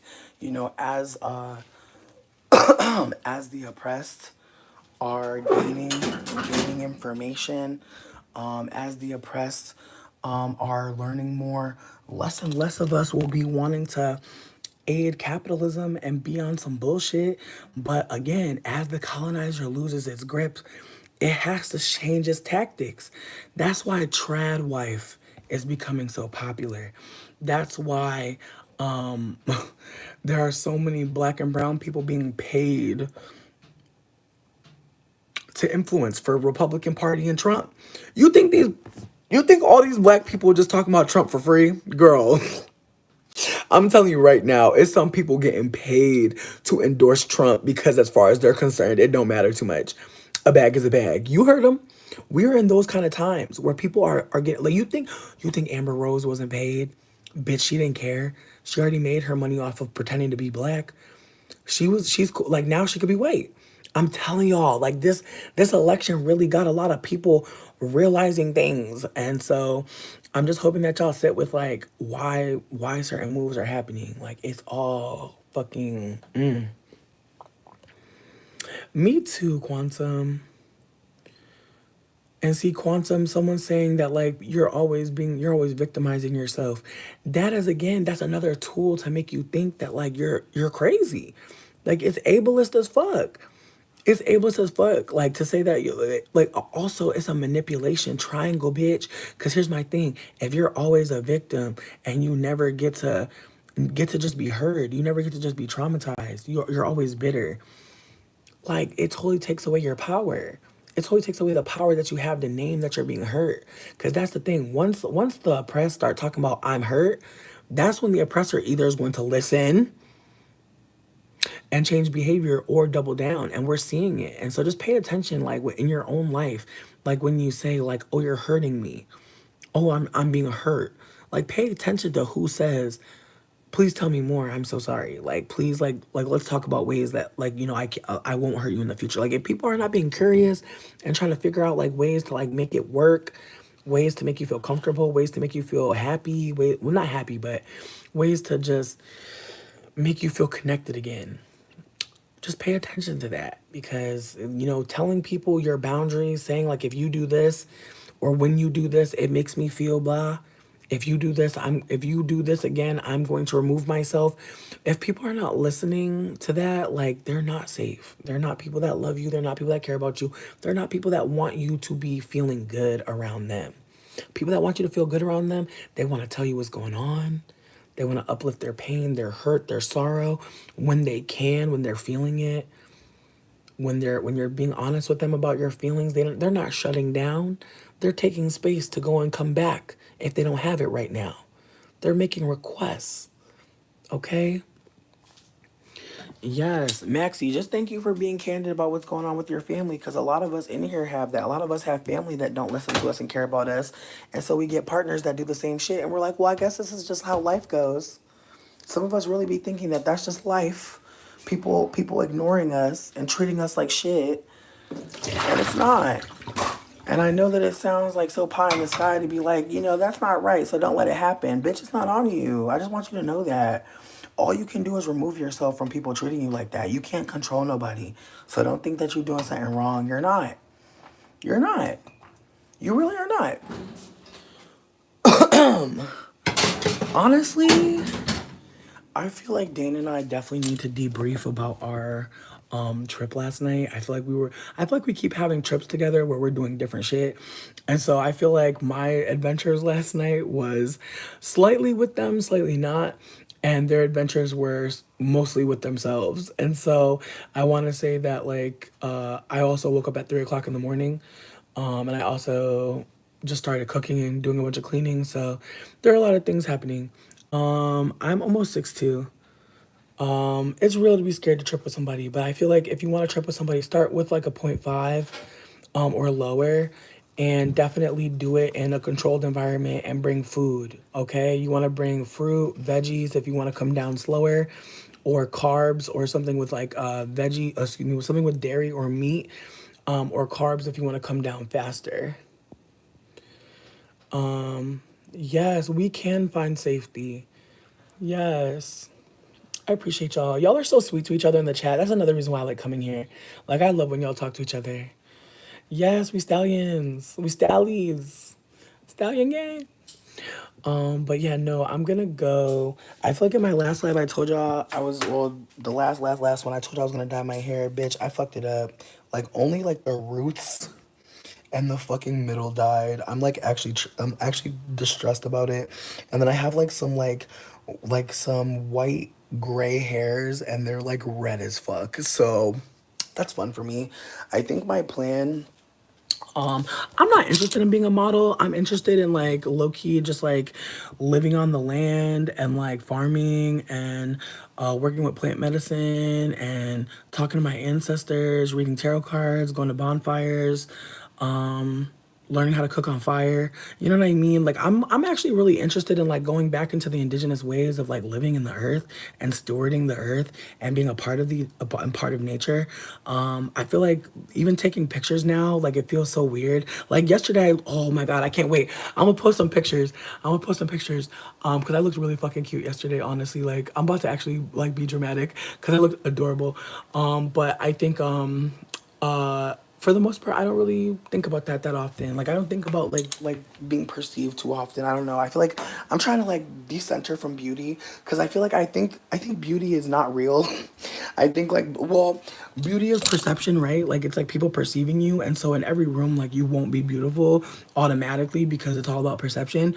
But then like white supremacy literally offers that there are some people that are always beautiful, and it's kind of just like. And so with that being said, like I've been told a lot that I'm beautiful. I've been told that I'm attractive, and that's cool and all, but like it's a wild concept to invest in. Like there's times where like yeah, I'll do stuff to like make myself look more attractive, but what I more so mean is like to flatten my skin tone, to make it seem like my eyebrows are bigger, like just all the ways that like beauty is really about symmetry, highlighting, and honestly lightening. Like I think about how like when people put on makeup, they're like usually lightening their hair. And not is everyone an ant to me. I feel rain first. You feel me? I'm definitely an under the beanstalk head ass bitch. I describe myself as Hagridic, Hagridiana, part of the Hagrid line of giantesses. But yeah, no. I do think though that like being seen as attractive is obviously like something you can capitalize on. Like that's part of my internet presence. Like people wanted to fuck me, bro. And I didn't realize that. Like I really thought I was just a funny character. But like there were a lot of moments where people were like, oh, I'm attracted to you. I would like to have sex with you. And I'm like, oh, okay. And so a lot of like being perceived as beautiful is people thinking that like their desire to want to fuck you is like important. Like, and I hate to say that, but like I think that like a lot of people like lead communication with me with like, oh, you're so hot, I want to do stuff with you. And it's like, that is so bizarre. Like, I just feel like I'm too autistic for the chat sometimes, because I don't think like that. Like, even if I see someone sexy as fuck, my first thought is like, do you like Sims? You know what I mean? Like, my first thought is like, do you enjoy bacon as a snack throughout the day? Would you want to do mushrooms? Like, would you want to do mushrooms sometimes? You know what I mean? Like, that's how I want to talk to somebody. I'm never like, oh damn, you look good as fuck. Like, or like I don't know. I feel like when I talk to femmes, I'm like, excuse me, can I say something about your outfit? Like, I try to get consent, because some people don't want to fucking hear you. Yes, giantess. Yes, a giant descendant. Oh, you looking familiar as hell. It's funny how that happens. I was so sheltered until 17, and I realized a lot of men were sexualizing me like crazy, and I was like, question mark. True. True. Or just like the ways that people think that like because you're posting pictures online that like you're a slut and a whore.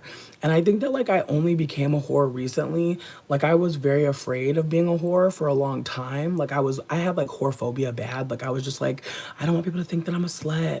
I don't want to be a loose bitch. Like and in retrospect, it's like what? Like in retrospect, it's just like it's just a way to keep women quote unquote pure while men are able to be whatever the fuck they want to be. And when you're a slut, like especially when you're like outspoken about sex, it's so funny how men respond because they're so taken aback. It's like it's bizarre. It's like they wish women would talk to them like that. Like sometimes when I get really direct with a man, like and slutty with him, it's so funny. Or like when I call a man a slut, like how much he loves it. And it's so funny because it's like all the things that like some of us femmes are afraid of being, men are. And it's a big projection. And so when you turn it around on them and you're like, yeah, you fucking whore, like they're like, oh, I like that shit. Like they like live for it. And it's so funny because again, we live in a world where like if you get called a whore by a man, that's like a statement. That's a moment. And see, even thinking that like 17 is a glow up, I find that fascinating. Like, do you ever think about like when you first were able to like take control of your own look? Because I think about how like my mom like did not care about my hair getting done, but like as soon as I was out of her house and I could like afford weave or wigs, I was taking care of my hair. And when I say taking care, I mean like I was assimilating into like wig culture, beauty culture, and trying my best to like, like get to the beauty because I was like, I know it's there. I know it's out there for me. I know the beauty's out there for me. And so just the ways that like I just was like thinking that like the beauty was the hair, the beauty was the makeup, the beauty was the eyelashes, the beauty was the lipstick, the beauty was the nails. And how like I thought that like taking control of my look and being able to beautify myself and like basically turn myself into like a fat version of Beyonce like was like me getting to the beauty. And so I just want to hold that like there's ways that like people can be like famous and like shown to you, and you can really start to try to like emulate them because of all the positive love that they're getting. Like I see girlies with the ombre Beyonce wigs all the time, and I see girlies say that they get called Beyonce, or people think that they look like Beyonce all the time. And like again, I definitely self-reference myself as Beyonce multiple times because let's be fucking real. With my ombre wig, depending on the lighting, bitch, I feel like I could give a little bit of Miss Nose. Not saying that I look like Beyonce, bitch. I'm just saying with the right wig, the right lighting, the right. Why y'all got me feeling like Kenya right now? Like, honestly, bitch, why the fuck did I watch Real Housewives recently? And like when Kenya was talking about people thinking that she was Beyonce and Sheree getting so mad, that shit had me crying. I never connected to the word beauty or beautiful because our society defines it as a destination. Ooh, where it's all glamour work. Yes, glamour work. Talk about that. And then also the glamour spell of like a wig. And like I remember just feeling like shit taking the wig off. Like I remember getting worried to take a wig off. I remember feeling like, damn, I hope nobody fucking, thinks I look uglier. Like I feel like that was why I low key ultimately stopped wearing so many wigs and wearing wigs is back to back to back. Cause I started feeling like, damn, I gotta do a reveal. And I just feel like the wig reveal was killing me. Cause it's like I clearly didn't feel comfortable and confident in my look if I'm like scared to show somebody how I really fucking look without a damn wig. And again, it's not without saying that anti-blackness is why I feel that way. I'm just trying to offer that like I'm over here feeling worried as fuck, and part of that worry is coming from feeling like this person's gonna see this and think that my natural hair is not on the same level, and even I didn't think that.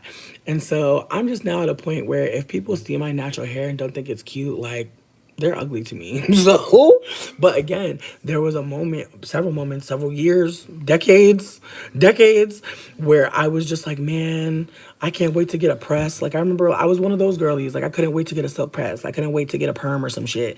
And then my mom was perming my hair and then stopped because my hair fell out, bitch. And so just the ways that like when you're little and you get in perms and then you think like a perm or a press is gonna be what's gonna get you, and then the ways that you find the wigs and the ways that you got the breakage with the wig, the way that your hair will be ate up under the wig, and you don't care. You don't care because the wig is laid. And that shit stresses me out because, again, having to do your natural hair every day, that is, it's a moment. And I don't want to say it's harder than doing a wig every day. It's a different type of challenge, like hiding your natural hair. And I'm not trying to say this to trigger anybody. I'm talking from my own perspective, but I know that like what I'm saying could be applied or maybe hit some people the wrong way. But what I'm trying to offer is I did not have someone showing me how to care for my hair. So how the fuck could I love it? Like if you how could you love something you don't care for? That's what I'm trying to offer. It's like I never really got the tutorial. My mom treated my hair like it was a battle, and then when she did pay for me to go get it done, I could tell it really ate up her pockets. And so she really did make me feel like I wasn't even worthy of beautifying. And so me getting to the beauty as an adult or like as a 17-year-old, me being able to buy a wig, me being able to look how I thought I wanted to look. That was powerful. And I think about the spell of that. I think about how I came out into the world, like showing people a version of myself that wasn't me, and how people loved it. And I think about that a lot, that like this channel has to keep on living in some way because the bitch didn't die. The bitch lived, But there was definitely moments where the bitch was, oh bitch. Cause I got asbestos hands. I be like this in the grease, but the way that fucking barbecue bacon does burn me to fuck up, my god, I do not like doing my own stunts at all, bitch. Fuck, burnt my fucking finger to the bone. Good god. And yes, I am eating a piece of bacon like this. I am. I don't care. Mind your business.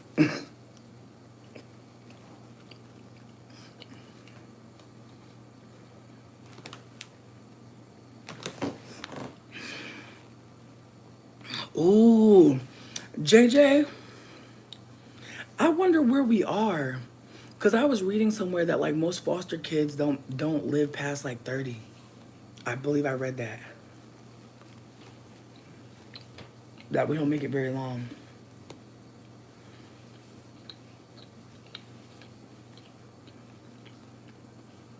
So there's a part of me that wonders like where I would even go. But I have been thinking about becoming a grief doula. That's something that's been on my mind very heavily. And because I do believe that, in my past, I didn't really know how to handle pain.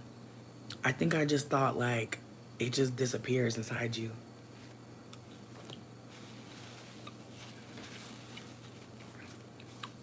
I just thought it disappeared when you found happiness again or joy again.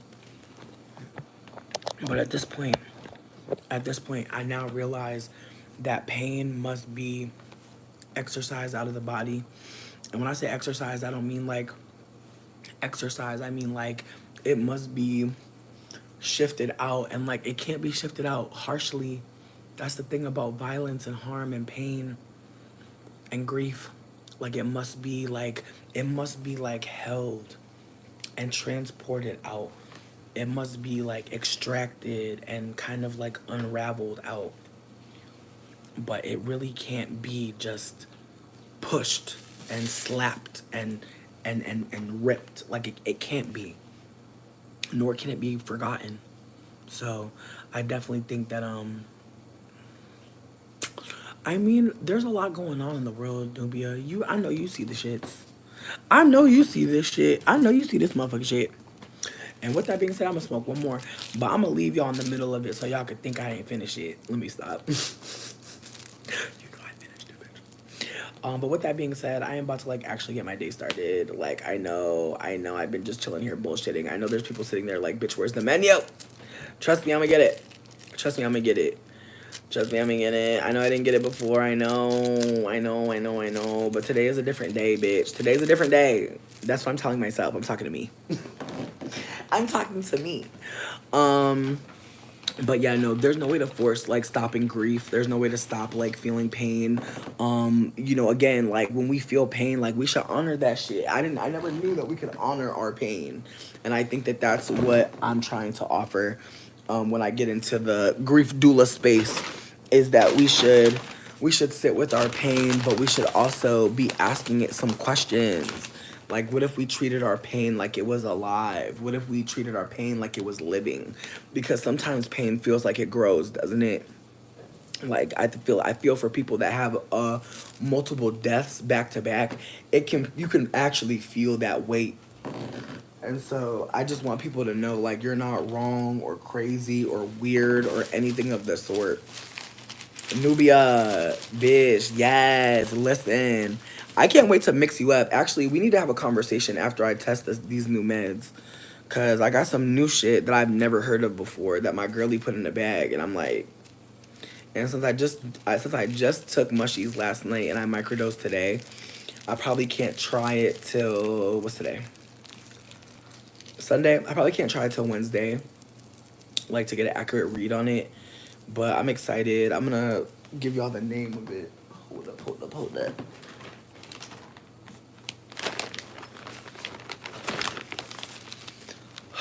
Cause sometimes she don't give me like sometimes it's professional, but then she'll throw me a little sample.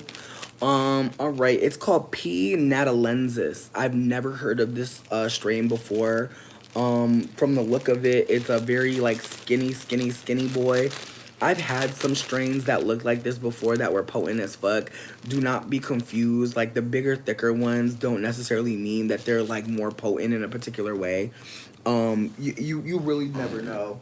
But one thing I do want to offer is that being able to have access to the plant medicine as regularly as I do has been a blessing. That is partly why I do what I do. That is partly why my business has started. Now, as I said before in the last live, the business did start because I was homeless, living in a van with a white man after his mama had made us racist, had made us homeless. And so the literally as we are driving all of our shit to the very top of Michigan, somebody hit me up about mushrooms because I had posted a picture because a girlie that I had met off Tumblr like days before had just gifted me some mushrooms and was like, bitch, I had a bunch. I got you. And I was like, bet. So from there, I had all these mushrooms. I'm posting pictures. Then I become homeless. And then I'm like driving to the motherfucking top. Hey, I'm glad. I'm driving to the top of the state, and all of a sudden somebody hits me up and is like, yo, can you help me get some mushrooms? And I was like, absolutely.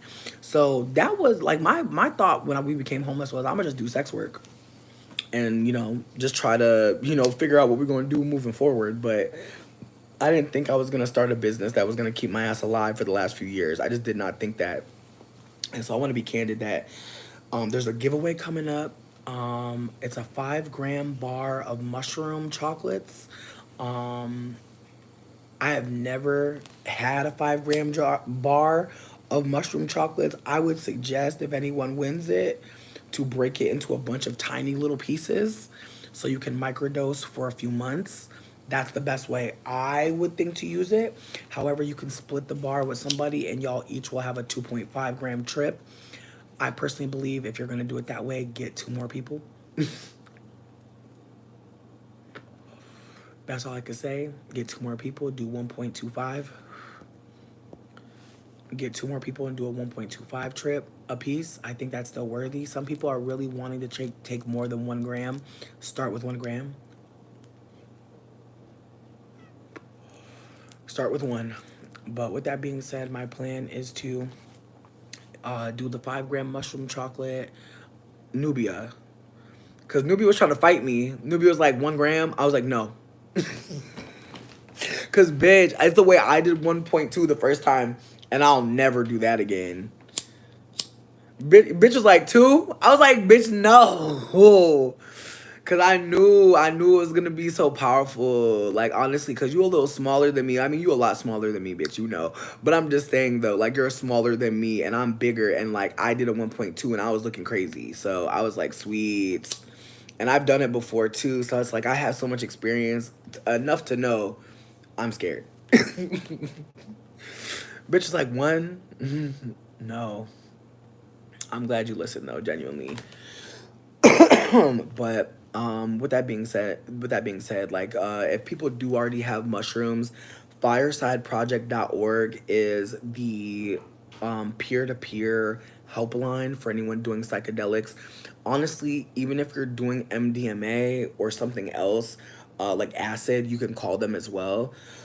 Glitter. Hey baby, I already got a live for you already loaded, and this one about to be loaded too, and it's many hours, so woo. But yeah, no, I'm really hoping that people do check out firesideproject.org. It's a hotline. You can text also if you don't want to make a phone call. If you're not in the space to communicate verbally, when you're on your trip, you can send a text message to these people and they will communicate with you. They were the ones who inspired me to consider like starting a digital trip collective where basically I'm looking for people that want to sit in sacred space with people who are on mushrooms. And I want to figure out a way to do it to where not only are people getting paid for their time and labor, but we're finding people that have like empathy, to sit in such a vulnerable space, people that have learned how to de-escalate, people who have learned how to communicate with people in sacred space in a way that's loving and healing and meets them where they're at. And my idea is like I want to create a YouTube channel and upload videos of all the people in the collective, like different candid videos where maybe like someone's sharing a poem, maybe someone is sharing their day, maybe someone's sharing their favorite recipe that they cook with the mushrooms, maybe they're showing you their favorite little mushroom smoothie or something. I just want to create a space where like people who are actually taking the medicine are able to share candidly and like talk about their life and their journey. And it doesn't have to be a situation where like all of your content goes up there, but I want it to be a place where like we're showcasing people who are doing the medicine work, who are maybe taking it recreationally and now they're thinking about a medicinal trip. I just want to show like people that are doing things with the medicine so that when people want to take a trip, they can say, okay, that person, I'm wondering if they're available to do a trip sit with me. Or, okay, this person. And I'm hoping to like have it be a YouTube plus Discord situation where like people can get on a call and talk to each other. And maybe there's like 3 people that are tripping on different mushrooms all talking together. And maybe at some point, like those people record their trips. Maybe those trips are recorded and shared somewhere else. Like I'm just thinking about how more of us are becoming more curious about medicine, especially plant medicine. And some people's fear is simply because they're not seeing anybody who's showing you. And that's why I take the mushrooms and I try to come here because I want you to see, like, I'm not out of sorts. Sometimes I am, but I'm also at times able to have lucid conversations and able to connect with people and be silly. But I think that like when I start that channel, I do want to show like bad trips. Like I do think that people should see what it looks like when people are not good, when they're taking mushrooms, because again, like we can't all be talking about having these great amazing trips without being candid that some trips are actually kind of devastating. They kind of bring you to a place that like make, yeah, trip FaceTimes, exactly. Like I think that I would love the idea of like creating a collective where like people are tripping and again, like maybe you're not in the space to talk to somebody like while they're tripping, but maybe you're down to hang out after the trip. Maybe y'all both tripped at like in the morning and y'all make a date like through the Discord to like talk about your trips together just as like an account, like just as a buddy, like a post trip buddy. But I do think that that could be helpful as like a place where people are taking mushrooms, a place where people are maybe even growing mushrooms, a place for people to talk about their meds. Like there, who knows? There may be someone here that starts growing and they're able to start a fucking business because they believed that like this medicine was gonna help them and that it was worthy for them to start growing it for themselves. Next thing they know, they're making chocolates, they're making their own candy. Like a lot of us, like in sacred space or mushroom space, we're finding that our brains are much larger than like we've like I do think that being socialized in this world that we live in like puts like a parameter around your brain, kind of like a fucking a fake firewall. And I just feel like mushrooms kind of lifts it. And so if you already feel like the programming of the world ain't taking, this shit is gonna help you kind of push a little more. Nubia, let's talk because I definitely have spores, and even though I haven't grown my own mushies yet, I feel like it might be fun to just, like vicariously live through someone else doing it because until I get stable housing, I can't really grow. But if you are stable in housing, like, and need spores or want to talk about like growing, like, reach out because I have resources. I also talked to like the lady that I work with, who works at the farm, and she was basically saying that she wants to help me build a grow kit. And honestly, if it's possible to do like a all-in-one grow kit, like that would be fun. But so far, I've only really been reached out by one person, and like me and her kind of like tabled the combo. But now it's about to be like harvest time, people growing indoor things. So who knows? But I just want to put it out on the table that like if people are looking for weed seeds, if people are looking for little clone plants, let me know because I would love to be able to help people figure out how to like get the medicine the cheapest way to them. Like right now, I think my prices, as some people saw, like I have eighths for like $10. Like I'm trying my best to just be candid that like I do have access to very cheap medicinal quality weed. However, I'm definitely not trying to like price gouge because if you look at the prices out in Michigan, especially like in Ann Arbor, Ypsilanti, Detroit, like you'll notice it's sexy. Word. Listen, it's not easy, and like again, I have some friends that recently grew some weed, and oh my god, I love when people grow weed because they come up with their own little names. Like I had a friend who called this strain Fat Lemon, and it was fucking delicious as hell. And it was like they don't know what it was. They just found some seeds and it was some lemony weed. Um, you know what? Equipment can be expensive, but there's also places to go to kind of cut costs. Not to mention, like, as I said, like I'd like to work with people and figure out like what's realistic. Because again, if we're able to figure out like what people are trying to do, because some people, your first grow could be in like a little bucket. Like it doesn't have to be some giant thing, but I just want people to think about small scale, especially like for themselves, because there's so much magic in like having a plant, talking to it, being able to figure out like how to make it grow better. Like there's just lots of layers. So I just want folks to know that like there's so much information. I'm grateful that y'all bring what y'all bring up. Just thank y'all for being cool as fuck. Like I cannot say that I come here and I'm ever like, oh, it's dead. I gotta get out of here. Like it's always fucking fun. And so I think that's why like I kick it so long because I feel like I don't have a friend group out here. Like I don't have like a bunch of people to chill with. Like I have like one real close homie, and then like if I want to go to a social event, it's usually Caucasian. And as I said, I went to an event yesterday trying to like connect with other queer people, and it was very white. And so I just kind of like lurked from a distance and like just did some art and like did some painting while they were like doing their thing. And yeah, like I noticed that like someone that I had spoken to online was there, but we didn't really speak. And I'm not gonna lie, like I usually don't feel a way about walking up on white people, but I just been feeling like I'm terrified of y'all actually. And I think that when I say that, I think some white people think I hate them. And I feel like, it's a wild thing to think about all the white people I've like connected with and like loved and like been around, and like to hear white people think I hate them because I'm wary is just, it feels so wild. But if that's where they go, I just get away.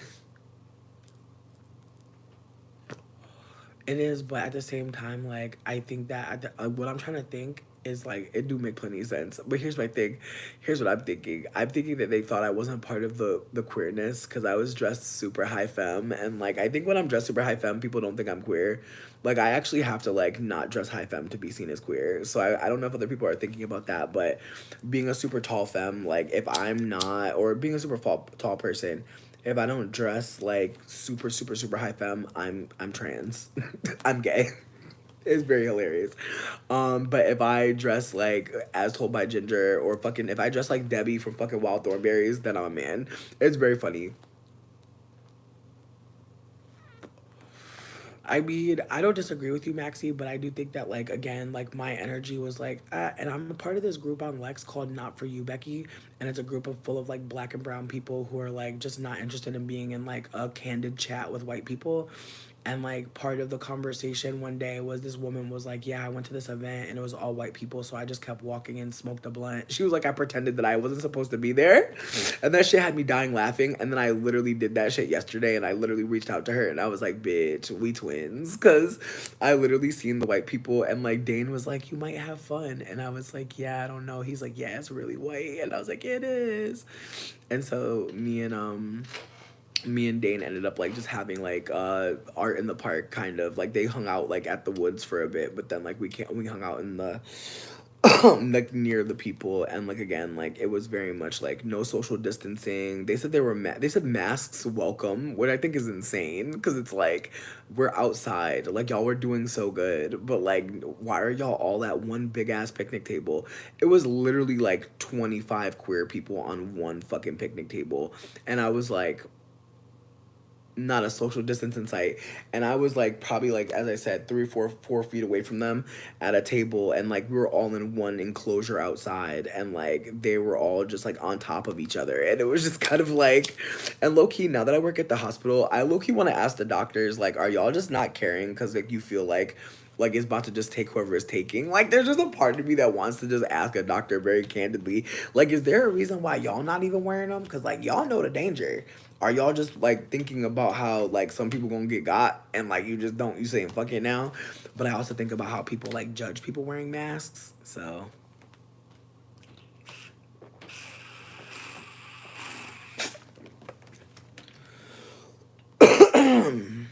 that part.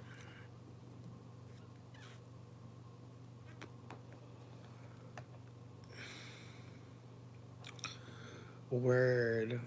Word. Yeah, no, being a queer femme or being perceived as queer femme, because like I feel like Shan Spear is one of my favorite YouTube creators, and she said that she's obsessed with hyper femininity, and I feel like that's where I'm at too. Like I don't want to be a girl. Like I don't have a desire to be performing like a girl or be ladylike or anything of that nature. And I understand some people are more developed in the concept of girl. That's fine. What I'm trying to offer is, I think that hyper femininity is so cute and cool and amazing. I think that like the idea that like hearts could be on everything, or glitters or highlighter or hair color that's like super vibrant and super long down your back, like the ways that like you can be edgy like Rihanna rated R, or you can be fucking uh let me think, fucking Britney Spears sometimes video, like the way that you can be fucking, excuse me, the way that you can be dressed like a fucking weapon, or be dressed like a fucking Little Bo Peep like remix or something, like just again just the ways that like you could do your look and give that you're from a faraway island and you're maybe part mermaid, and then the ways you could switch your look up and look like a fae of the fucking of the a sprite of the woods. Again, just the ways that hyper femininity isn't one look.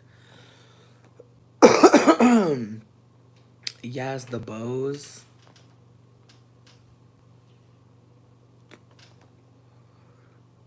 Yes, I love the bows. I love seeing people with bows. I love seeing people with the the butterfly clips. I really want to adorn my afro so bad. I've been thinking about how I want like little yellow flowers to stick in it all the time. But I want them to be real flowers that are like dipped in resin, but I don't know if that exists yet. I'm gonna look into it. Yes, Nubia. Speak it. Speak it.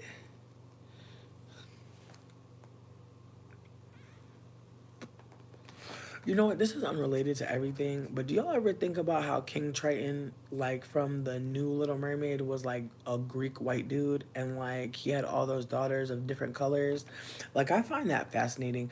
I know that's unrelated to literally everything, but I just started thinking about Halle Bailey because you started talking about like the sensual siren from the lagoon, and I started thinking about how I saw this picture recently of this deep dark skinned model who was also a mermaid, and oh, and she was fat. She was a fat, deep, dark skinned mermaid. Oh, if I find the picture, I'm gonna post it. It was so good.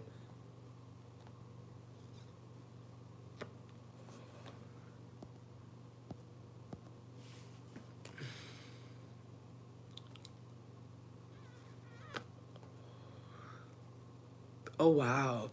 No, I love drag queens as well. I feel like I still watch Katya and damn Trixie. Their show I really love it. I really appreciate them. I think they're so fucking funny. And I love the way that they talk about being drag queens and just like this their silliness. But I also think that I've been kind of like neglecting going out into like a queer space out here for the most part. That's why I went to that event yesterday. But I just like want to find black queer people. I want to find non-black queer people. I want to find, excuse me, non-white queer people. I want to find queer people in the diaspora. Like, I want to find them out here, but I don't know where the fuck to begin. I honestly think that I'm in the wrong city for that. But there's a part of me that's like, this is a college town. There has to be queers here of color. Like, there have to be. And so I'm gonna keep on looking, bitch. But I've had a couple moments with like some like queer folks where like, or like some queer black folks where like we keep having moments where like, do we know each other? And it's like we probably swiped on each other somewhere. Like maybe, I don't know. But yeah, anyways, I don't know if Ren is still in here, but Ren, this is unrelated to literally everything, but there's 50% off at Value World. I don't know if you care, but there were some royalties. I got this cute ass nightie for $2. Like, it fits my fat belly and it's like long as fuck and it's so comfortable. Yes. Yes, I am in Michigan. But yeah, no, I'm like actually really excited because I got some romantic clothing for like under $3 a piece, which feels like insane.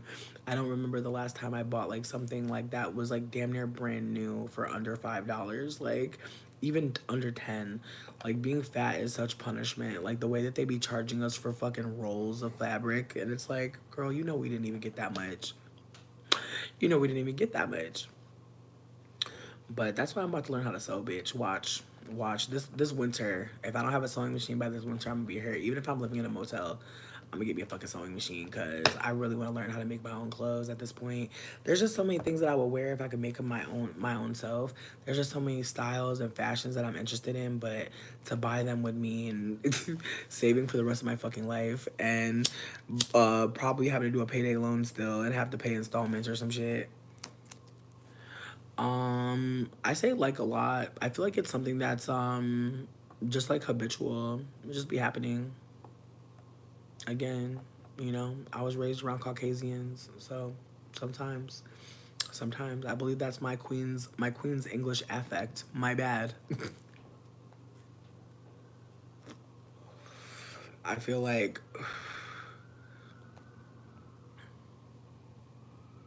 I feel like mm, I don't know. I don't think it translates. Like I don't think the word like translates beyond that. That's true. I also think when people are speaking and they're not talking about a topic, they're just kind of like auto chatting. I think that that's just one of those filler words.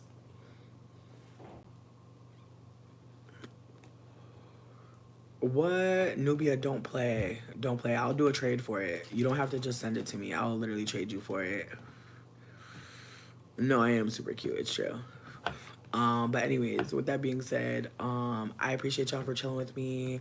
A menu is coming up tonight. People that don't have orders yet, you're getting trackers tonight. Not all of you, obviously, but some of you for sure. I'll be updating you when I send them. And I know it's Sunday. I know some of y'all are like, bitch, you can go to the post office on Sunday? Yes, bitch, you can go to the post office on Sunday, believe it or not. Anyways, I love y'all so much. Thank y'all for listening. I'll talk to y'all soon. Bye.